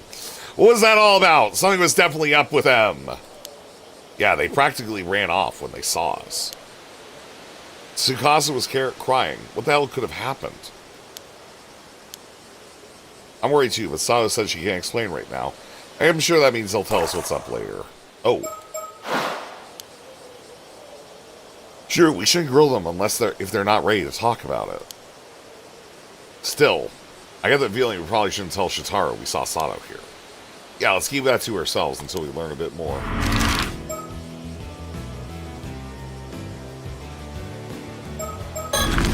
Alright, Wakamura residence. Let's go talk to Thumb Guy. This fucking dude. Old man Wakamura, mind we ask you something real quick? Just one thing after another today. What now? A zombie and the Minakusha boy. I heard from Shie you two went out into the bay to do some diving earlier. Well, I got a bone to pick with you, and there's no time like the present. Okay. So, boy, you serious about wanting to become an amateur diver? Huh? I thought first you'd come up here to get my permission to dive. Now I hear you become running around looking into Mary Munakushi. What's the meaning of this? It's not what you think. No, it's not like that. You really just want to become an amateur diver. Blah, a likely story. I bet you're looking to clear your mom's name just to get everyone off your back. Am I wrong? Anyway, my point is, no more sticking your nose where it don't belong. Got it? On most of all, no becoming an amateur diver. Local magnate, Shinoba Wakamura. So, if I give up and become an amateur diver and fall in line, will you telling me about my mom? All this sniffing around you're doing sure ain't falling in line, that's for sure. Besides, you should be asking Suyu all about this business, not me. She's got to know more than I do. Oh. So Suyu really does know more than she's letting on. About Suyu. Gran says she doesn't know anything about my mom, though. Huh, so she even said that to you. What do you mean? Well, I don't know that much myself. Suyu's always been tight-lipped about Mary Manakushi. Where she came from, what her deal was. So even saying Yuza's mom was to blame for that massive storm even though you don't know for sure? Huh. Suyu said nothing to deny it. Speaks for itself, don't it? There is an Innsmouth thing going on here, Acreal. People are getting turned into fish, though. You don't like what you're hearing, you should go ask Suyu about yourselves. About the Raging Waves Curse Bearer. Mr. Wakamura, what's the Raging Waves Curse Bearer? Where did you hear about that? Oh, it's gotta be Shotaro. That guy boy could never keep his mouth shut. We heard some sort of curse that whips the waves into a frenzy. Do something like that really exist? Ugh. It does. The Southern Sea disaster 5 years was caused by that very same curse. The curse of the raging waves? And your mother, Mari Minakushi, was one who brought it down on us. That storm was no natural disaster, it was entirely preventable. And we only stopped her from going out to the bay that day. Kamishima wouldn't have had so much to suffer such a tragedy. What? My mom would never have done something like that. Just because you don't remember don't mean she wasn't up to something out there. As to whether it was intentional or not, who can say, but don't make a difference every way. I get how you can say Miss Mari was a curse bearer or whatever if you don't know anything about her. Do you even have any proof? Proof? I got the words of a trustworthy sorcerer backing me up. It's all the proof I need. Sorcerer, you're basing all this on some woo-woo wizard said? Give me a break. You believe what you like. Don't change the fact that curses and spirits are real as anything else. Ugh, I don't have time to butt heads with you two, but I know what I'm saying is the honest truth. Looks like there's no point in trying to change his mind. Old man's as stubborn as a mule. So you really think there's a storm coming and that storm is caused by a curse? Of course I do. Some fellows who said they were with the police dropped by to warn me about it yesterday, in fact. Yeah, I reckon they were just phonies trying to take advantage of the curse for their own benefit. But even you two must have noticed that rumbling coming from the sea over the last few days, right? That's proof the curse of the raging waves is getting stronger. That's why you've been telling everybody to stop taking their boats out and prepare for a storm. Sure is. Naturally, I can't just come out and say it's the cause of curse. There's no telling when or where it's gonna rear its head. It's too dangerous to go out in the water in these circumstances. Even so, we'll have to take our boats out again eventually. We can't keep them off the sea forever.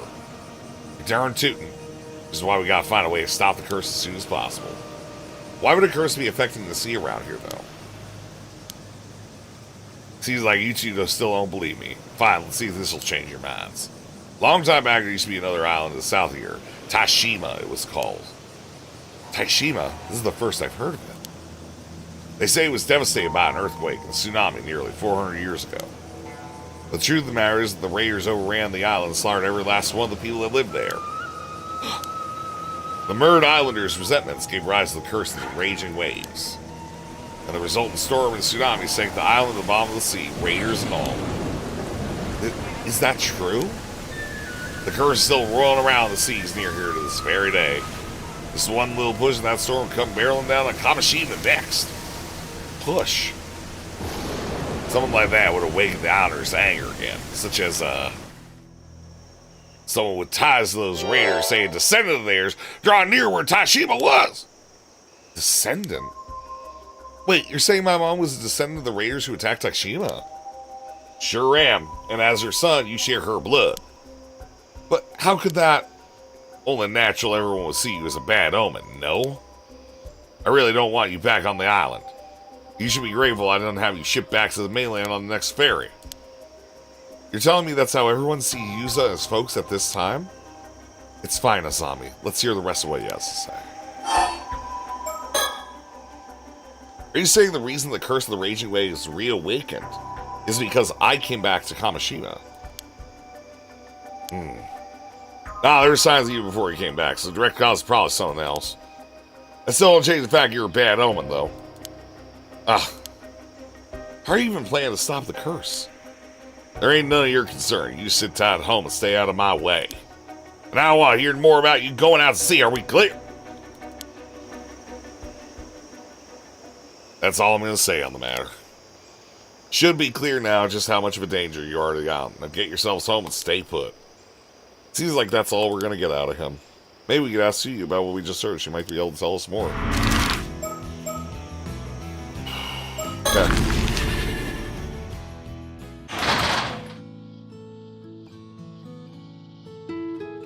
Oh, is there something else you need to use on? Mom's curse. By the way, Gran, we just went to talk to Mr. Wakamura, and there's something we wanted to ask you about.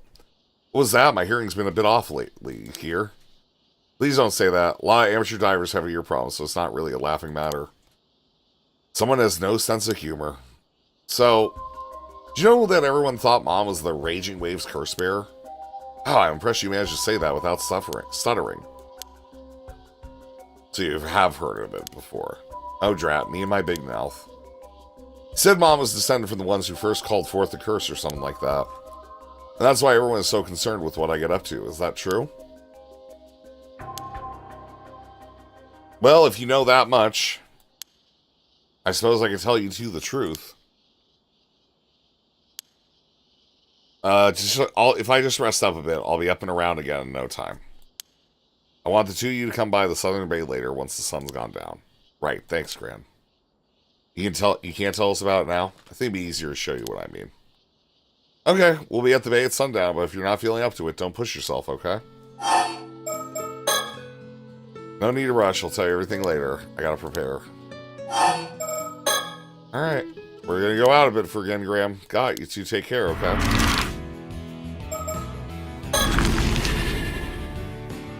Let's go back to the jetty. Oh, looks like Kikuko's back. Want to try talking to her again? Yeah, let's give it a shot. Well, now I've had my fill for shady rumors of the day, okay? If you want to talk, let's talk about something fun instead. Got any ideas, Yuza? How about this? Oh, boxes. What about those boxes we held you now? What was that? The delivery everyone was expecting? Yep, the latest Kamishina merch, hot off the presses. Thought so. What do we owe this time? You want to know? I bet the zombie's keen to find out. He's always wearing that t-shirt. Sure am. Gotta show the world how much I love Kamishina. Tourists seem to love that shirt too. You wearing it all the time should make for great advertising. Latest edition of our Super Nerd lineup is this. What's that? A hand mirror? Bingo! Specially made hand mirror with a Kamishina Maru design on the back. So what do you think? It looks great. Why do you go with another hand mirror though? Well, here's a pretty prominent symbol of protection for sailors. Comes from the hope that the sea will be smooth as glass, I guess. There are even regions where mirrors were used as offerings to the sea gods. Oh, that's cool. With all these people living on the island and surrounded by the sea, I can see why mirrors are seen as symbols of good fortune here. It's small enough to fit in your pocket too. It's both cute and practical. Ah, you really thought of everything, huh? I've actually been handing it out to amateur divers around the island since yesterday. I told them it was a charm they should hang it on for good luck. So everyone has one? That's kind of nice. Another way to bring us all together. You're an amateur diver now too, Yusa. Why don't you take one? Alright, I don't know if it's okay to count you as a diver given what happened earlier. Lighting really matters. We got plenty, so you should take one too. Ah, sorry for the trouble. Hand mirror acquired. It's no big deal. I don't want you to feel left out or anything. Guess that means Zazani's getting one too. Here you go. Ari's down for more Kashimaru merch. Sure thing. Keep it safe and sound in your pocket. Maybe it'll keep you safe too. Oh my fucking god, dude. Boxes again. Everyone else is really happy to get theirs too. Even your grandma seemed to like it, Yusa. Then she'd be sure to use it from now on. Really, I'm glad to hear it. Underwater gathering tips. You have any tips? That's basically asking for me to give company secrets away for free. Oh no, I didn't mean anything like that, just the basics would be helpful. How about this? Sometimes your foot can get caught in rocks while you're swimming, so you should always stay aware of your surroundings. Being too focused on your catch can get you into trouble, that makes sense. If you swim hard enough, you should be able to free yourself. So don't panic too much if it happens, okay? Thanks, I'll be careful if I'm ever allowed to go diving again, that is. That's weird. That's all I got for now. If you want more tips, try asking Suyo. Missing ama divers. Have you heard about the 2 amateur divers in the mainland that went missing? Of course I have. They eventually disappeared, one right after the other. Guess it's a reminder just how dangerous the sea can be. Hearing news like this is always pretty sobering. You think they were just accidents? Well, some of the other divers think it's a sign that something bad's gonna happen. You should probably keep quiet about this, Yusa. But if you start bringing it up, people will get suspicious. It's probably true, huh? Personally, though, I think they're probably just unfortunate accidents. I hope they were both found safe and sound. Alright, Kamashimaru. Oh yeah, there's something I've been wondering for a while. Yeah? Were you the one that came up with the idea for Kamashimaru, Ikuko? No, I can't take credit for that one. Alright, I forget you didn't know, Yusa. Know what? At one point, the local youth org was trying to come up with souvenir ideas for tourists. Tsukasa stepped up and suggested creating a mascot character for Kamishina. She even drew the design for it. Mascot characters are all the rage nowadays. So, you know, there are even mascots for the World Expo and the Japan Games. Oh, I see. So Tsukasa drew this. I only heard about the after the fact, too. I didn't know she was so good at drawing. And it's not just a cute little turtle. It's a unique look on its face, makes a big impression. The old guys here didn't seem too sure about it at first, though. Thanks to the zombie's fervent endorsement, it ended up making the cut. I just didn't want Tsukasa's design to go to waste, you know? She put a lot of effort into it. Ha! I think it's a great mascot, too, for what it's worth. How interesting. I'm glad I asked. Okay. There's a bunch of Kamashi Maro merch now. Keychains, notepads, you name it. If you want it, just let me know. Foreign visitors. By the way, have you seen the 2 foreign tourists that we're supposed to be visiting today? Wait a sec, foreign tourists here today? No way. What do they look like? Did they have blonde hair? Were they cool? I'm not sure. We don't know that much about it. I guess that means you haven't seen them either, though. Yeah, I guess they didn't come this way. Hey now, you two had better not be thinking of following them around to gop. You don't want them to think we're all unsophisticated louts out here, do you?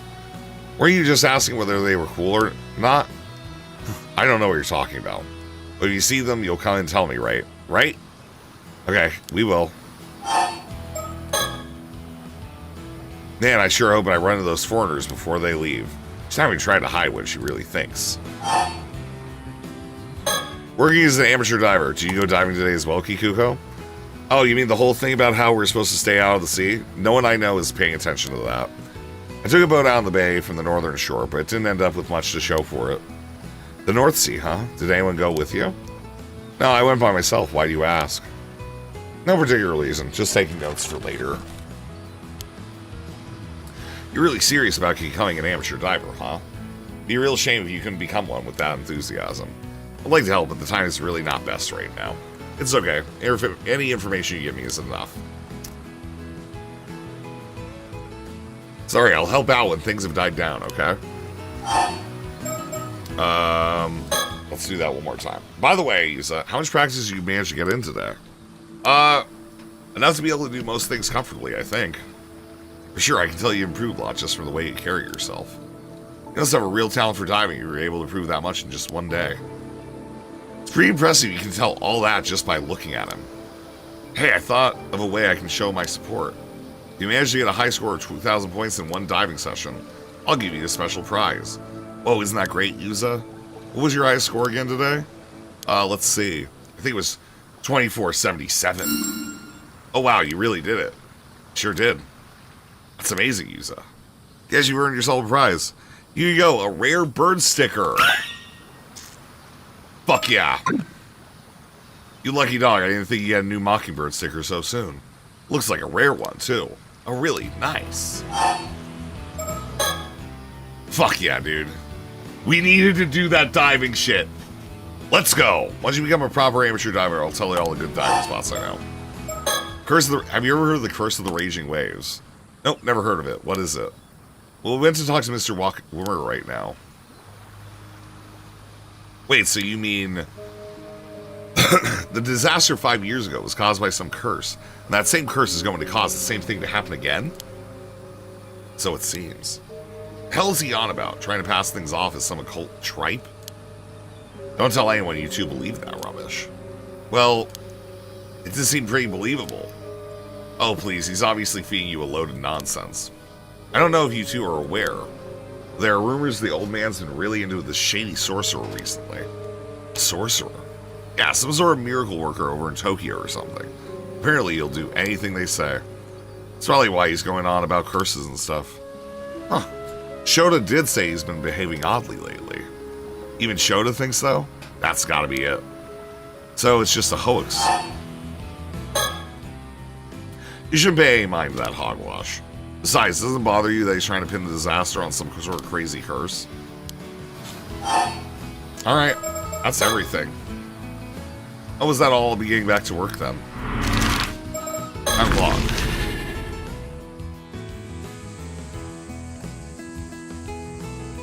Oh, she. Oh, you two again. Still wandering around poking your nose in business you shouldn't be? How's about you stop messing around and just give me up, alright? Nothing you do is gonna make me change my mind. I'm saying this for your sake as much as everyone else, Minakusha boy. You try to understand my position, huh? For my sake? You managed to survive that disaster 5 years ago. Some would call it a miracle, even. It wouldn't do to see that miracle go to waste, would it? Maybe I flew off the handle a bit earlier. Ended up coming off a bit stronger than I meant to. I can't tell you anything about your mother, but believe me when I say it's best you let sleeping dogs lie.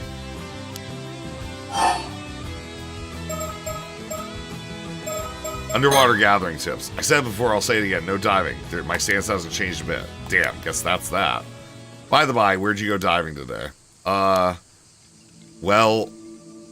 use it on a particular spot, so we went about 5 kilometers south of the island. Say what? What were you thinking diving into the Southern Sea of all places? You got even less sense than I thought. You know full well that everyone avoids that area because of the disaster 5 years ago. Yeah, I know. But Zombie and I both lost family in the disaster too. We wanted to take a chance to pay our respects. Well, I can't say I don't get how you feel. Well, that strange rumbling I told you is coming from the south. Just do me a favor and stay away from the sea, okay? Alright. Ain't gonna get nothing from me there. Foreign visitors. Oh, I almost forgot to ask. Have the 2 foreign visitors come by here at all? Sure did. Just saw them just now, actually. What? You know where they went? Looks like they were headed to the lighthouse from what I could tell. The lighthouse, huh? Gotcha. Kamashina Lighthouse, the turtle, more mockingbirds. Okay.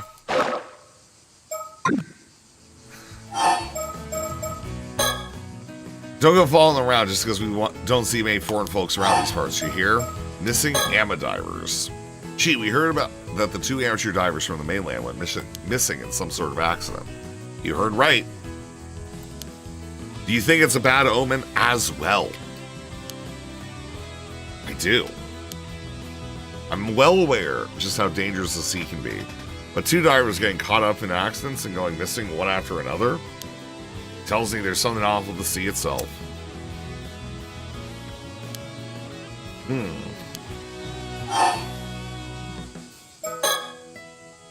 Something's going on in the sea around these parts. Mark my words. Curse of the Raging Waves. Is this about how Yuzu's mom caused that curse? The curse or whatever? So you already know. Heard it from Shinobu, I'll wager. Do you believe in the curse, Miss Shi? Of course I do. At the very least, I know it's not some old wives' tale. Well, I'm not saying you have to believe it too. But don't get me wrong, I don't want to talk bad about the woman or anything. There's obviously something up with Mara Minakushi 5 years back. She always seemed anxious and on edge. Might be I'm reading too much into it, but I can't shake these doubts of mine either. We done here? You should leave dealing with the island matters of Shinobu from now on. Keep your heads down, stay out of trouble, you hear? Yeah. That was something. She isn't a bad person at heart, but she sure is stubborn. Yeah?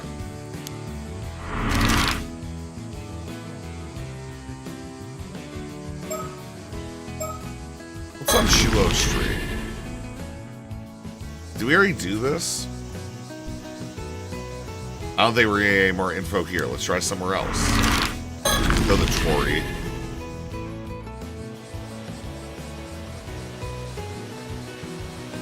Guess no one's here right now. Let's try somewhere else. Can we get anything else out of Wakamura, do you think? Mr. Wakamura. No good, he's completely clammed up. They'll be able to crack that shell. Let's try it somewhere else. He's right there. Alright, we're going to the lighthouse. Let's find out about the lighthouse. Let's go. Oh. Huh, looks like we found them. Looks like them, alright.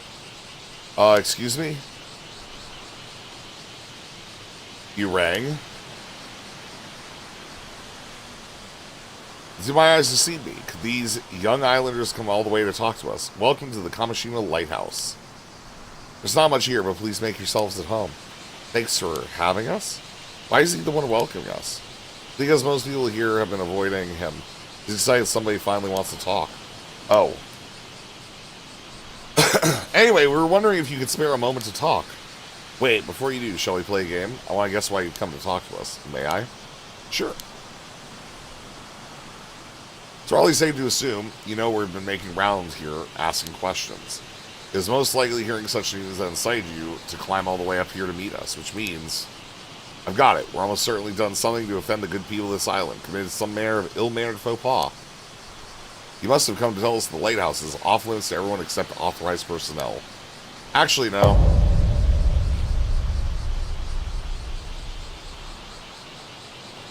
What was that? Ah, the bitter taste of failure. And thus is my sin, since as an aspiring detective and an ignominy. I say that whole show was kind of a social faux pas, at least. Don't worry, he's always like this. He'll bounce back in no time. I see, he must be pretty resilient. Since you didn't guess right, do you mind if I continue? Oh ho, asking my permission, are we? Yeah, well then, by all means, permission granted. Thank you, yeah, I'm Arnav Barnum. You can call me Avi, as a sign of our newfound friendship. And also because I like it better. Alright, Avi. Alright, Avi. Such a pleasing ring to it. And what can I do for you? Arnav Barnum? Bro, what does that mean, Omni? Would this girl be your daughter? No, Miss Circe Lunarlight is a distant relative of mine. Yeah, Miss Circe Lunarlight will be me. Nice to meet you. Alright, Circe. I'm Yuza Minakushi, resident of the Kamishima, and this is Azami Kamoi. Nice to meet you. Yuza and Azami, pleasure's mine. Oh, wait. Minakushi. About that. Oh, we piqued your interest, have we? I'm a fantasy writer by trade with a reach spanning the Atlantic from Bonnie, England to vast America. Not that any of his books sell at all. That's right, for some reason no one buys my novels. Quite the mystery, no? Alas, a fantasy writer has no need for mysteries. Arnav means ocean in Sanskrit.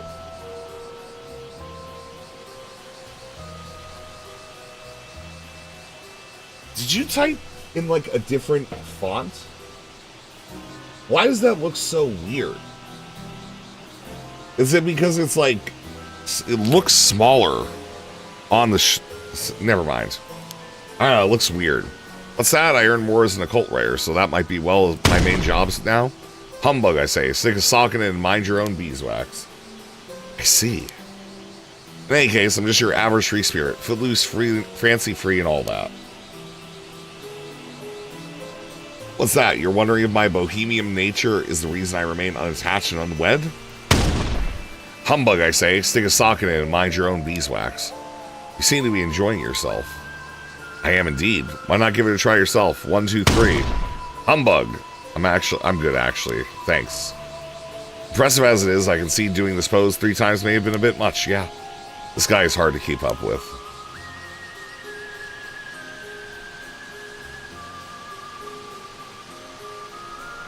At any rate, I recently found myself with a pressing need to visit your fair country for research. Fortunately, young Circe just happened to be studying in Japan and kindly agreed to accompany me as a guide. Your guide? Indeed, she's quite the enthusiast when it comes to Japanese folklore and occult phenomena, and such a pleasure to converse with as well. Ise Shima is a deeply spiritual religion full of sacred places I've always wanted to visit.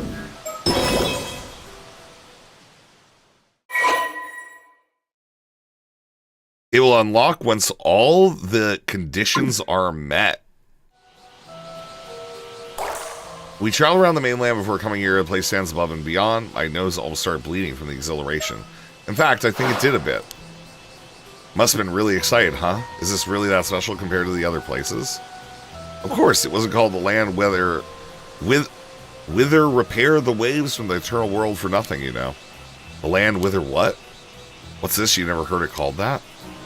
You said that Yamato... Fuck me, man. Yamada Hime no Mikoto, the Empress of ancient Japan, was searching for a suitable place to enshrine Amaterasu 2,000 years ago. She received a divine revelation that the waves around Ise province came from the eternal world, which led her to establish the Ise Grand Shrine. This eternal world is a separate realm from the world we live. Some describe it as a perpetual paradise. Well, you're going to have to slow down there a bit. What does that mean exactly? We learned about it in our local history classes, remember? Oh yeah, I think I remember, sorta. Basically, Ise is such a sacred place, even the ancient gods took a liking to it, right? Exactly, it's such an enchanting vibe. Just being here is enough to have my nose gushing all day long. Huh, but the residents would be feeling too hot if your nose kept bleeding all the time. One thing's for sure, though, you seem to really like Ise Shima. As a local, I'm super happy to hear that. Okay. about them. Will you be staying in Kamishima tonight? If you need somewhere to stay, I know a few places. We've actually already booked a guest house back on the mainland. We'll be taking the last ferry back after this. Oh, I guess you don't have much time left then, huh? Reason for visiting. What brings you to Kamishima today? Glad you asked, young Yuza. We were hoping to pick your brains on the topic as well. There wouldn't have to be any legends concerning mermaids passed down on this island, would there? So you really are looking for mermaids? Oh, indeed we are. You know what mermaids are. Yeah, I refer, of course, to the mythical half-human, half-fish creature. Sure, we know that much at least. Then I may be able to provide a modicum of additional information on the subject. Additional information? Well, you may be aware the typical Western mermaid is envisioned as having the lower half of fish and the top half of a human woman. It's thought this interpretation has its origins in another sea monster, the sirens of Greek mythology. Their claim to fame is surfacing near reefs and bewitching sailors with their beautiful voices. Andersen's fairy tale, The Little Mermaid, is a famous example of this type of mermaid. Indeed, it caused this image to enter common knowledge. Yeah, that's what comes to mind when I think of mermaids too. A typical mermaid, right? But the mermaid that appears in ancient Japanese folklore is quite different. The mermaid is only the head of a woman, with the rest of its body being a fish. It appears more to be seen. It was seen more as an evil spirit or yokai in nature. The legend that eating its flesh will grant immortality implies it was seen as more fish than human. Sure, that makes sense. You would definitely think twice about eating something that looks human, huh? This isn't so to say there's a difference in Eastern and Western interpretation of the mermaids, mind you. One would rather assume that there are several different types of creature that can be encompassed by the term mermaid. After all, there were also reports of more humanoid or demi-human mermaids being sighted in Japan in later years.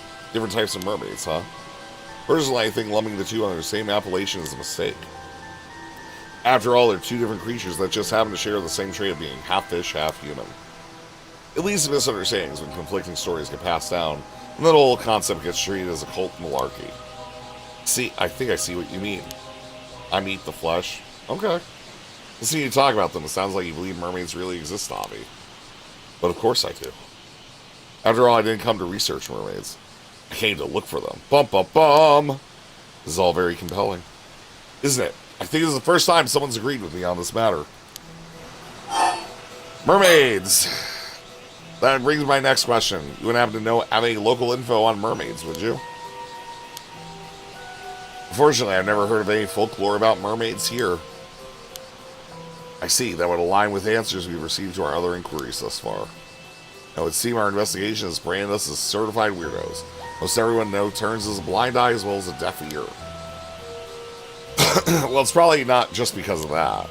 I mean, isn't there supposed to be a huge occult craze going on in Japan right now? I assumed everybody would be jumping at the chance to discuss cryptids. Pretty sure this is a small group of enthusiasts getting worked up. A very vocal minority, yeah? You're that interested in the occult, what brought you all the way to Kamishima? Do you have any reason to believe mermaids could be found here? An excellent question. I do indeed. More precisely, I had reason to believe they could be found around Taishima, an island that no longer exists. Taishima. Indeed, I obtained this information through personal research, so I imagine it's not common knowledge. But some say there were 3 mermaids, Sobae, Nagame, and Yahase, living in the seas around Taishima 400 years or so ago. 3 of them, and you even know their names. We didn't know Taishima existed until today. It seems a deliberate decision was made not to leave any records of Taishima's existence, which would obviously lead one to believe one thing. On that note, did you know there were records remain of several other sightings of mermaids in Isabe? What? Really? That's right. Legends about mermaids exist throughout Japan, and this region is no exception. In particular, there are reports of mermaids having been discovered in Sioux City and Issa City, both of which border Isa Bay. Wow, I had no idea. I've jotted down some notes on these legends, so please take a look if you're interested. Oh my god. Okay. Okay. Thanks, this is all interesting. Mermaids. So which type of mermaid are you looking for, then? Seems a lot of the mermaid sightings around Issa Bay were fish mermaids. Fish mermaids. The mermaid sighted around Saishimi were more apparently of a human mermaid sort. So it seems that any of the mermaids around here would be human mermaids as well. Huh. By human mermaids, you mean the sort that are closer to humans than fish, right? Indeed. The ones closer to fish, meanwhile, are known as fish mermaids. That's what I call them, anyways. I see. I don't know whether that makes it easier to understand or more complicated. In that case, mermaids whose flesh would make you immortal if you eat it would have to be fish mermaids then, right? Another fun question. It's indeed difficult to imagine people eating the flesh of human mermaids. Well, I personally believe that human mermaids also have the power to bestow immortality upon people. Oh, I wonder. How about another refresher on myth and legend? Are either of you familiar with a place called Ryugu? Ryugu is related to the Ryugu Palace that appears in the tale of Urashima Taro? Just so, it could well be considered the inspiration for the undersea palace in the famous fairy tale. Mish Mermaid, okay, dude, fuck you. Stop this, alright? I don't want Mesh Fit Mermaid, okay? That's not the one I want. Wow, I was right. The Ryu, dragon, separately refers to the god of the sea. It's not god of deities. It's associated with water to be serpentine in nature. This would make Ryugu the palace where the god of the sea resides, the palace of the Dragon King. Ah, I had no idea Ryugu Palace is based on something else. Ryugu is known for being home to the priestesses who attend to the god of the sea. These women are collectively referred to as Otohime. Oh yeah, Princess Otohime appeared in the tale of Urashima Taro, didn't she? Yeah, she was described as the ruler of the Ryugu Palace in the fairy tale. So she was actually a priestess? A slight embellishment to make a more interesting story, I assume. Hardly uncommon. There's also another interesting theory about the Otohime of Ryugu. It said they were half fish, half human women in appearance. In other words, they were mermaids! Oh. Well, that's what you... What's that I hear you say? That's all well and good, but where's this Ryugu Palace anyways? You want to know? You're dying to know, aren't you? Well, then take it away, Searsay.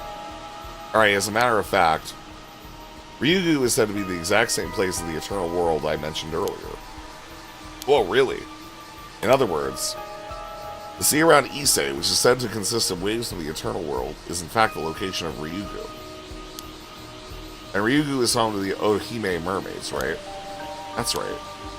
What's more, as priestesses who live in land said to be an eternal paradise, it wouldn't be that odd if they had some sort of power to grant immortality to humans. Even in the tale of Urashima Taro, Princess Otohime displayed an ability to influence the physical age of other people using Tamade Bako. As the story has its basis in the ability of mermaids to influence human lifespans. That power, of course, makes a lot more sense, don't you think?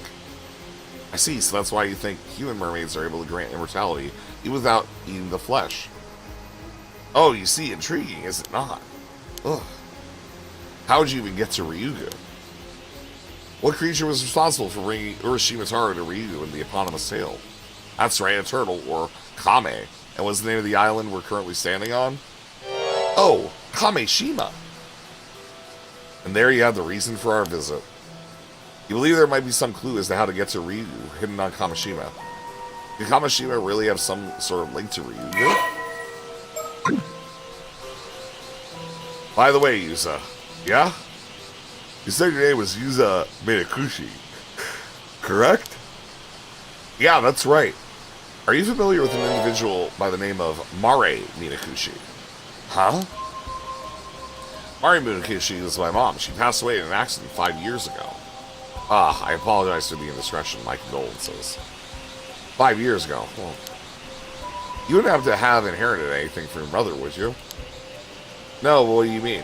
Why do you know about my mom? Did she have had some sort of connection to the mermaids?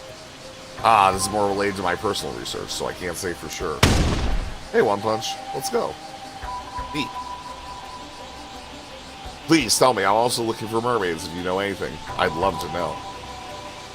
Well now, you've certainly grown lively all of a sudden. Let's calm down a bit, huh? Regrettably, the only lead I have is a rumor that suggests some connection between mermaids and Mare Nick Cliche. A rumor from where? You want to know? Well, I suppose you wouldn't you? Well, I'll tell you. I heard from a descendant of the Islanders who used to call Taishima a home. What? So someone survived the disaster that sunk Taishima, and their descendants are still around today? Long story short, yes. Isn't it fascinating? This particular individual is also the one who told me about the 3 mermaids who were said to have lived on Taishima. I see.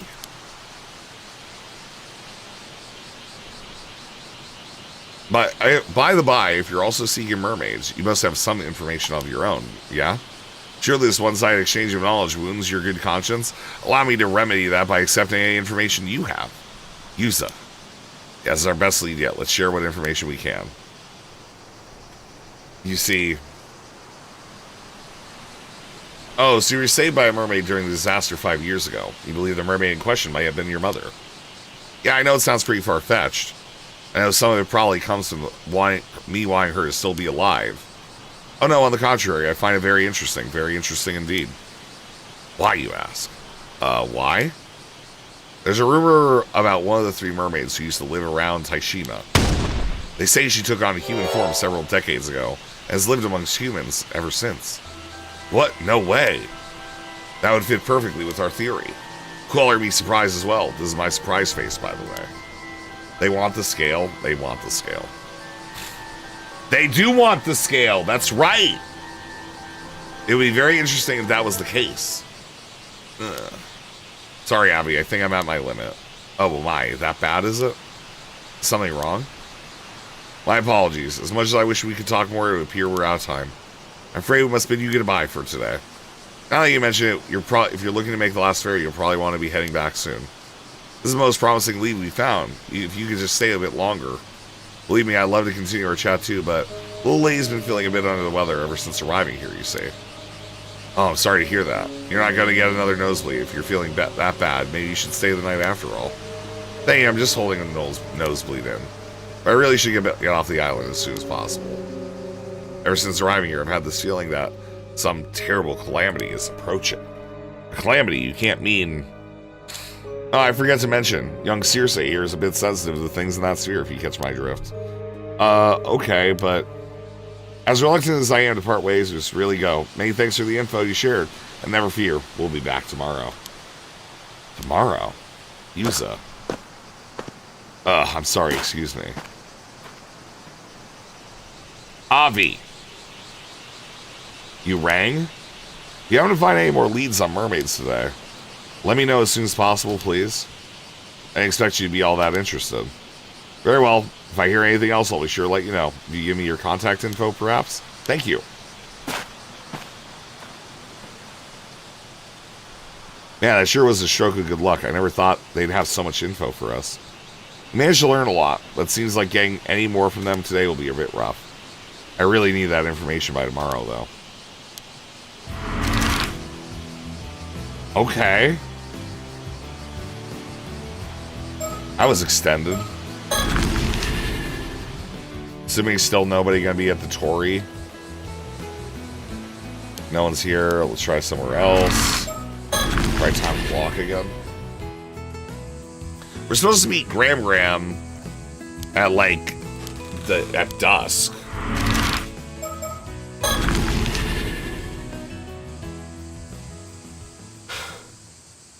Looks like the sun's starting to set. Why don't we go over what we learned so far? Yeah, good idea.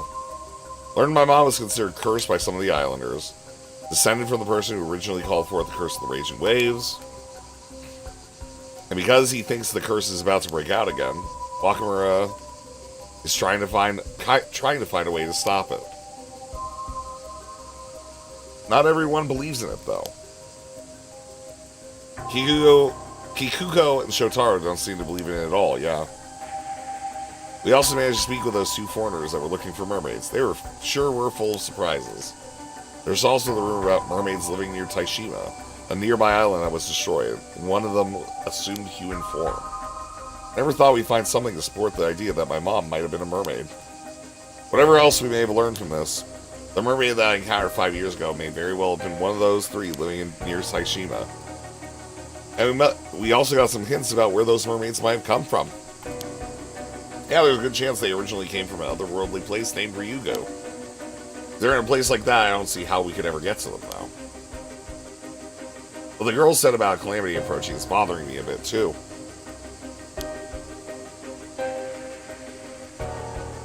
There's no way she should know about the curse of the raging waves, right? Do you think that means the curse is real after all? Oh. Azami, I realized something. Yeah? If the curse of the raging waves is in Brazier breaking out again, then wouldn't that mean its curse bearer is still around today? Oh, damn, you're right. But your mom is not with us anymore. Mr. Wakamura seems to think I wasn't the direct cause of the curse reappearing, too. Yeah, he'd probably be coming down on you even harder if you thought you were.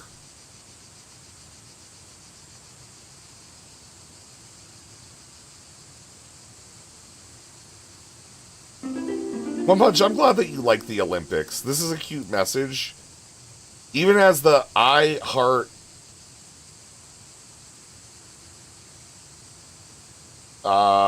type of guy, I don't know what the thing you're hearting is. So the person responsible would somehow be I heart Foggy? This is alright, Olympics. The Golden Gate Bridge. Oh. He is an I Eat Heart San Francisco guy. Oh! Oh, I thought you were about to just call him gay. Okay. Alright. Well, dodge that bullet. Azami. Ugh. Well, assuming the curse is real anyways. Oh, also, Omni, are you excited for new expedition tomorrow? Still, I really do wonder if my mom had some sort of link with mermaids. Have whatever Grant has to tell us shed some light on these things. What do you mean she's planning to tell us at the bay tonight? Rhea? Huh? What's wrong? There's a bunch of noise coming from Chuo Street. I think I heard screaming. Let's go! You're so hyped. Show to Tara. Why? Why? What's happening? Fuck? What happened? What's wrong? Tsukasa, what's going on? I don't... You're just... But then Sato just... Used to look over there. What? Ah! Oh. Sato, there's blood everywhere. What happened? She's not moving. Don't tell me. Bro, we're 5 hours in and we're finally seeing a dead body. Just don't tell me she's dead. She just suddenly but then she got cut down. Whatever it was, we gotta get her to the clinic. Wait, what's happening? Whoa! Sato, her wound is... The wound is gone? Ah, Sato! Sato, are you okay? Sato!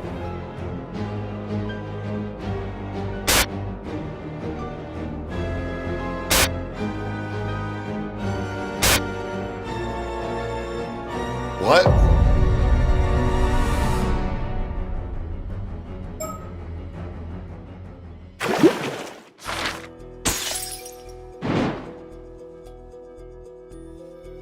Bro, what?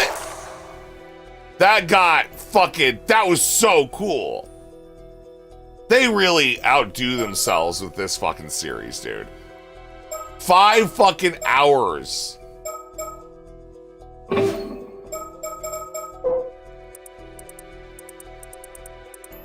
Tomato Baco.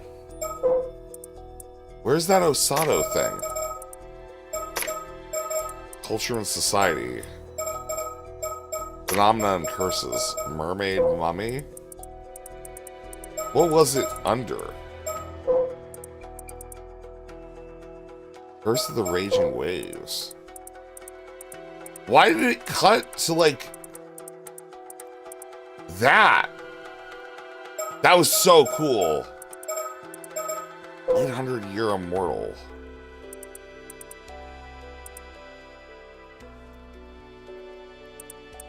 Oh, what if she's an 800-year immortal or some shit?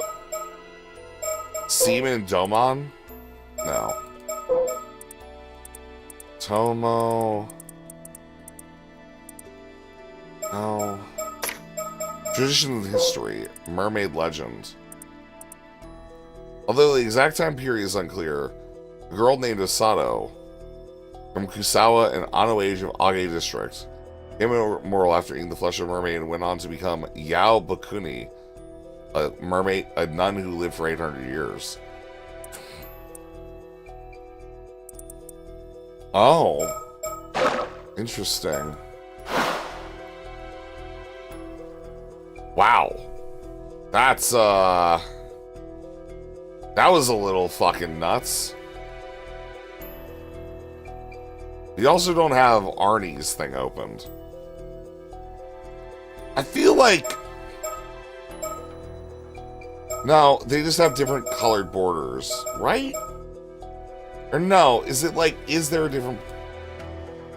Why is it that some of these are like golded out and shit, and others aren't?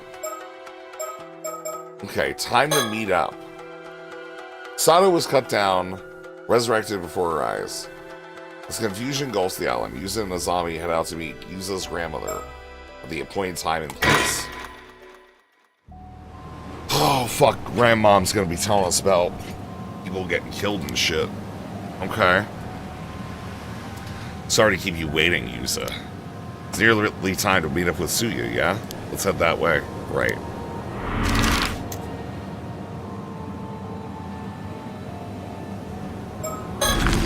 Like, what, are we just gonna ignore what happened with what's-her-name?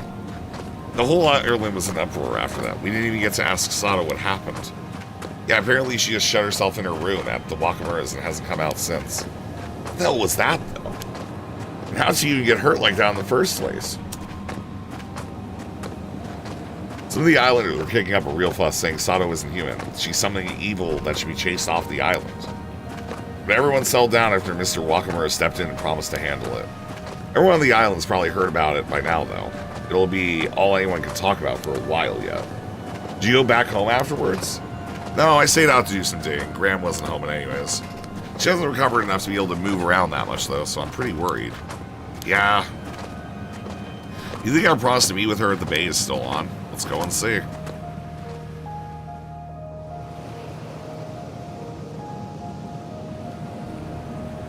Oh, good, she's here. Gran, is your leg okay? Gran, it's me. Oh, hey. Oh, you two came after all. The waves are so loud I couldn't hear you for a second. What are you doing over there, Gran? This is where it's hidden. Hidden what is? What Mare, your mother, left us. My mom. Yeah, so Yuza, have you heard of an island called Taishima? Taishima? Oh! Oh! Gran? Gran? Suya, what's wrong? She's hurt bad. We have to stop the bleeding. Ah! What are you two doing over there? Kikugo, this isn't what she just suddenly... Is that Suya? You couldn't have... Ah! She got hit by a fucking demon blade. Shit, she's totally got the wrong idea. It's too late, Gran. She's got no pulse. The wound's too deep. I almost cut her like clean in half. She never stood a chance. I'll go get someone. You stay here with Suyu. It's okay. All right. I'll come with you.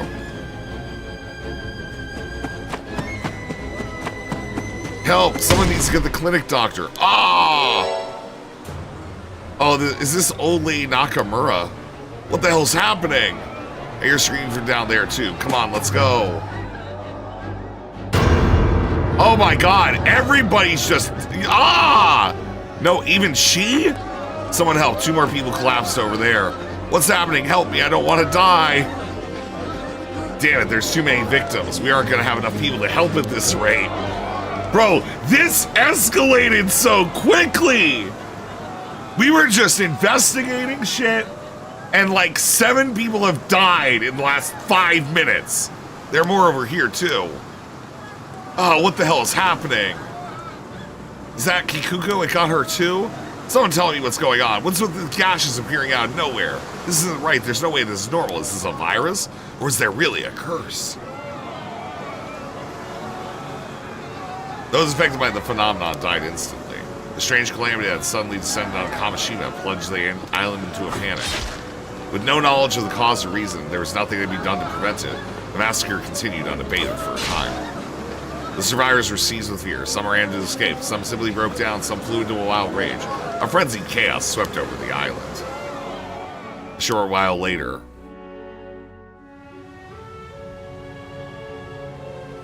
at least you were able to meet up with Tsukasa. What the hell's going on? The whole island's in an uproar. Everyone's so panicked we couldn't find anyone who could talk straight. Who could blame them? No one knows who will be affected next. It's probably best to hide here until things settle down. You okay, Tsukasa? No, I have no idea whether my mom's safe or not. I was able to find Sato and I'm worried about her. Old man Wakamura said he handled things, so I hope she managed to make it back home at least. Hey, do you think Sato's wound healing up like that has anything to do with what just happened? We've held off prying into Sato's past up until now, but maybe that won't fly anymore. Come to think, didn't this whole curse of the raging wave start when Sato came to Kamishima? Don't say that! This isn't Sato's fault. She's a normal girl. I wouldn't let anybody say anything bad about her, not even you, Azami.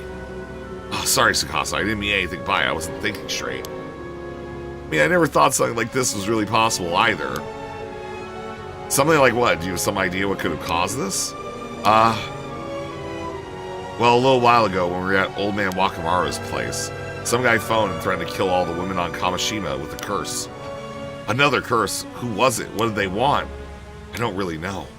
It said something about no mercy, just punishment for anyone who defies him. It was really creepy. The hell? All those people had to die just because some guy didn't get what he wanted? It's fucking... I'll tell you right now, the curse person. It's fucking morale, man. It's just morale. It's okay. I support him still. I'll hear him out. You know? But things just got worse instead. Zami, calm down. There's no use getting mad at me. You're right. Sorry, Tsukasa. I guess I got a bit heated. Even so, that means those gashes were deliberately caused by someone using a curse, right? So they're the one responsible for all this. Right? Even if the massacre was caused by something supernatural, something made it happen. Someone made it happen. About that, something's been bugging me about this whole time. What do you mean? It didn't seem like the victims were being targeted at random somehow. They were all women for a start, so I was trying to think of some common point that would tie them together. That's our Tsukasa, sharp as ever. So what were you thinking? Could they have been targeted because they were amateur divers? Now that you mention it, weren't all the victims that we saw on the way down here ama divers? Well, I guess most of the women on Kamishima have some amateur diving experience. Yeah, but they went after Sato first, right? That wouldn't fit. Yeah, you're right. Sato isn't an amateur diver. I was pretty worried Yuza and I might be targeted as well, but I guess we can breathe a bit easier now. Still don't know what the conditions are, though. None of us are out of the woods yet.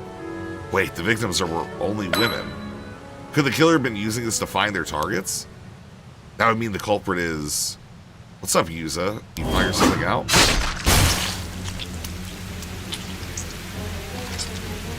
Oh my god!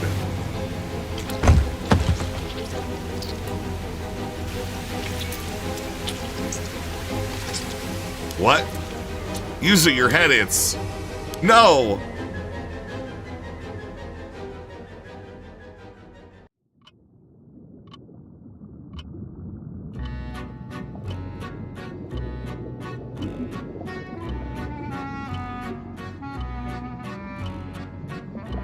I love these games, dude.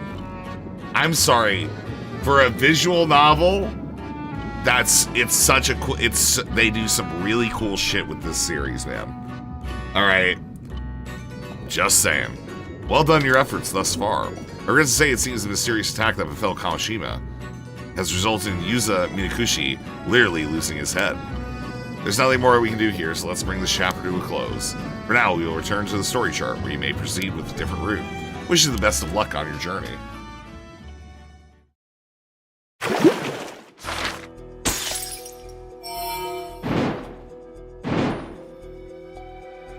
Alright, so... I don't know. I kind of think we should leave this for as long as possible. Right? Should probably do... Sato next. Should probably do that next. Thoughts? Thoughts?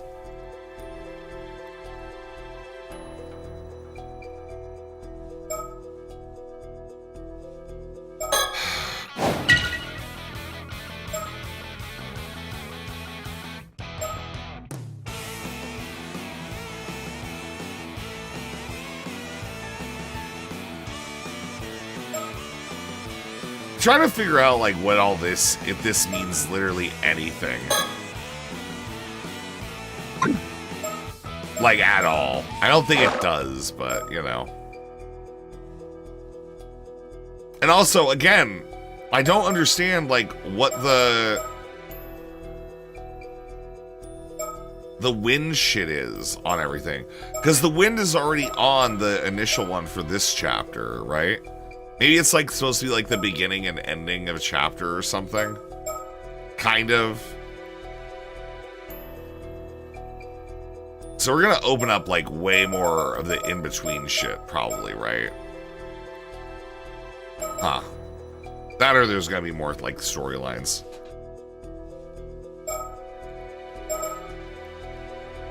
The memories of last summer thing is so weird. Like, when does that happen?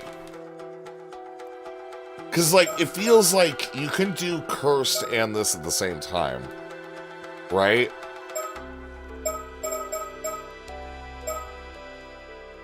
That's so weird. Okay. Alright, we'll do Sacrifice. Sato, a mysterious girl with an unknown background, arrives on Kamishina several months ago. Returns to the home of Shinobu Wakamura, where she is staying after having been out all morning.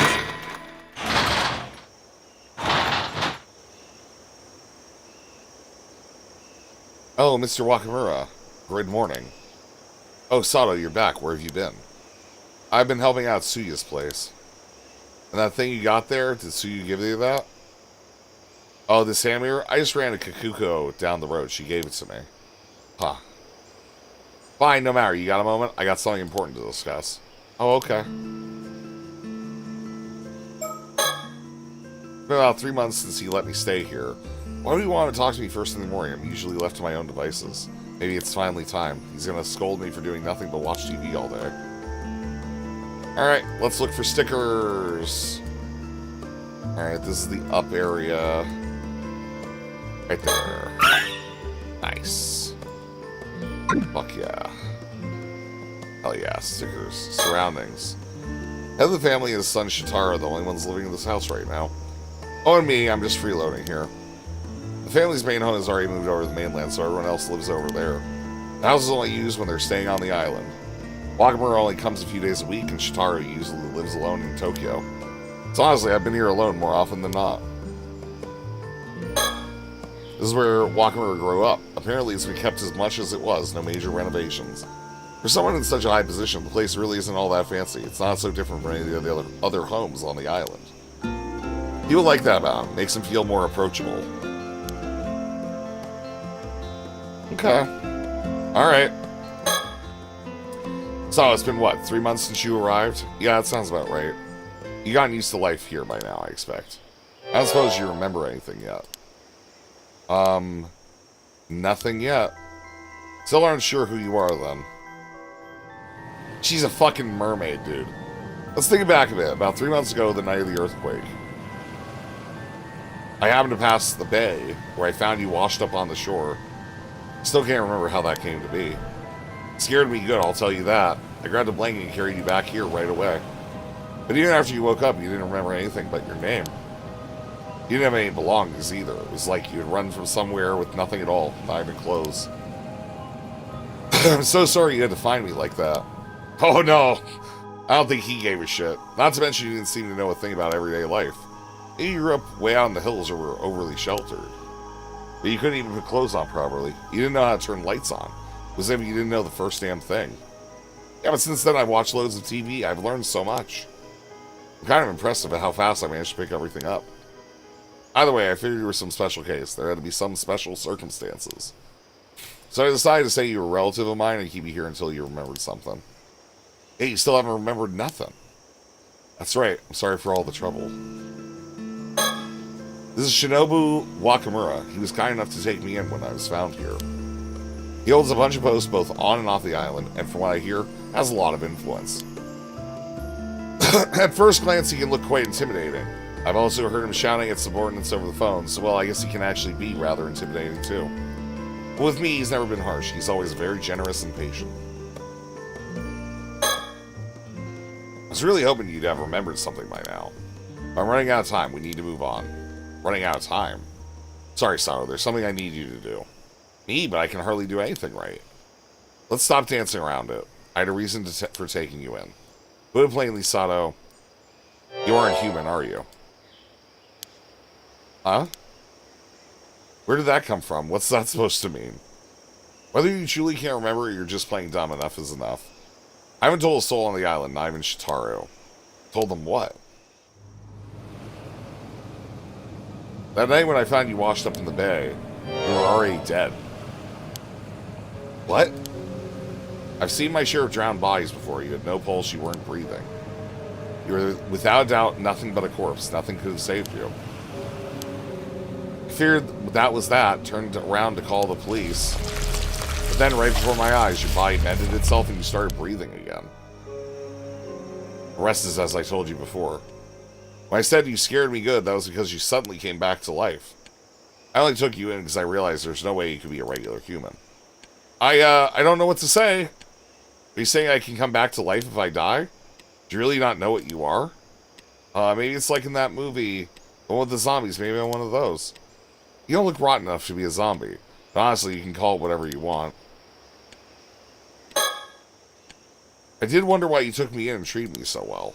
I guess if I knew if I died and came back, then the reason you were being so kind was, well, yeah. I wanted to know your secret. If I could figure it out, how you came back, it'd be worth a fortune. Right? Makes sense. Doesn't mean I want to be rough with you. The plan was to let you settle in, and once you remember, we talk. That's very gentlemanly of you. Thank you. Well, I did wonder whether it was a one-off thing or something you could do again and again. Even though I thought about taking a blade to you to test it.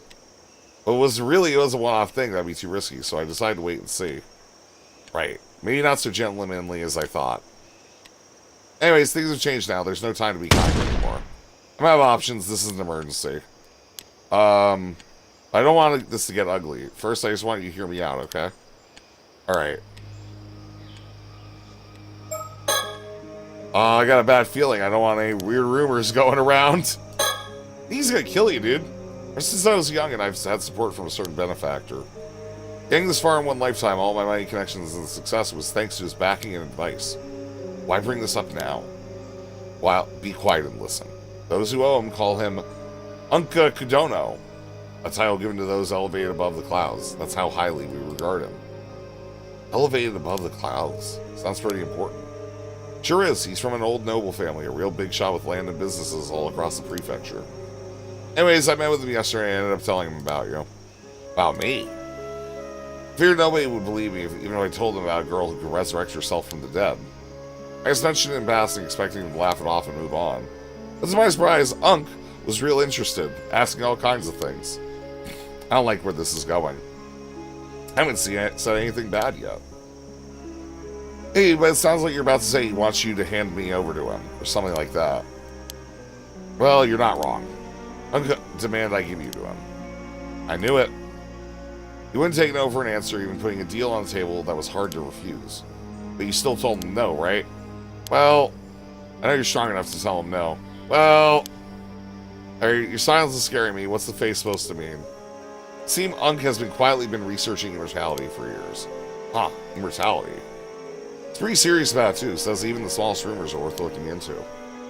Last year, when all that Ray resurrection nonsense was going on in Tokyo, he used the opportunity to gather information. I never even heard of that.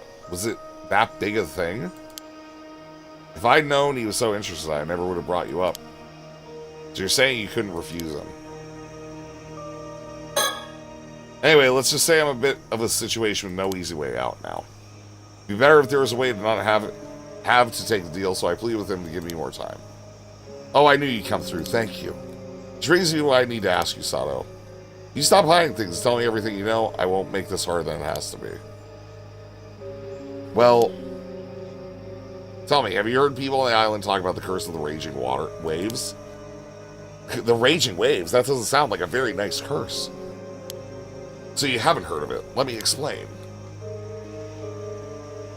Wait, so the disaster 5 years ago, that was all because of this curse?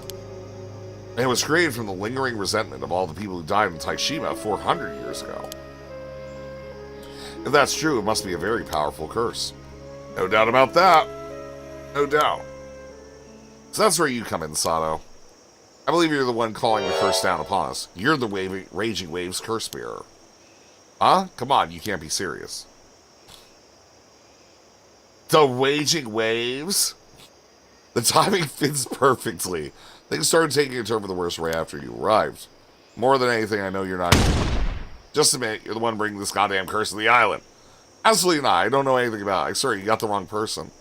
I was willing to wait until I understand how you came back to life, but now I'm out of time. Well, you don't know or you're just playing dumb, I don't care anymore. I just need to get rid of the goddamn curses. If you do, I'll never mention any of this again. You can even keep living here, watching as much TV as you like. I'll cover you for as long as you need. But I don't even know about the curse, let alone how to get rid of it. I'll let me take you up on the offer, but I just don't know. So even the one who brought this curse upon us doesn't know how to lay it to rest. So I have no choice but to take Unk's deal and hand you over. You see, Unk claims he already knows how to break the curse of the Raging Waves. Oh, why would he know that? I've warned him about the curse many times. I suppose he must have dug into it. Huh? I suppose you'll have to be an offering to Unk when necessary to save Kamishima. An offering? You mean like a sacrifice in this day and age? Surely there's a way to save Kamishima that doesn't involve killing anyone. We can find a more humane route. You really think you just hand over the information while he's got leverage? Use your head. You can't help that refusing this method of lifting curse isn't on the table anymore. That means there has to be a price. This is just how the deals work in the business world. I don't care about the business world. Come on now. You think you have a choice? Yeah, I don't want to give up my body to someone reaching immortality. You could kill me. But that's the thing. There's no need for you to worry about that. You won't stay dead. You'll live through whatever happens, won't you? I refuse. I have a promise I need to keep, no matter what. All you do is eat, sleep, and watch TV. What promise could you possibly have to keep? Well, I can't say not right now. What nonsense. You're saying whatever to save yourself. You realize you're choosing to stand against protecting everyone on the island from the disaster. Do you really want that on your conscience? Not to mention you're the cause of the mess to begin with. It's time to take responsibility. Oh, that's not true. You're blaming the wrong person. You live here and eat at our expense for months and refuse one request. Unbelievable. I'm sorry, I don't know what else to say. The handover is tomorrow night, the 8th. A transport boat will slip out of the port. Until then, do as you like. And don't bother trying to escape the island. I've told the ferry not to let you on board. There's nowhere on this island my eyes don't reach. Oh, this is awful. Is he serious? He wants me to be a sacrifice? There's no way. What do I do? What can I do? If I'd done this 5 years ago, maybe I could have stopped it. I won't make the same mistake. Huh. That is fucked. They have a lot of social obligations they usually eat out. The kitchen doesn't see much use these days. I'm probably the one who uses it the most. Even then, I don't cook anything fancy. I mostly just fillet fish. We get fresh seafood often, so I'm getting better at filleting by the day. It tastes so great. Ow. This is like low-key, like, kind of really fucking evil, man. Not gonna lie, that's pretty fucked. I'm gonna go out for a bit. Fine, talk to whoever you want. Won't change my thing. No one here will defy my decision.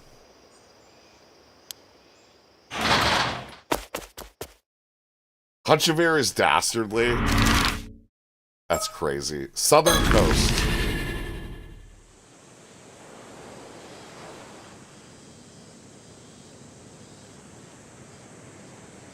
I panicked and came all the way out here, but what the hell am I supposed to do? What happens? I still have to keep the promise I made to Tsukasa yesterday. Hey, Sato. What's up? Finally caught up. Do you have a minute? Shitaro. Good timing. I had something I wanted to ask you, too. Oh, go ahead. Stickers. I believe that big rock on the coast is called Senjo Iwa, and then something like Thousandfold Rock. It's a bit of a local landmark. Rocks. Ocean. Siso Conde, just like yesterday. Hard to believe a curse could do anything to break the solace. Surroundings. The wide beach lies on the southeastern side of the island, blanketed by the sound of waves.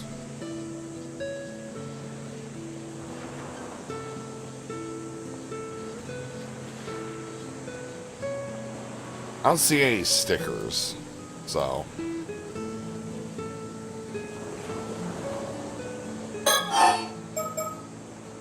Your topic. Alright, I want to let you know, I overheard your conversation with my old man earlier. You did? How much did you hear? Pretty much the whole thing, I think. That house has paper-thin walls. I heard about the curse, the sacrifice, and you coming back to life. And yeah, you pretty much heard everything. Caught me completely off guard. I can't believe my old man's gone on all about that. It's all so ridiculous. I mean, who actually buys in that kind of superstition? But don't worry, Sato. I won't let him do this. I'm on your side. There's no place for something as ridiculous as sacrifices in this day and age. Oh, okay.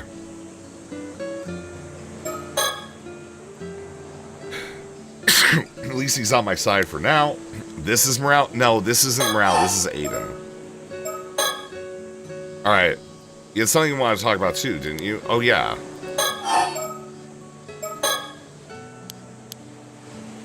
Alright. Gotta do my topic. This isn't Morale. I know this is a bit sudden, but I was wondering if you have some time later this afternoon. Huh? What for? Are you inviting me to something? Not exactly. Just something a little complicated I want to talk about. Can we just talk right here and now? I mean, I still need some time to prepare. I think I see how it is. Sure there's a time for that, though? Don't you have bigger things to worry about? Well, yeah, but... And so I really want you to be there. It's important. Alright, I'll be there. Just tell me when and where. Thank you. How about 1 p.m. down by the bay? Got it. I'll be there. Your topic. Anyway, you don't need to worry, Sato. I'll be your knight in shining armor. You're not going to be sacrificed or anything. He's into Sato and not Tsukasa. What a pedophile, man. That's very reassuring. Thank you. Honestly, in a world with science as advanced as ours, talking of curses, sacrifices, immortality, it's just nonsense. I think my old man has finally lost it. Pretty sure it's all influenced that so-called sorcerer from Tokyo. It's disgraceful. Yeah, it's a bit out of hand. Just so you know, after hearing all that, I confronted him, gave him a pretty firm piece of my mind. You did? You spoke to him? Sure did. Told him flat out that you weren't going to be a sacrifice or anything. Things got pretty heated after that. Oh no, I'm so sorry. You didn't have to go that far for me. Well, you see, I actually have my own reason for not wanting to lose you to some silly sacrifice. Huh? Sato. Yeah? I'll be direct.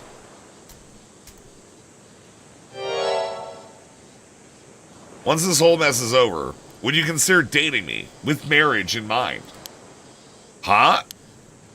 Wait, what? You and me? I didn't see that coming. Bro, you're 21, she's 17. Chill. Oh, man, no. Oh, boy, Shota. Shota's food shops. You carry yourself so much more calmly than other girls. There's something so elegant, almost regal about you. It's a pleasure to see. I feel like I'd do anything if it was for you. You're the first one that's ever made me feel this way.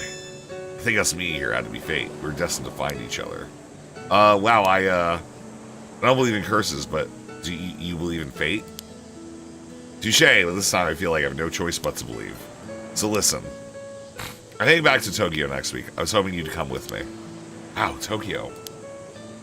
Just think it over, okay? I think it'd be a great chance for you. Oh, boy. I think we gotta go with I'll think about it. Because we can't do the sorry for Tsukasa. Now, let's be honest.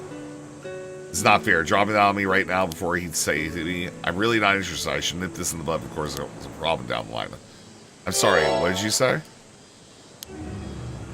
Wait, what? Tsukasa? How long have you been there? Oh, I didn't know you were there, Tsukasa. I mean, eavesdropping on our private conversation? That's not very polite. Secret conversations, that's really how it is. Sato, I'm so sorry. I had no idea. No, wait, Tsukasa, it's not what you think. I really am the worst. Sorry, I was so clueless. Tsukasa, wait. Bro. Tsukasa. Right now.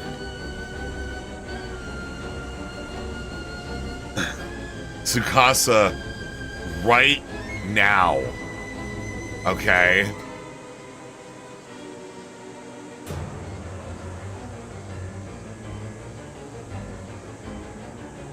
Sorry, nothing's coming to mind at all. I really might as well go die somewhere. This is the new one for me. This is it. This is the one, dude. It's so good. It's so good. Tsukasa, wait. What the hell was that? I'm sorry, I have to go.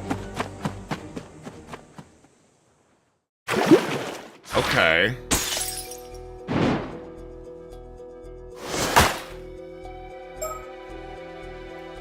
What? What is that stretching of shit? Why'd everything stretch out so much? That's so weird. Oh, man, let's go. Confession. What? LMAO. Why not? I knew that there was going to be more that happened. It's just odd, like, when it's happening. I can't do this. It's not fair. Tsukasa, listen, you're okay. There's still a chance. No, there isn't. Wah! Tsukasa Sato, what's going on? I can't explain right now. Tsukasa, come on. We're drawing too much attention here. Wah! Wah!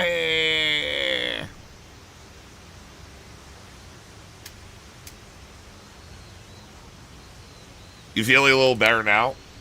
Yeah, sorry, no, this is your fault, Sato. I know that. And now we missed the meeting time, too. Shitara's probably out there looking for us.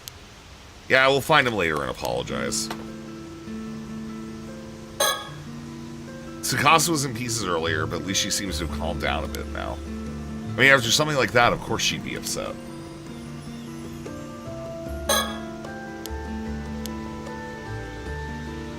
Surroundings, the ruins. Alright, nothing there. I mean, we've been here, so, like, yeah, I don't think there's a bird. Right? Alright. So you're saying today is the first time he ever said anything like that to you? Yeah, I had no idea he would be confessing out of the blue like that. I mean, I get it now. I know you aren't interested in him, but... As I really am just a kid. I don't have the confidence to confess like that. Getting married, going to Tokyo together, that's way too much for me to even begin thinking about. Yeah, you just skip several steps ahead. I guess guys in the city are just like that. Still, you handled it so calmly. I was seriously impressed. If you say so. You're so calm and collected. I swear I can hardly believe you're the same age as me. I wish I could stay that calm. Well, I might be immortal. I need to explain to her what really happened today. Although you seem a bit different. Did something happen? I only really caught the tail end of your conversation back there. Well, yeah, honestly, it's been quite a day. I was planning to tell you everything. Tell me what? You're kind of scaring me with that serious look. Well, what I'm about to tell you is going to sound completely insane for all sorts of reasons. But every word of it is true, and I need you to believe me, okay? Okay, scary. So this morning, Mr. Wakamaro came to me. What? I don't even... Okay. You can't be serious. You're going to be offered as a sacrifice tomorrow. And what? Some cursed storm is going to come to the island and you died and came back? Are you actually being serious? Yeah, or at least Mr. Wakamura is completely convinced that's the case.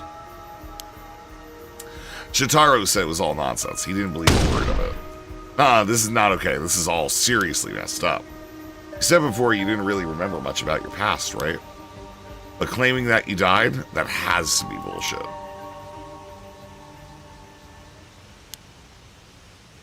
Sato, why aren't you saying anything? Talk about yourself. Hey, Sato, are you okay? Yeah, I don't know. Huh. My best Tsukasa. Things have gotten a bit messed up now. I still think you need to tell Shitaro how you feel. You really think so? He's clearly into me, not you.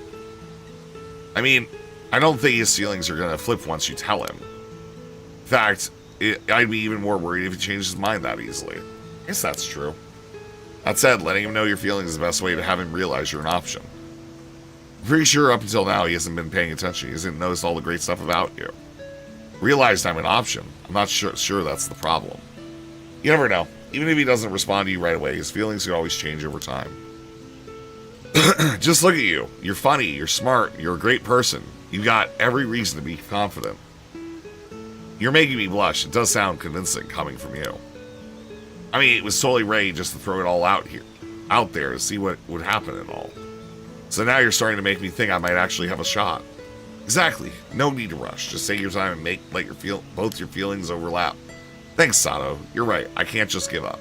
I'm going to go ahead and tell him. You really are good at this, Sato. You must be super experienced with all this. Of course I am. They don't call me a living encyclopedia for nothing. Ah, yes, Miss Encyclopedia. I almost forgot about that. I almost forgot too.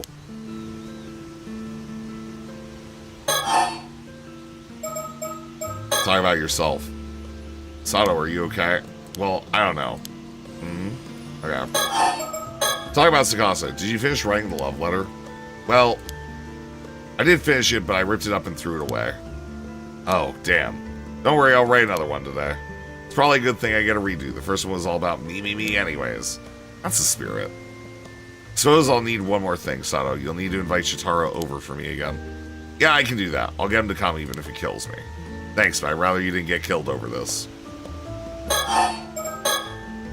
Alright, time to rewrite that love letter. Hello, Sato, are you okay? Well, I don't know. Think. I don't think I can keep hiding the truth about myself for much longer. She deserves to know. I should tell her about my past. So she lied. All that said, I feel like whatever's going on with you is way more serious. Yeah, about that. Think we can talk for a bit? I have something important to share. A serious face again, you're scaring me. So, truth is, some of my memories have started coming back, just a few. Wait, really? That's great. So what do you remember? Well, I want to keep this between us for now, that okay? Yeah, of course, totally. Earlier when you said you couldn't believe we were the same age. You're right, the truth is, although I might not look quite young, I've been around for a very long time.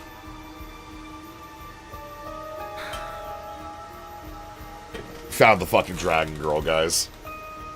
Found the dragon girl, guys!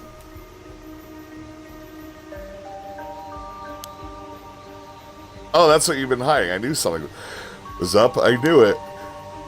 So how old are you? Are you 20? A little older than that. I need to guess even higher. Alright, let's take a big jump. 23.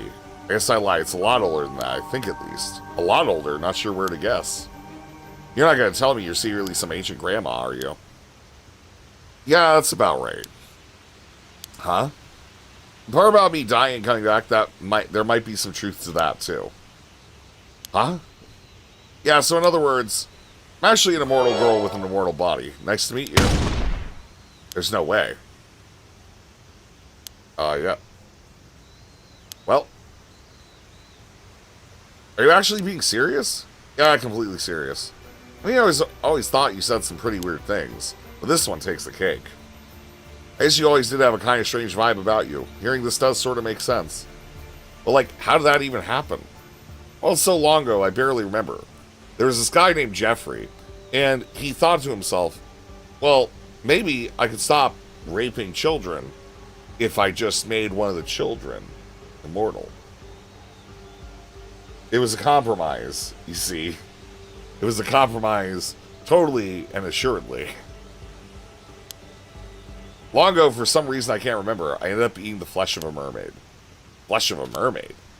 Oh, I've actually heard stories about that. Eating mermaid flesh is supposed to make you immortal, right? Exactly, that's the stuff. No, wait, so the stories were real. So you have an immortal body, you've been alive for who knows how long. Yeah, that sums it up. How old are you? I'm not too sure. I'm not really the forgetful type. I think there was just a human limit on how much I could ever remember. Even when I was living normally, you wind up forgetting stuff from a long time ago, right? I guess, maybe. I've only been alive 17 years, so I wouldn't really know. Oh yeah. The oldest memory I can remember probably goes back several centuries at least. So you really are an ancient grandma. No, I was only 17 when I ate that mermaid flesh, you know? Nah, you weird yourself for playing another pedo game at 4 a.m. Well, Primordial, we just found out this 17-year-old's actually centuries old. Literally just found that shit out. So it's super cool. I'm still a spry young 17-year-old. Well, sure, I can't argue with that. You're saying you're actually immoral? I think that tops my surprises, right? If fair is fair, then? Yeah, like, literally, the one character, like, goes up to the 17-year-old and is like, I want to get married. And it's like, wow, holy fuck, he's a pedophile. But now, it's, she ate mermaid meat, flesh. She ate the skin of a fucking mermaid. And that's why she's immortal.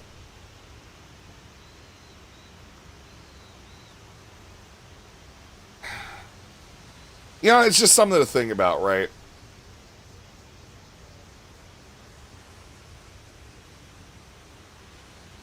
Huh. Of course, you joke around a lot, but I trust you when you say it's serious. Thank you. So yeah, I don't know.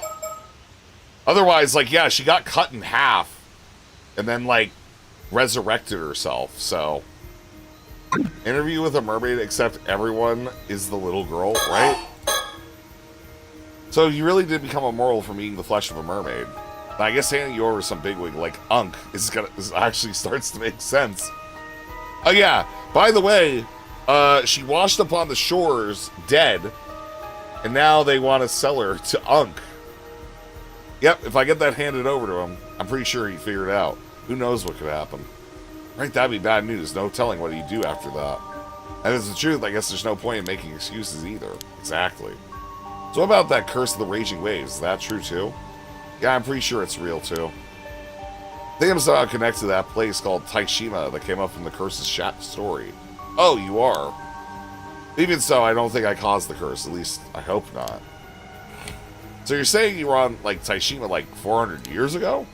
Yeah, I think so. I don't really remember what kind of person I was back then, though.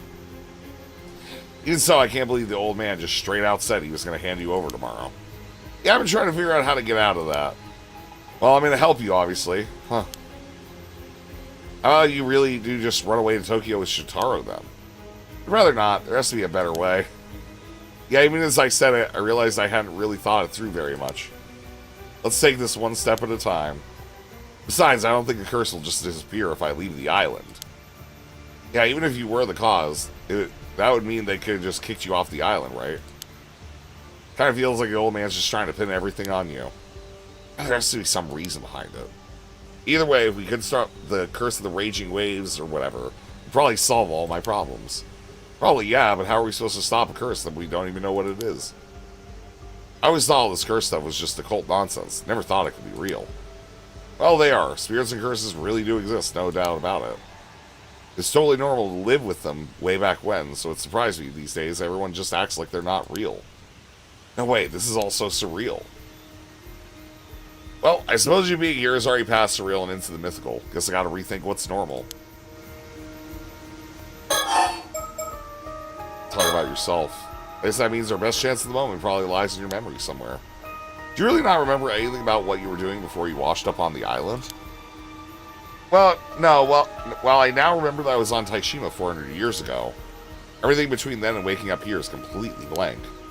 So I guess I must have been asleep somewhere for the last 400 years or something like that. Damn, how did something like that even happen? You think it's connected or whatever to Taishima?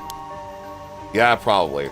She probably was, like, chained to the ocean floor or some shit. As, like, an immortal being. The earthquake, like, broke shit open and whatever. And then she just surfaces and then revives. Still, sleeping for 400 years, that's just unreal. Feels like something out of a story. I mean, you fit in our society so naturally. It's hard to believe we're not from the same era. I was quite lost at first, but I didn't want to cause a scene, so I tried really hard to fit in. Everything had changed so much, there were surprises around every corner. It was pretty overwhelming at first. I can imagine, it's like that old tale of Urashima Taro. He came back in centuries gone by. Oh yeah, now that you mention it, it's quite similar. I'm amazed how the tale of Urashima Taro is still being told even now. But you know what amazed me the most? TV. It was incredible how much I could learn from it. So that's why you're always glued to the TV. Still, that's amazing. I can't believe you managed to blend in so naturally just from watching TV. It was actually easier than I expected. Felt more like visiting a country with different culture than jumping through time. And I guess since I barely remember anything from my past, there wasn't much to get in the way of learning new stuff. Right. Guess that's why you seemed a bit distant when you first arrived on the island. Yeah, sorry it was such a pain. You were just scared, right? You had no memories and were thrown into a completely different era. I was lucky, though. Everyone on the island was so kind. That helped a lot. Still, I can't believe the old man wants to offer you as a sacrifice. That's so fucked up. I wish you could remember a bit more about yourself, though. Aren't you curious about who you were? Doesn't it worry you? Honestly, not really. It's probably just another person. Doubt it was anyone special. Don't say that. You never know. Either way, we all just have to make a bunch of good memories for the new you. That sounds good. Even these last few months have been filled with great memories for me. Hang on, I just realized. If you really are immortal, Sato, every time you said, even if he kills me, you kind of left out the part that's not actually possible. Damn, you're right. That does sound bad now. Well, wait, no, it's the opposite. It means I'm so determined that I'd risk dying despite my immortality. So, coming from you, it actually carries even more weight. Got it. Ooh, I think I spun that one pretty well. You know I can hear you, right?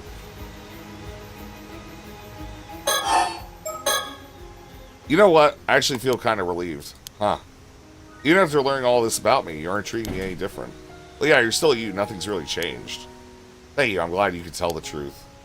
Usually when people find out, they freak out and quickly pull away. I was worried you'd do the same. Yeah, I mean, I can see why some people might distance themselves if they found out. Yusa's mom was totally shunned when people started blaming her. Huh? Anyway, don't worry. I won't tell a soul. Your secret's safe with me. Talk about Yusa's mom.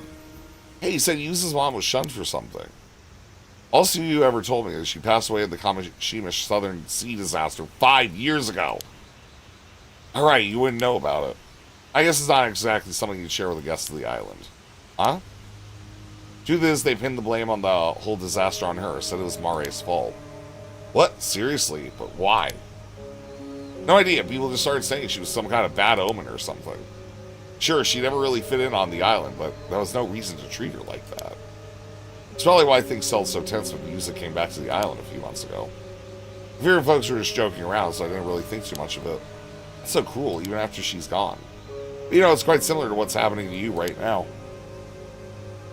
The old man called you the same thing they called her. What was it? The Raging Waves Curse Bearer? So they said Mare was the source of the curse too? That's weird, but what does it mean? Could it be Yusa's mom was actually like you? Like she was also immortal? Huh?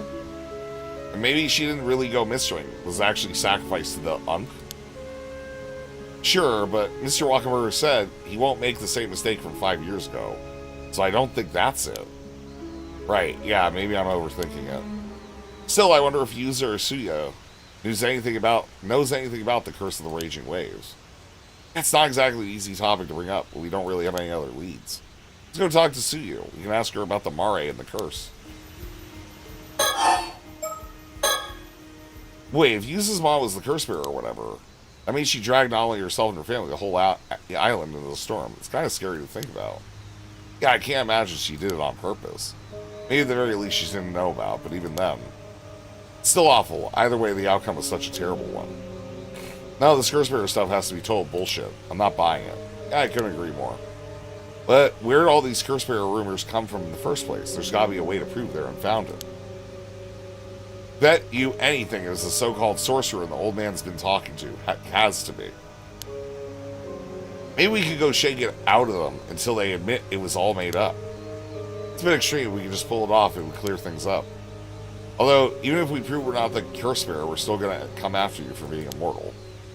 Yeah, I guess so. They want me because I'm immoral, not just because of the curse.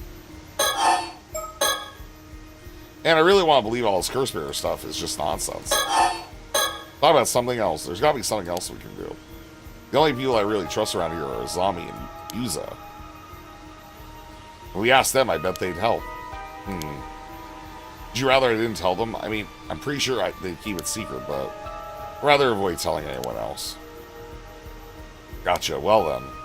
Maybe we could hide out somewhere until tomorrow, buy a little time. But where will we hide? Oh, I'm not sure it's the right choice here. Not even sure I should mention it. What is it? Whatever. You trusted me with your secret. I guess it's only fair I share one too. You have a secret too? Use between us. It's about my paw, actually. What, your dad? I thought you grew up with just your mom. I did. That's why I got curious about who my dad was. So I started digging around on my own. Didn't have much to go on, but I managed to piece it together. Maybe I got a knack for detective work. That's incredible. A detective just like on TV. Anyway, it turns out he's a very rich, famous guy from Issa. Apparently, way back, my mom used to work as a maid at his estate. Does that mean, you guessed it, I'm his illegitimate child? Yeah! Yeah! I'm an illegitimate child! Yeah, guys! She's so excited about this. It feels. Oh, that's a tough one. Yeah, I mean, guys suspected already, so it wasn't a huge shock or anything. He's been saying child support this whole time, so I'm grateful, honestly. Your life really is a TV show. Anyway, I've actually snuck off to meet him a few times. You met your dad all on your own. What, and that wasn't a problem? Surprisingly, yeah, he was happy to see me. Said he wanted to meet me too. Took me out for dinner a couple times and all. How nice, so you're smart and cute. I can see why you'd be proud. I've got no complaints about the life I have now with Mom. I'm not trying to shake him down for cash or stir up trouble or anything. That said, I've never told Ma that I met with him. There's still bad blood there, apparently. Oh, that's not good. No one on the island knows about this. You're the first person I've ever told. Oh, this turned on to a full-on secret swap. Anyway, worst case scenario, I thought we could maybe ask my dad for help. He's pretty rich, so he could probably arrange a place for you to hide for a while. Might help us buy some time to look into the curse. It's quite a connection to have. Thanks for sharing with me. Having a place to lay low would be great, but won't you be suspicious if we don't explain things? Honestly, I'm not sure. We either lie to him or risk telling the truth. And personally, I'd rather not lie to him. You think it's better to keep your secret even from my dad? Yeah, sorry, I'd rather no one know. I get it. If word got out, it'd probably start up a whole new mess. Let's keep that as our last resort, then. It was a great idea, though. Thanks. Hey, Sakasa, I just had a thought. What is it? This Unk guy, he says he has a way to break the curse of the raging waves, right? Yeah, it sounds like it. That's what he's offering in exchange for you. Then, what if we somehow stole that from him? Oh, bold idea. What if we fake the trade and swipe it instead? No, I mean, what if I just snuck into Unk's place and took it? So we've had our detective arc and now we're going undercover. Are we spies now? Yeah, that's probably not even realistic. I do think it's a bit of a stretch. We don't exactly have the skills or intel for a spy mission. Still, if there's some way to break the curse of the raging waves, that'd solve everything. Exactly.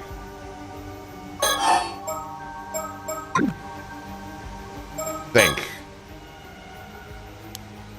Well, they didn't seem to have a plan. Maybe it's not a bad idea. People also used to call Mari the curse bearer. Today, Suyu will know something that can help. I don't really want to worry her, but we don't have really any other ideas. Let's go check. Come on, let's go talk to Suyu. Yeah, we should apologize to Shitaro, too. Oh, right. Alright. Okay. I don't want to go back to the... Let's go back here first.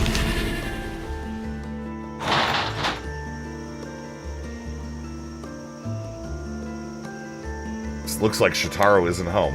Yeah, no one's here right now. Eek. Oh, it's just the phone. That scared me. Pick it up. I'll get it. Hello, Wakamura residents. You're one of the Wakamuras. Actually, no one from the Wakamura family is home right now. Would you mind calling back later? Wait, really? Then that means you must be that immortal girl. Sorry, I'm not sure what you mean. If this is a prank call, I'm hanging up. Something about his tone really irks me. This is where you've been hiding. Took me forever to find you. Who is this? My dear Asato, it's been a while. Huh? He knows you. Wrong number. Looks like you got the wrong number. Please double check the number and call again. Hold it. Don't you hang up on me, you little shit. I know exactly who I'm talking to. Sounds like he actually knows who you are, Asato. I think this might be our chance to get some new info. I've got a really bad feeling about this. So, my dear little Asato, I hear Unk's got his eye on you now. You're awfully well informed. Mind telling me who you are? But of all the people out there, it was Unk who found out that geezer's gonna hunt you to the ends of hell. Ha. Answer me. Who the hell are you? Whoa, you're really fired up. Hang on, you fucking serious? You don't remember me for real? It's real harsh after everything we had, all that passion to talk about our future together. Wait, what? Just because I don't remember you doesn't mean you get to start spouting nonsense. Yeah, you'll know if it's nonsense soon enough. Listen, I'm actually the one trying to help you here, you know? You might want to hear me out. What do you mean? So this Unk, he's a psycho old man funneling cash into researching immortality. If he has his hands on you, you'll be strapped to a table in his lab while he cuts you open alive. He'll sit there watching as you die and regenerate as all as part of his fucked up experiments. Once you're all healed up, slice and dice again, rinse and repeat over and over. Sounds fun, right? That's straight up torture. Even if your body's immortal, the pain is all real. Becoming a sacrificial guinea pig will be nothing but hell on earth. You sure know a lot about this. Well, yeah, that's why you should come to me instead. Doesn't sound bad now, does it, Asato? Huh? I'll take you to my protection before you're handed over to Unk. All you need to do is shut up and do as you're damn told, woman. Oh, hell no. Oh, hell no. Awesome. Fuck yeah, man. Oh, hell no. Fucking, man, Sakasa, man. Fucking perfect. If you think I'd ever growl to some nameless creep like you, I've got another thing coming. I refuse. You'll remember when we meet, I promise. Here's the deal. Get on today's last ferry to Toba Port. Come alone, got it? What do we do here?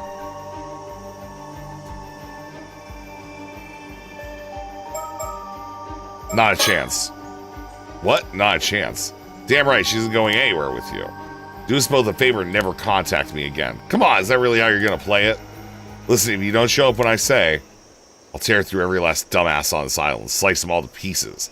Sound good to you? That's what happens when people defy me. No mercy, just punishment. What? So I'll say it once more, my dear Asato. If you don't want this island to become a bloodbath, get on last ferry, come to Toba Port alone. This is your last chance, you get that, right? When you say no mercy, just punishment, what exactly are we talking about here? Oh, you know. I have this little curse power, and let's just say it can be pretty fucking potent. Ugh, another curse. Guess I could show it by cursing everyone on the island, kill them all off one by one. How's that sound? That way everyone else on the island will see the one girl that doesn't die in. Well, guess your secret's out. No. So yeah, better just do as I say, no point fighting it. Already got an assassin mixed in with the locals. Everything's set. Assassin mixed in with the locals? God, they're fucking nuts. Gave him a curse and they were way too thrilled to use it. Dead serious too. Eyes like a psycho killer. You get those sometimes. Natural killers. Pretty sure they've already made their move, and unless I call them off, they sure ain't stopping. Is he being serious? I'll check with you again after the first body drops, but I really recommend you make the smart choice before then. Hey, ferry's leaving soon, so tick-tock, Asato. Don't keep me waiting. Oh, wait. This is bad. You heard all that, right? Yeah, killing people with curses, no way, right? I knew I had a bad feeling about that phone call. Do we have any stickers? I love, people are just gonna start dying. I'm just, looking for fucking stickers. Came back here thinking Shitaro might be here. There's a good chance I could run into Mr. Wakamaru, too. That could get awkward.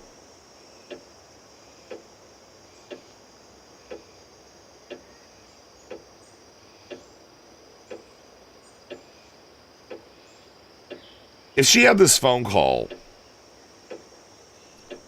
why was she so confused about who was getting targeted? Right? That seems kind of weird.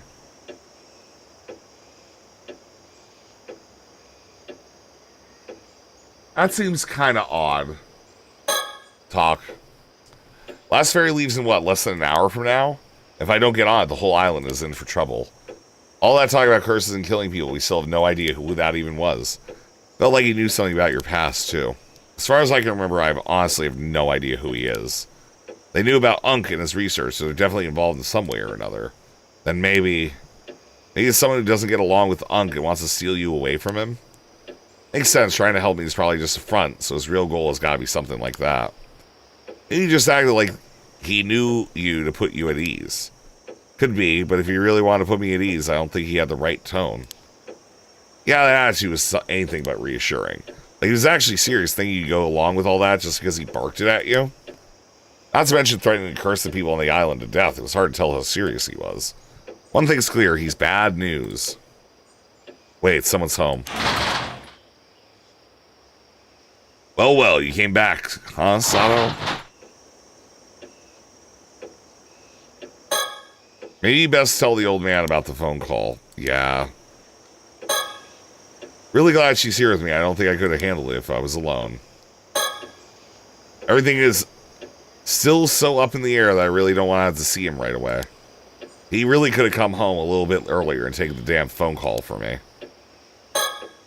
What's wrong, girl? You look like you've seen a ghost. Well, this got a strange, threatening phone call. Oh, tell me more. So, some nobody we don't even know wants you sent off on the last ferry today. Yeah, they said if I don't go, the island will be struck with no mercy, just punishment. He's just trying to snatch you out from under Unk's nose. Always some fools trying to play smart. Pulling a stunt like that wouldn't just get you on Unk's bad side. It'll be a hell of a lot worse than that. Ignore the fool's call. You're going to Unk tomorrow, just like we planned. Okay. Yeah, I totally should have said something earlier, but I'm totally against this whole sacrifice shit. Hey, old man, if we could lift that curse of the raging waves before tomorrow, and Sato doesn't have to be offered as a sacrifice, right? Well, yeah, if it was possible. That curse stumped even the finest sorcerer I know. You need solid proof it's been broken. That's fine. That assassin or whatever they're talking about kind of worries me. Who the heck could it be? He said they're blending in with the locals. I really hope it's not someone we know. What else did he say? Something about an assassin? Yeah, he said someone wielding a curse power has mixed in with the locals and are proceeding with their plans. Think it could be true? Most likely bluffing, but I'll have the folks look into it just in case. Either way, we nab the assassin first. There ain't nothing to worry about. This is my Kamishima. I don't like people... Like here, we have unknowns mixed in with my people. Seeing as we're being threatened by a curse, couldn't you ask the sorcerer you trust to help us deal with it? Not happening, too short of notice. Even just one consultation takes a whole month back and forth with their manager for an appointment. Not to mention you can't even imagine how much it costs. You don't trouble someone like that over some damn fool's prank call when it's just probably a bluff. Seriously, they're that big of a deal? Guess neither of the two we bumped into yesterday was the sorcerer then. What are you talking about? We spoke to a man and a woman in traditional clothes that asked where this place was. They didn't stop by? Alright, some shady-looking folks came around. They said something about a great storm curse drawing near and told me I should warn everyone to prepare for evacuation. So even people from outside the island know about this curse of the raging waves. But then exactly who were they? Beats me. Claimed they were with the police or some shit. But something smelled fishy to me. They were rambling about mummies and whatnot. Didn't make a lick of sense. Ain't got time to mess with folks like that. Told them I already knew and had them get lost. Anyone with even the slightest spirit sense can tell the island's affected by a curse right now. They were just scam artists using that to spout nonsense and squeeze out donations. Bunch of crooked psychics, that's all. Got no time to be dealing with folks like that. Is that really all it was? Something about it is nagging at me. Is this curse of the raging waves definitely real? I already told you it's as real as they get. So what are you going to do now, old man? First off, Sato ain't going anywhere. Stay put till the last ferry docks back on the mainland. You sure that's safe? Curses or not, there's no way anyone's going to go around killing off a bunch of people. That just ain't practical. That said, someone sneaking in as an assassin, that could happen. You see. Even if their curse is just a bluff, they're clearly planning something. Ain't no way I'll let it slide. Threaten not just me, but Unk? They'll regret messing with us. I'll smoke them out myself and have them confess all their bullshit. Yikes, he's pissed. You just stay right here, got it? Ah. He's gone, spit out like a bullet. So what now? He told us to wait here, but... Well, we don't need to catch the ferry anymore. Still feels like a waste of time just sitting here. Let's go see if we can find Suya. If we can find a way to stop the curse of the raging waves, there'd be no reason to sacrifice you. Let's go. About an hour and a half later. Well, we definitely learned a lot more after speaking with Suyu. Huh? Tsukasa. Damn it. Listen, there's no way I'm letting them sacrifice you, not for anything. Thanks, Tsukasa. Sorry I got worked up. Don't worry about it, it's just who you are. I guess the last ferry should have reached the mainland by now. Yeah, I think the old man managed to find the assassin. Let's go see what's going on outside, not like we have much else to do. Yeah. I feel like we made the wrong choices. Chuo Street.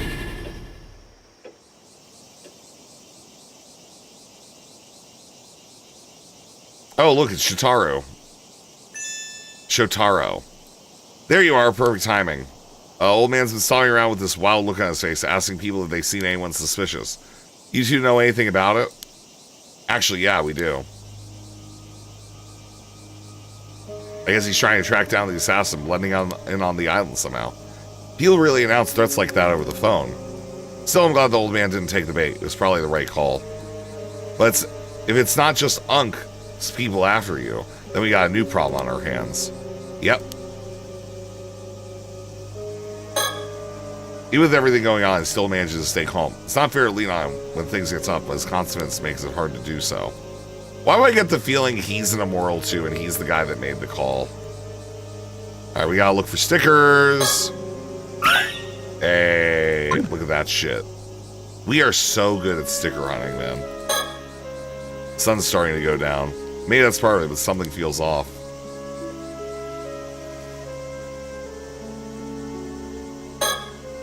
Tsukasa's on edge. I can't believe it. The whole situation's a mess. Really should apologize for missing the meeting earlier. Yeah. About the assassin. The so-called assassin has slipped in amongst the others, running around blindly like my old man won't get us anywhere. We don't have enough to go on yet, so it's hard to say anything for sure. But at the very least, I'd be looking for people with regular contact with those off the island. Right, anyone who rarely leaves the island isn't really a likely suspect. I mean, people like Shotaro and me, who live off the island most of the time, are the most suspicious. Given the situation, yeah. I think it's Shota. I think Shota's gonna betray us.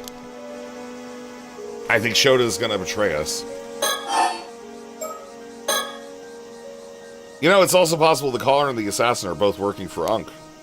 Why would you think that? It's also he either never had the means to lift the curse of the raging waves like he promised, never intended to hand it over in the first place. Oh, I get it. That way he could just get Sato without keeping his end of the bargain. Plus, he could also then turn around and pin everything on your old man. Exactly. Sharp as ever, Tsukasa. Ah, thanks. Either way, if someone like that really is out there, we need to stay on guard. Definitely. About earlier today. Sorry about missing our meeting. I was the one who asked and ended up standing you up. Something urgent came up and I couldn't make it. Oh, right, that. Stuff happens, I'm not mad or anything, but I do wish you'd brought it up sooner. Right, sorry. I tell you what happened? Something unexpected came up and kind of threw up my whole schedule. So you can't say any more than that. You're not even going to tell me what you wanted to talk about? Yeah, I can't tell you that either, sorry. Right. Well, whatever, just say you owe me one. Owe you one. Yeah, sometimes when I need it, I'll have you do something for me. Okay. Wait, that's not fair. It's not your fault. I'm the one who caused all the problems today. I was actually the one who... Tsukasa, stop. This isn't the time for that. But if I don't, you'll... Whoa, why do I feel like I'm the bad guy here? You're the only one who didn't show up. You're not the bad guy. It really is my fault. I'm sorry. No, it's on me. Sato didn't do anything wrong. Okay, relax. For the sake of your friendship, I'll let it slide. Let's just reschedule for another time. Right, thank you. Thanks. Wow. Things are a little hectic. Maybe we can talk a little bit about that another time. About the sacrifice. So about getting you out of that whole sacrifice mess. Yeah, about that. I've been thinking maybe it's best if we leave for Tokyo together first thing tomorrow. Lay low for a while. Yeah, I know. It looks like I'm just using this chaos as an excuse, but at this point I don't think I can offer any other options. What do you think? Well, first off, thanks for letting me think it over. But would it be okay if I gave it a little more thought? Sure, but if you take the ferry, my old man will catch on. If you want to go, it'll have to be on a small boat quietly just after dawn. I'll need time to set things up, so I need your answer by tonight. Okay, I'll think it through. Huh? What's wrong? Looks like you got something caught in your bangs. Oh, how embarrassing. You always seem so calm and collected, but I guess everyone has their moments. Do you want me to take a look? Oh, it's okay. I still got that hand mirror. Let's take a look. There it is. Is it a feather? When did it get there? God, it looks better. What the... What the hell is that? Is something wrong? Sato. Is there something behind me? Huh? What was that? I should check.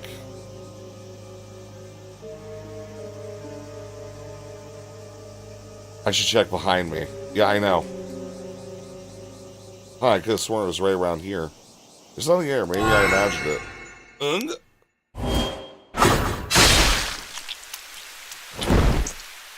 Ah, shit, that hurts. Ah! So that's where she got cut in half. Haha. Damn it, it hurts, it hurts. It cut straight through me. My insides are on fire. Oh, this is it, isn't it? I just died. Huh. But how? What happened? Oh, Tsukasa, I'm sorry. This is the power of the curse then. It's real. I saw something for a split second and then it cut me down. Ha. Relax, breathe, nice and slow. This is bad. People are coming over. It's turning into a scene. Oh, no. Not here. Everyone will see. Damn it. Everyone will know I can heal. What do I do? They're all panicking. No choice. Just act dazed, clueless, then run away while I can.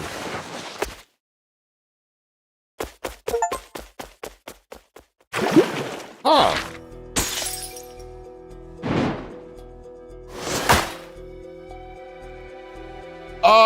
Okay. Alright.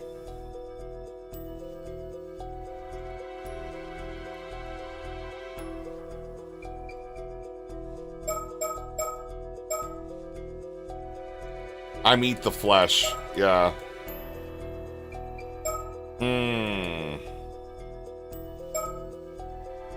Let's follow this out. Shadow.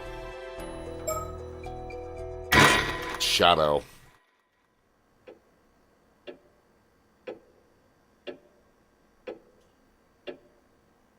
Ugh. Huh? Was I asleep? Oh, right. I got attacked out of nowhere right in the middle of Chuo Street. Every time I come back to life, my head's all foggy and my memory's all over the place. Let's see, after I was cut down, everyone saw me resurrect, so I panicked and started running around trying to hide. In the end, Mr. Wakamura found me. Told me to stay put in the house and keep my head down. Sounds like things are getting pretty chaotic on the island, all because of me. Apparently, Mr. Wakamura told everyone he would handle it, which helps smooth things over. What now? It's already pitch black outside. It's quiet, too quiet. It's putting me on edge.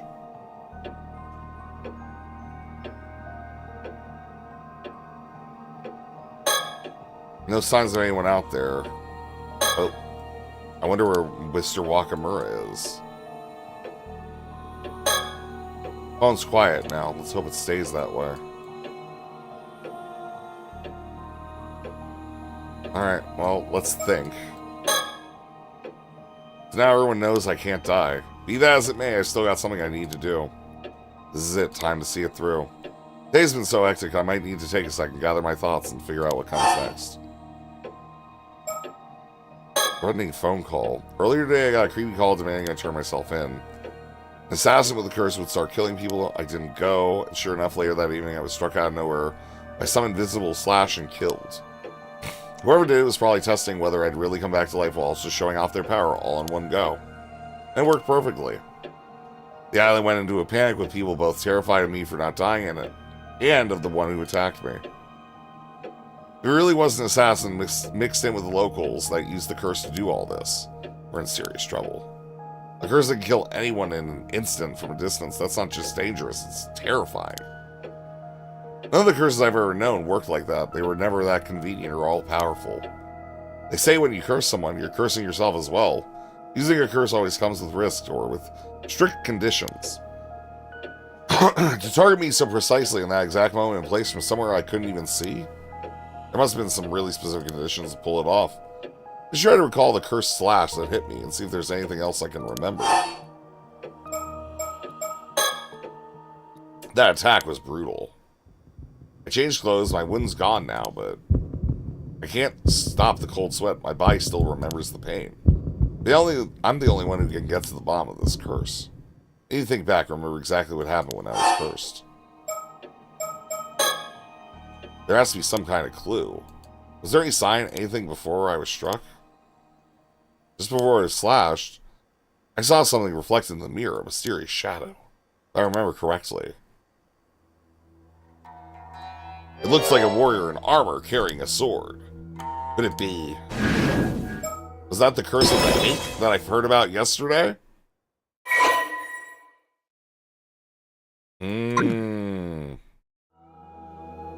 A curse that delivers a single hate-fueled strike from a sword.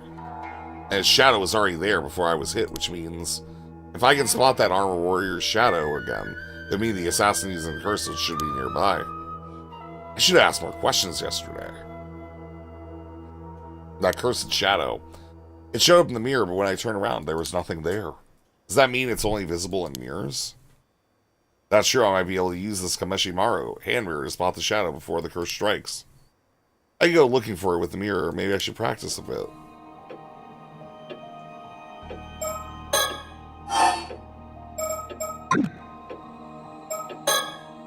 Alright, here goes. This is like terrible.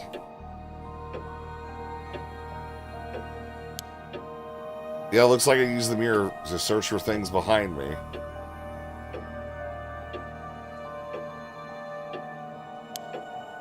Let's do a little practice first. Let me try reflecting the Kameshimaru flag in the mirror. Uh-huh.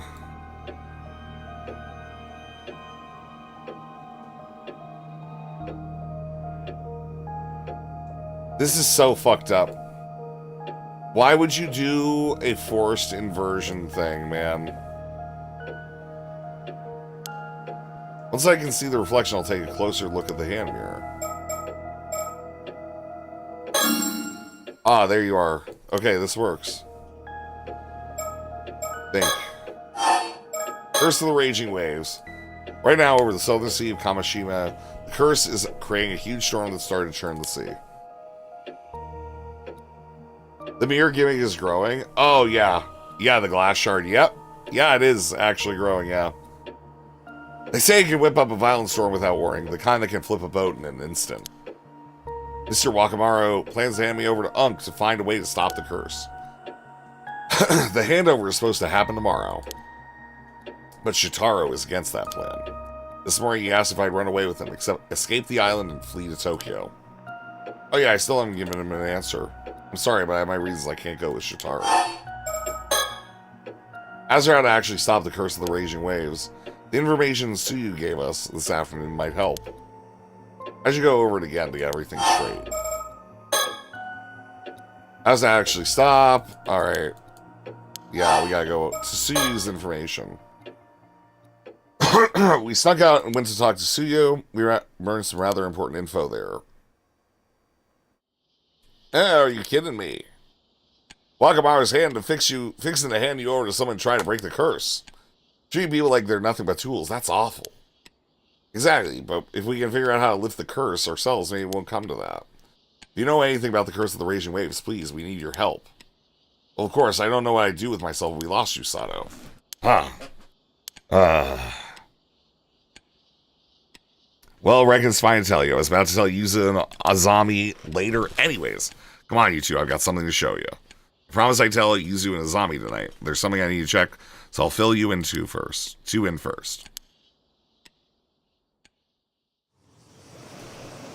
Yeah, I was trying to remember the other game we had a mirror thing. I like that game. It was fine. There it is, just as I remember it. Tsuyu, are you right? Are you sure you're okay to be climbing these rocks with your injured leg? Oh, don't you worry about me. Still got a few tricks left in these old bones. Truth is, I put together a little shrine behind these rocks. No one else knows it's there, so it's been hidden there for ages now. Really, there was a shrine all the way out here. Oh, is this one of the bronze mirrors? I think I saw one of my history textbooks once. It's kind of old and worn, but so small and cute. It's beauty, alright. There's a lot more to it than it looks. Sound of crashing waves and distant sea air stuff. Weather's so nice, and yet there's something about it has me on edge. Stickers.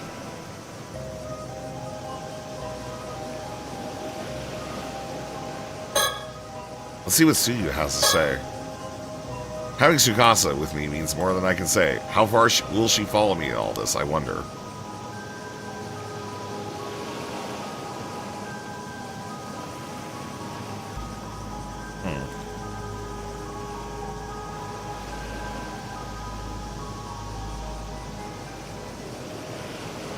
That's weird. Oh yeah. Even out here, Tsuyu remains her usual calm, unmistakable self. Unfortunately, it only makes it harder to tell where the jokes end and the serious talk begins. I think I might have picked up a bit of that from her. Tsuyu, what exactly is that mirror? This here used to belong to Mare, Yuza's mother. Wait, Yuza's ma? Well, to be precise, Mari found it at the bottom of the old well after she came to Kamishima.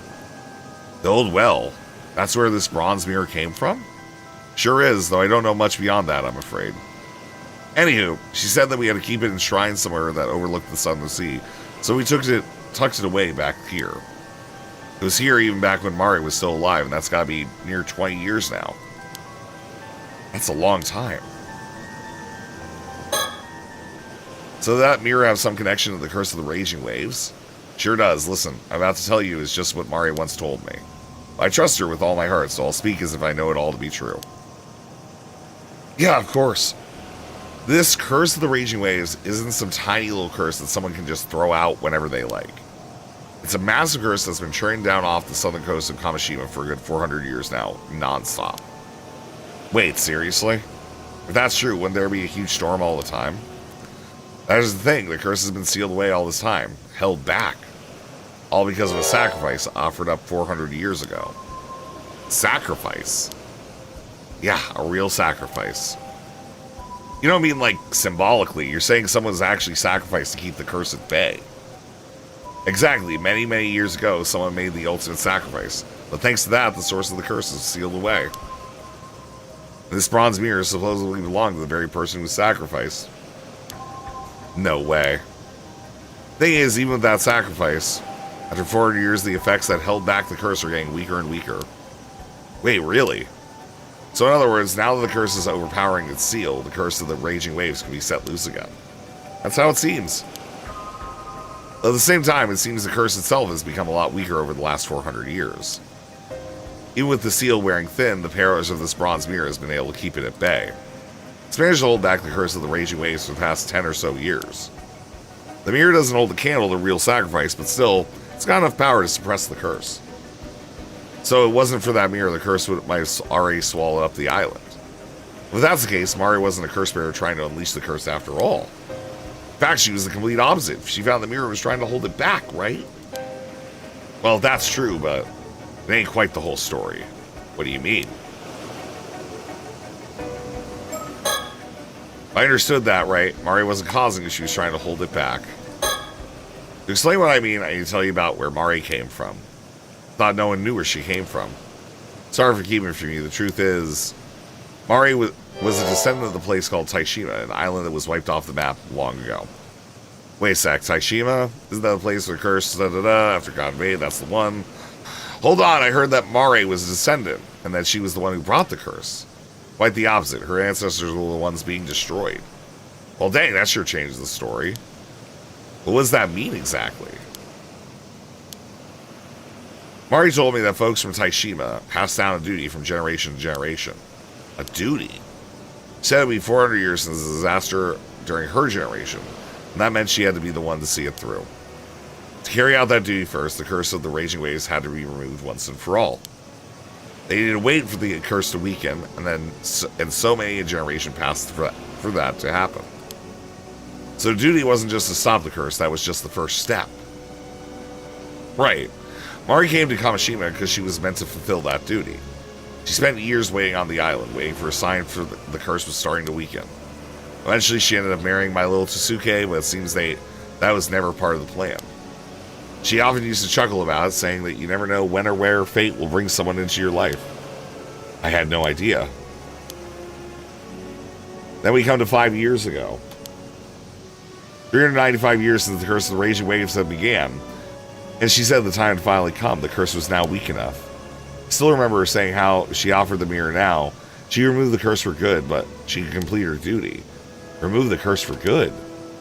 Well, even hearing all that, I was still only half convinced the curse wasn't just an old folktale. I didn't think anyone could blame you. So then what exactly was her duty? She said she'd only tell me once it was all over and done with. Oh right, the Southern Sea disaster. In the end, I never got to hear what her duty was. Mari was taken by the sea before she could tell me. After that disaster, it was a mess inside. Couldn't think straight for ages. Now with all this going on, I figured it was time I talked about what happened.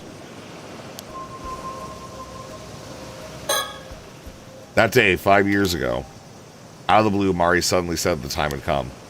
Headed out to sea, bronze mirror in hand, ready to end the curse once and for all. But you know the rest. I reckon she failed to do it. She failed. And then that triggered the storm of the whole disaster. That's how it looks. Thinking back, it hadn't quite been 400 years yet. Maybe she rushed it and felt the time was running out. I think she tried to end it and the curse just slashed back, causing the tragedy. I know folks want to blame her, but I could never really say anything to stop them. One curious thing though, Mari took this bronze mirror with her when she set out. When Yuza was the only one found alive, he had the mirror on him. Maybe that's what saved him, just him, by some miracle. At the very least, I'm grateful that he came back safe. Yeah, when we found Yuza that day, I remember bawling my eyes out. I was so relieved. After that, I offered a little prayer of thanks to the mirror and quietly returned it to the shrine in the bay. For the next 5 years, there was no sign of the raging waves. Everything stayed calm up until now. It does explain a lot. There's still one thing I can't make sense of. What's that? I know she took Tosuke with her, as he was the one who handled the boat, but I never understood why she'd take little Yuza with her, too. Yeah, that is a bit odd. Yuza says he doesn't remember a thing, so we'll probably never know the truth. Not to mention that Mari's so-called duty also still remains a mystery. All that's left is this bronze mirror and 5 long years since then. Damn. Kept hoping that maybe, just maybe, the curse of the raging waves would fade away on its own. Now they say it's growing stronger again. I have to say that the despair is setting in. So something just came to mind. What is it, Tsukasa? Yuza is Mari's son, so that means he's also a descendant of Taishima. What if Mari passed on the duty to him, taught him how to deal with the curses? Oh, that's a good point. Maybe she brought Yuza along just in case things didn't go as planned, to carry things on if she couldn't. Now that you say it, that makes a lot of sense. Through this, I've been wondering if that boy's starting to remember something. Oh? It's not exactly an easy thing to bring up to him, you know. But since we're all really talking about it, I figured it's time I ask him straight. See. Though honestly, Yuza couldn't hide anything from anyone, let alone us. I thought the same. The boy's as transparent as glass. So listen, Sato. You tell him there's no need to rush with this nonsense. The bronze mirror is holding the curse of the raging waves back for now. Yeah, maybe Yuza actually knows how to get rid of the curse with that mirror. Yeah. But it didn't work for Mari, not with the bronze mirror alone. The curse is still out there, so maybe it really does need me to, you know. Sato, are you okay? You're acting kind of weird. Thank you, Suya, for telling us all this. I think it's time I told you both something, too. I remember something the other day about who I used to be. You mean you remembered even more? Yeah, sorry I didn't say anything sooner. I guess I'll just spill it. The one who was sacrificed here 400 years ago, that was me. Huh? What? Wait, hold on, 400 years ago? You're pulling my leg at a time like this. No, you see, the truth is... Well, I'll be, so you're telling us you're immortal. You promise you ain't pulling my leg, that one's a bit hard to swallow. I think the reason the curse is getting stronger is because I woke up 3 months ago after sleeping down on the seafloor. I think me waking up weakened the seal that was holding the curse back. Whoa, wait. You said you've been asleep for hundreds of years. You know you were actually a sacrifice at the bottom of the ocean? That's awful. That's right, I was sacrificed to seal the curse at its source. It wasn't to remove it, though. It was just a way to keep it from seeping out. It was just a temporary fix, a stopgap, until someone found out a way to remove it for good. That said, it did last 400 years, I suppose. It's hard to even imagine. But after those 400 years, the coast was supposed to have weakened. The way to end it should have been passed down. You mean by Mare? I guess she never had the chance. Maybe there's a chance she did pass something on to Yusa. Maybe, but if she didn't, that would mean that I have to be the sacrifice again. Oh, Sato, no, that's not how it has to be. It has to be the reason I'm immortal. Sato, I never should have woken up. Everyone here took me in even though I didn't remember a thing. I don't want to lose all that warmth, so I kept quiet. I'm so sorry. But if it comes to it, I'll take responsibility. I'll be the sacrifice again. No, Sato, don't talk like that. You've already protected us for 400 years. It's more than enough. Ugh. I refuse to let you go through that again. There has to be a reason you woke up now. You weren't needing to seal the curse anymore. I mean it. But you're right. We'll find a way to keep you safe through this, Sato. She's immortal. Like, it's, like, kind of easy. Files updated. Huh.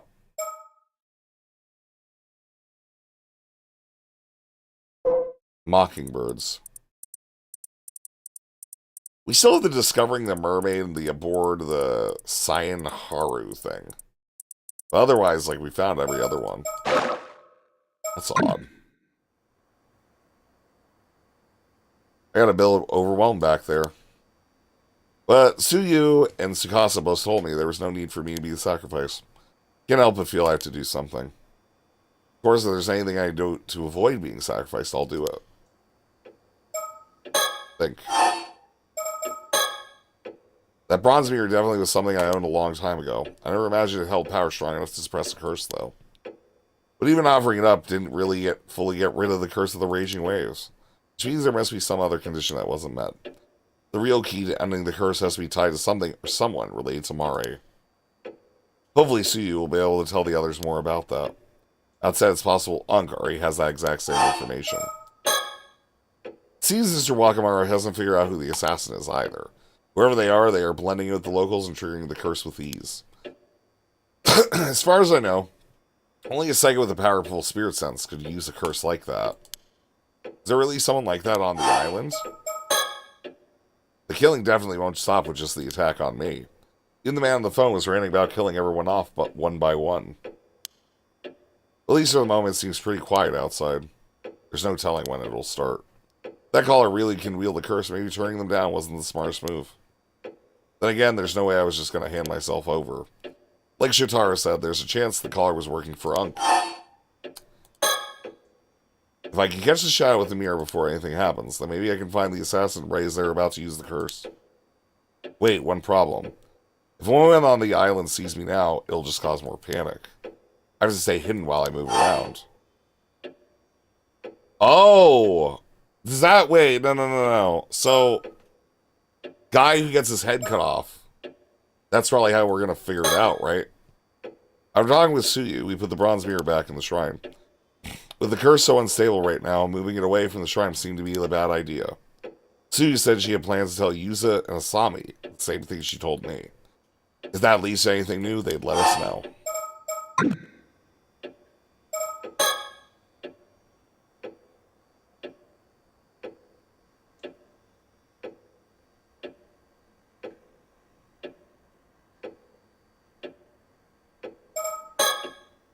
think.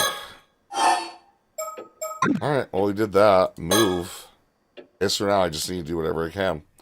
If I can find that armored shadow again, maybe I can at least deal with the curse. I'll have to try and avoid places with lots of people around.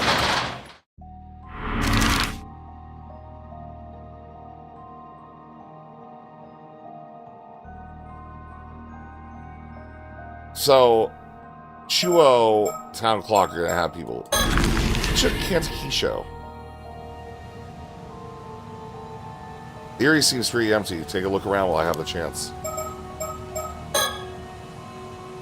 Let's look around. Maybe I can find the shadow in the mirror.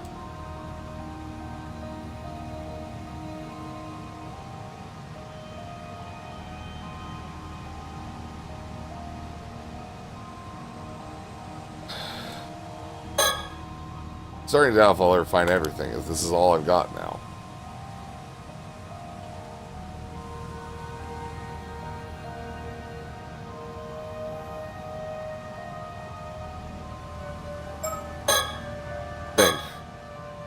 I guess it's not here. Move. Bay.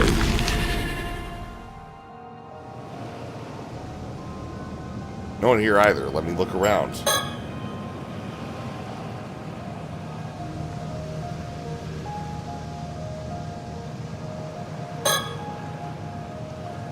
Even normal stuff looks suspicious. Let's think. Still, even if I do find the shadow, does it mean I'm gonna get slashed again?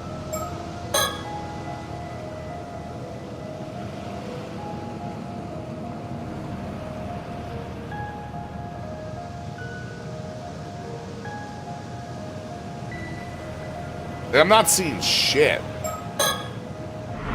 Right? Try the southern coast. Oh! Damn. This isn't gonna work. There are too many people around here. Let's try somewhere else. Tori. Why not Tori? Maybe I can find something here.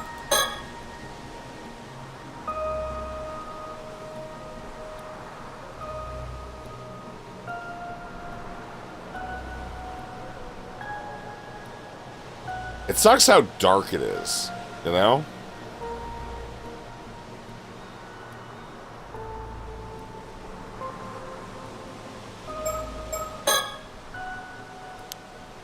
Does that mean I'm gonna get slashed again?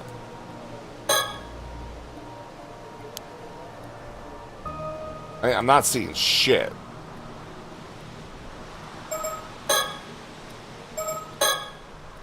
Guess it's not here.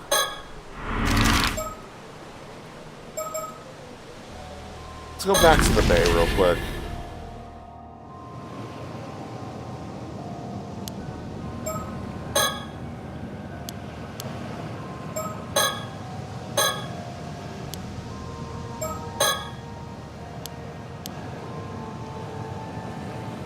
It's been around a few times. Like, I feel like, I don't know. Seems odd, like, as I look out to, like, the ocean. Oh, there it is. Well, there I saw it. Though I can't see anything directly, but it's right there, right by those rocks. Which means the assassin must be nearby, I think. Is there anything out of the ordinary? Didn't Sue said she would make Yuza and Islami here later? I should look around quickly before anyone shows up. Huh? Who's that? Damn it, they took off. Wait! Yeah. Ha ha ha ha. Damn it, I lost them. Well, someone as out of shape as me has never had a chance to catch up. I don't really know if they went this way. This is hopeless. Damn, I'm completely out of breath. I didn't think this far ahead. What did I think I was going to do if I actually found someone? Anyway, running around in the dark isn't going to get me anywhere. But I did see that shadow again, along with someone suspicious nearby.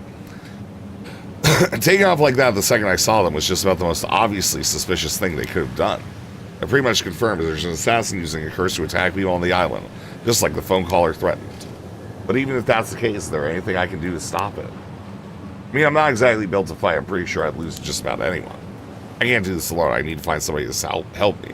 But who can I even ask at a time like this? Wait, hang on. Isn't Suyu supposed to be meeting up with Yuza and Azami down by the bay? Oh, please, no. I've got to get back and warn her now. Ha ha. Ha ha ha. I can't breathe. I'm so out of shape. Here, barely. No. Suyu, wake up. Was I too late? No, this isn't happening. What about Yuza and Azami? Weren't they supposed to meet her here? There are footprints. Maybe they ran to get help already. Suyu. No, this is the same mood as mine. It's hopeless. She would have died in an instant. There's nothing anyone can do. I'm so sorry. I'll come back, though. Make sure you're properly laid to rest. After that, Sato returned to the island city center, which had turned into a living nightmare. Countless others had already fallen victim to the curse. Bloody bodies lay scattered across the ground. People fled in panic, screaming and confused. Some turned on others, shouting wild accusations. Others broke down, wailing in helpless hysteria. Many clung to lifeless loved ones, crying in despair. In the midst of the chaos, not a single person paid Sato any mind. Sato wandered through the devastation, overcome with guilt. If only she'd done more, maybe this tragedy could have been prevented.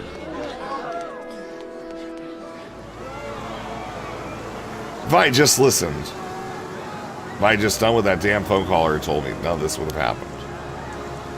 This is all my fault. This is all because I dared to hope that I could keep on living. This is all wrong. I was never supposed to be here. It's all wrong. This body, my life, maybe it's better if it just ends. I'll surrender to the assassin right now. That stops any more people from getting hurt. There's a pool of fresh blood. Someone must have collapsed there, too.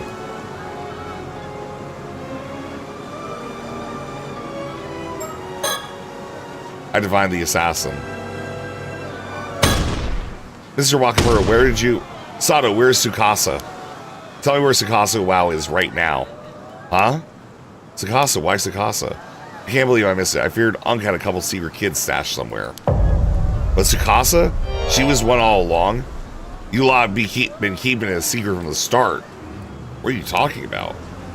That goddamn assassin gotta be working for Unk, so it has to be her. Where is she? Gotta get my hands on her just to put an end to this mess. Stop wasting time and talk. Probably Kantakisho. If she's hiding, she's probably at the Kantakisho ruins. I can't tell him that. If he gets there first, Tsukasa will be in trouble. I think she's down by the southern bay. The bay, got it.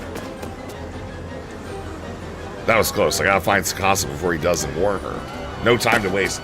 Is Tsukasa the betrayer? There's no way. There's no way they made Tsukasa the betrayer, man. Sato, someone's here. What the hell? Oh, Sato. Yuza just... Both of you need to get out of here. It's dangerous here. Hurry. What about Yuza? There's no time. Just go.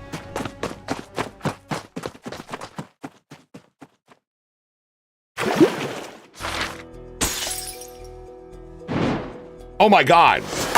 It continues? Okay, yeah, we gotta go on this side. Fuck yeah, man. Let's go. Yeah, the mirror gimmick in this is really rough. Damn, what the hell is going on? What the fuck happened to you, Yuza? How could you just die like that out of nowhere? You managed to live through the disaster 5 years ago just to die like this? And still, the whole island turned on you, blamed your mom for everything. Have a good night, One Punch. They rejected you even when you said you wanted to become an amateur diver. What the hell did you ever do to deserve that? But you never once complained, just kept going like it was nothing. You did everything right. Someone like you deserves so much better. You deserve to be happy, damn it. I would have done anything to make that happen. And yet I couldn't do a damn thing. I'm sorry. I'm so damn sorry, Yuza. This shouldn't have been the way for you to go. How could the gods think this is fair? How? Hey, Tsukasa. Sorry, I know this is a terrible time. There's something important I need to tell you. Yeah, go ahead. There aren't many people around, so it's not like the chaos of the town. Only it were a dream earlier. Stickers. Searching for stickers. I should leave him be for now. Alright, we already did the surroundings there. Are there stickers? What's going on with the sky? Why is the sky so pixely? That's kind of weird. That's kind of really weird. Weird how shaken she is. Sakasa seems rather calm, given the situation. Probably wondering why I'm staying so composed right now, too.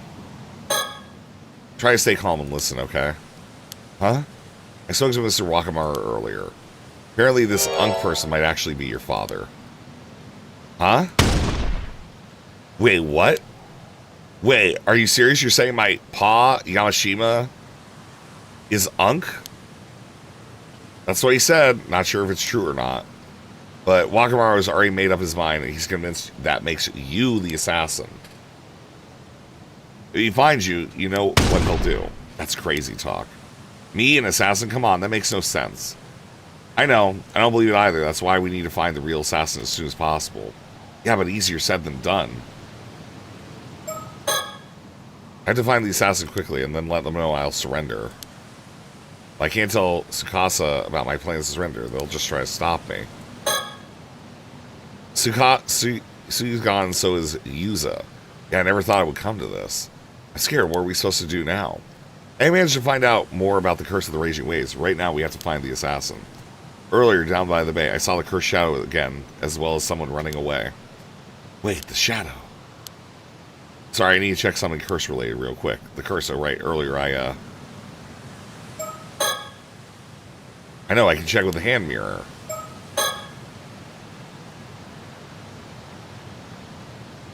Like, it's gotta be around here, right?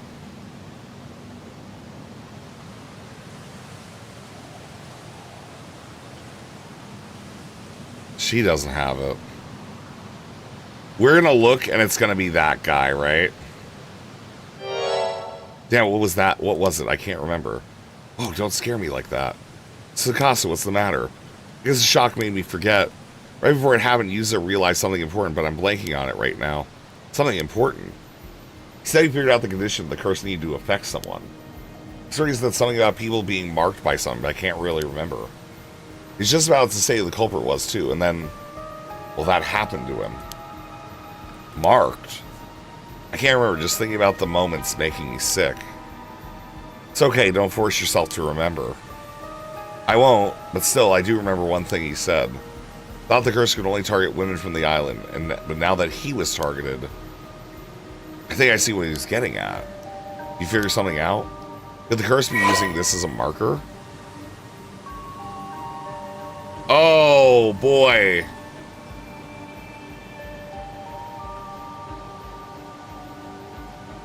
What is the marker?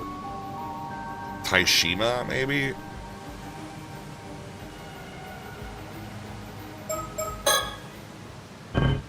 No, that doesn't sound right. We thought I was able to target AMA drivers. That wouldn't make sense for you, would it? Mark must have been this. The ocean?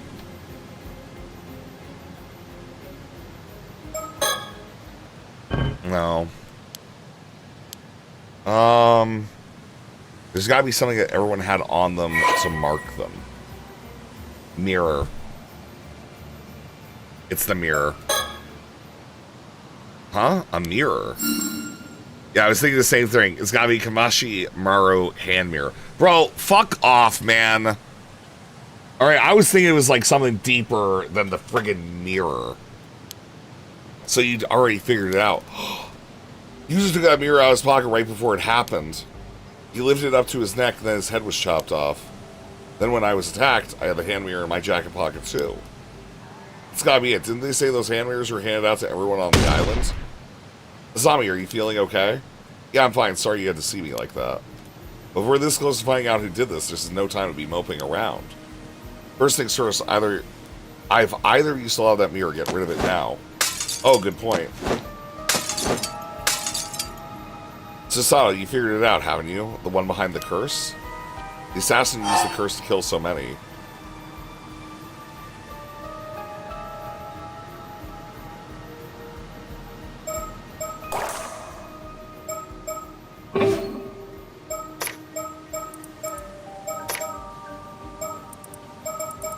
It's gotta be,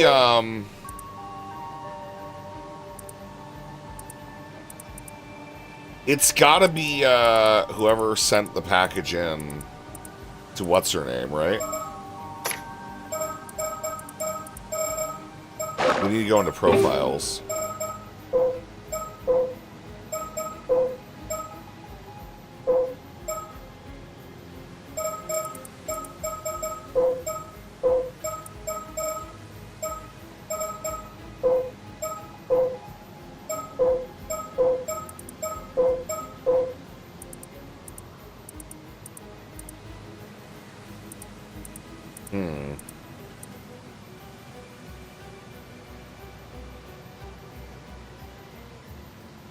It's just the mirror, I know.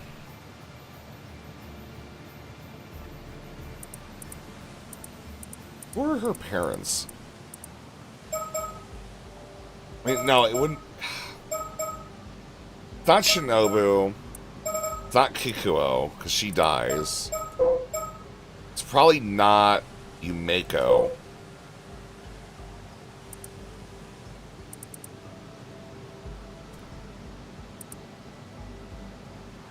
Dealing fatal wounds.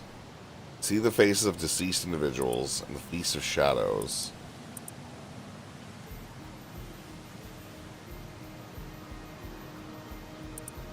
A Tensai Shiki. I'm gonna say a Tensai Shiki.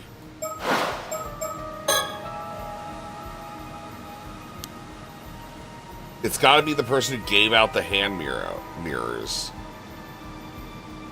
That doesn't make sense. It has to be Kikuko, right? You're saying she never actually died? You're saying she was killed too? Yeah, we saw her lying in a pool of blood by the jetty. Whoa, wait, fuck. I accidentally fast-forwarded. I just thought, well, it was there earlier. I saw a large bloodstain no by. Really, I guess someone must have moved her. Is this all shit chaos? Who's got time to move by with everyone panicking like this? Where would they even move her? There's so many dead, we barely have time to space to lay folks down and cover them up. Damn, you can't tip on YouTube. I know. That's the gaming channel, baby. And maybe she never actually died, managed to get up and walk off on her own. But if Kikuo is the assassin, why would she let herself get hit by the curse's attack? Well, she managed to get up from the death. I mean, I doubt, but maybe she's immortal like you. What? No way. Huh? What was that? You said that so casually, because I've sworn you said Sato is immortal. Well, kind of a long story, yeah, it's what it boils down to. So that's what happened earlier. That explains what everyone was talking about. Still, I don't think there are others like me out there.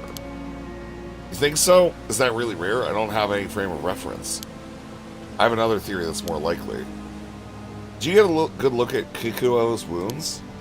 No, not really. It was pretty dark out. We were kind of panicking. You're saying maybe she wasn't actually hurt at all? Most likely explanation, she got up after faking her death. Maybe she faked being a victim using fake blood or something to avoid suspicion. So she waited for others to see her, then just slipped away in the confusion. Oh, I guess the cat's out of the bag. Huh? Kikuo, you really are alive. Yeah, I hate to break it to you, but I ain't immortal or anything fancy like that. Just fake blood is all. I was hiding up by the lighthouse, but then I heard you all talking, so I figured I might as well come out. Too bad you figured it all out. There really is no turning back for me now.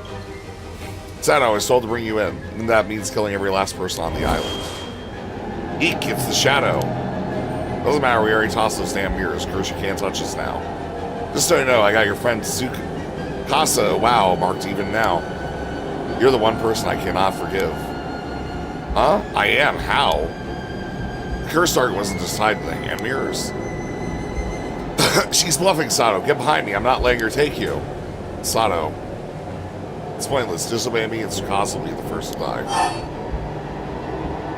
Come on. Nah, man. Let's let her die.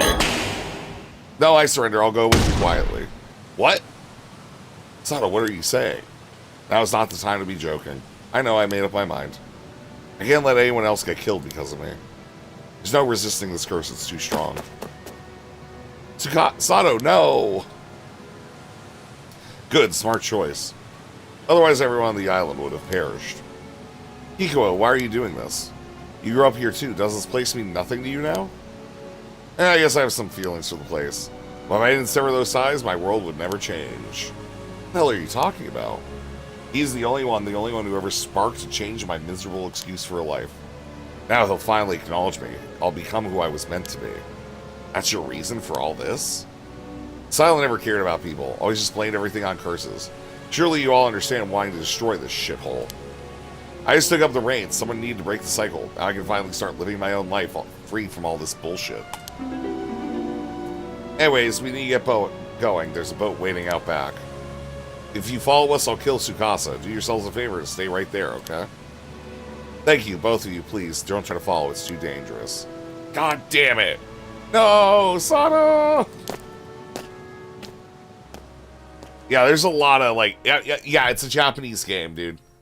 Japanese ghost game, unfortunately.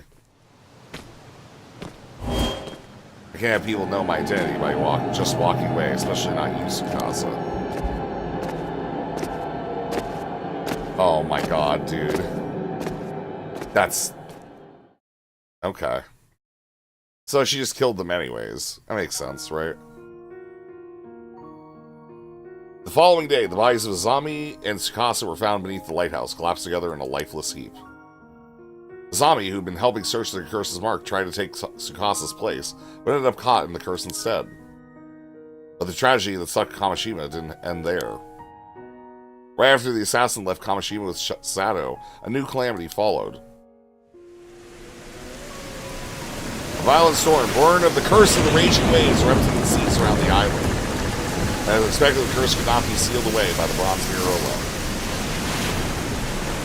Ferocious winds and towering waves pounded the island for 3 days and nights, leaving devastation in their wake. Most islanders who tried to flee the tragedy by boat that night were lost in the storm and remain missing to this day. Amongst them was the assassin behind the incident. And Sato Shiranami went along with her. She was never to be seen again. Wow. Wow. Ending 1, The Tragedy of Kamishima. Well, that's the fucking ending. No, we'll let it play out.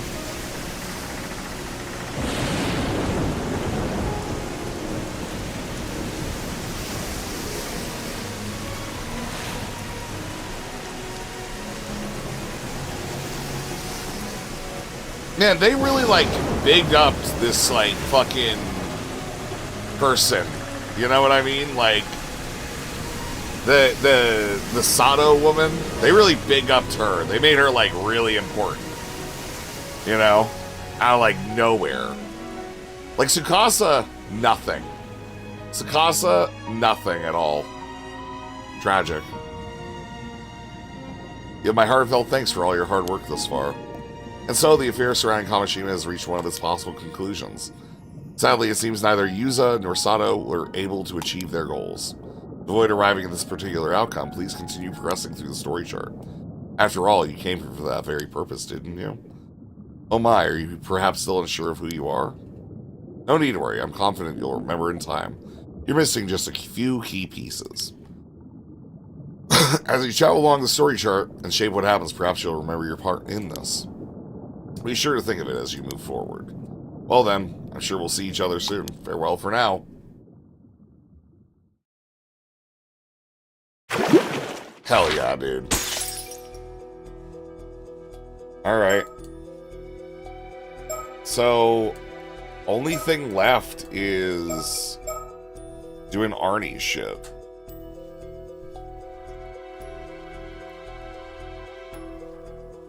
Huh.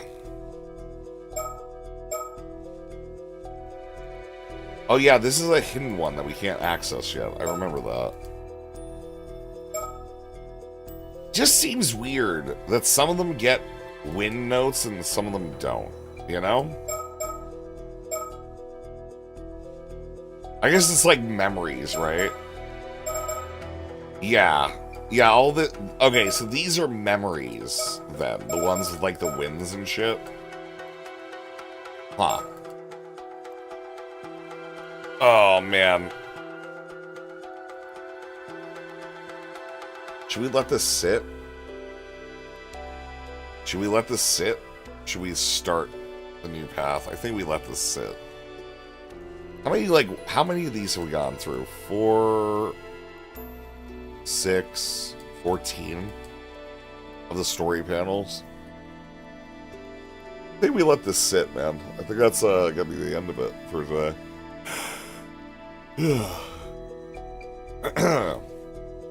Cool. Alright.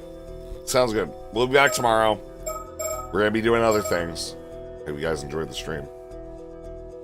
Remember to like and subscribe, follow Twitch, follow YouTube, etc., etc. I'll talk to you all soon. Good night. Don't let the chuddies bite. Oh.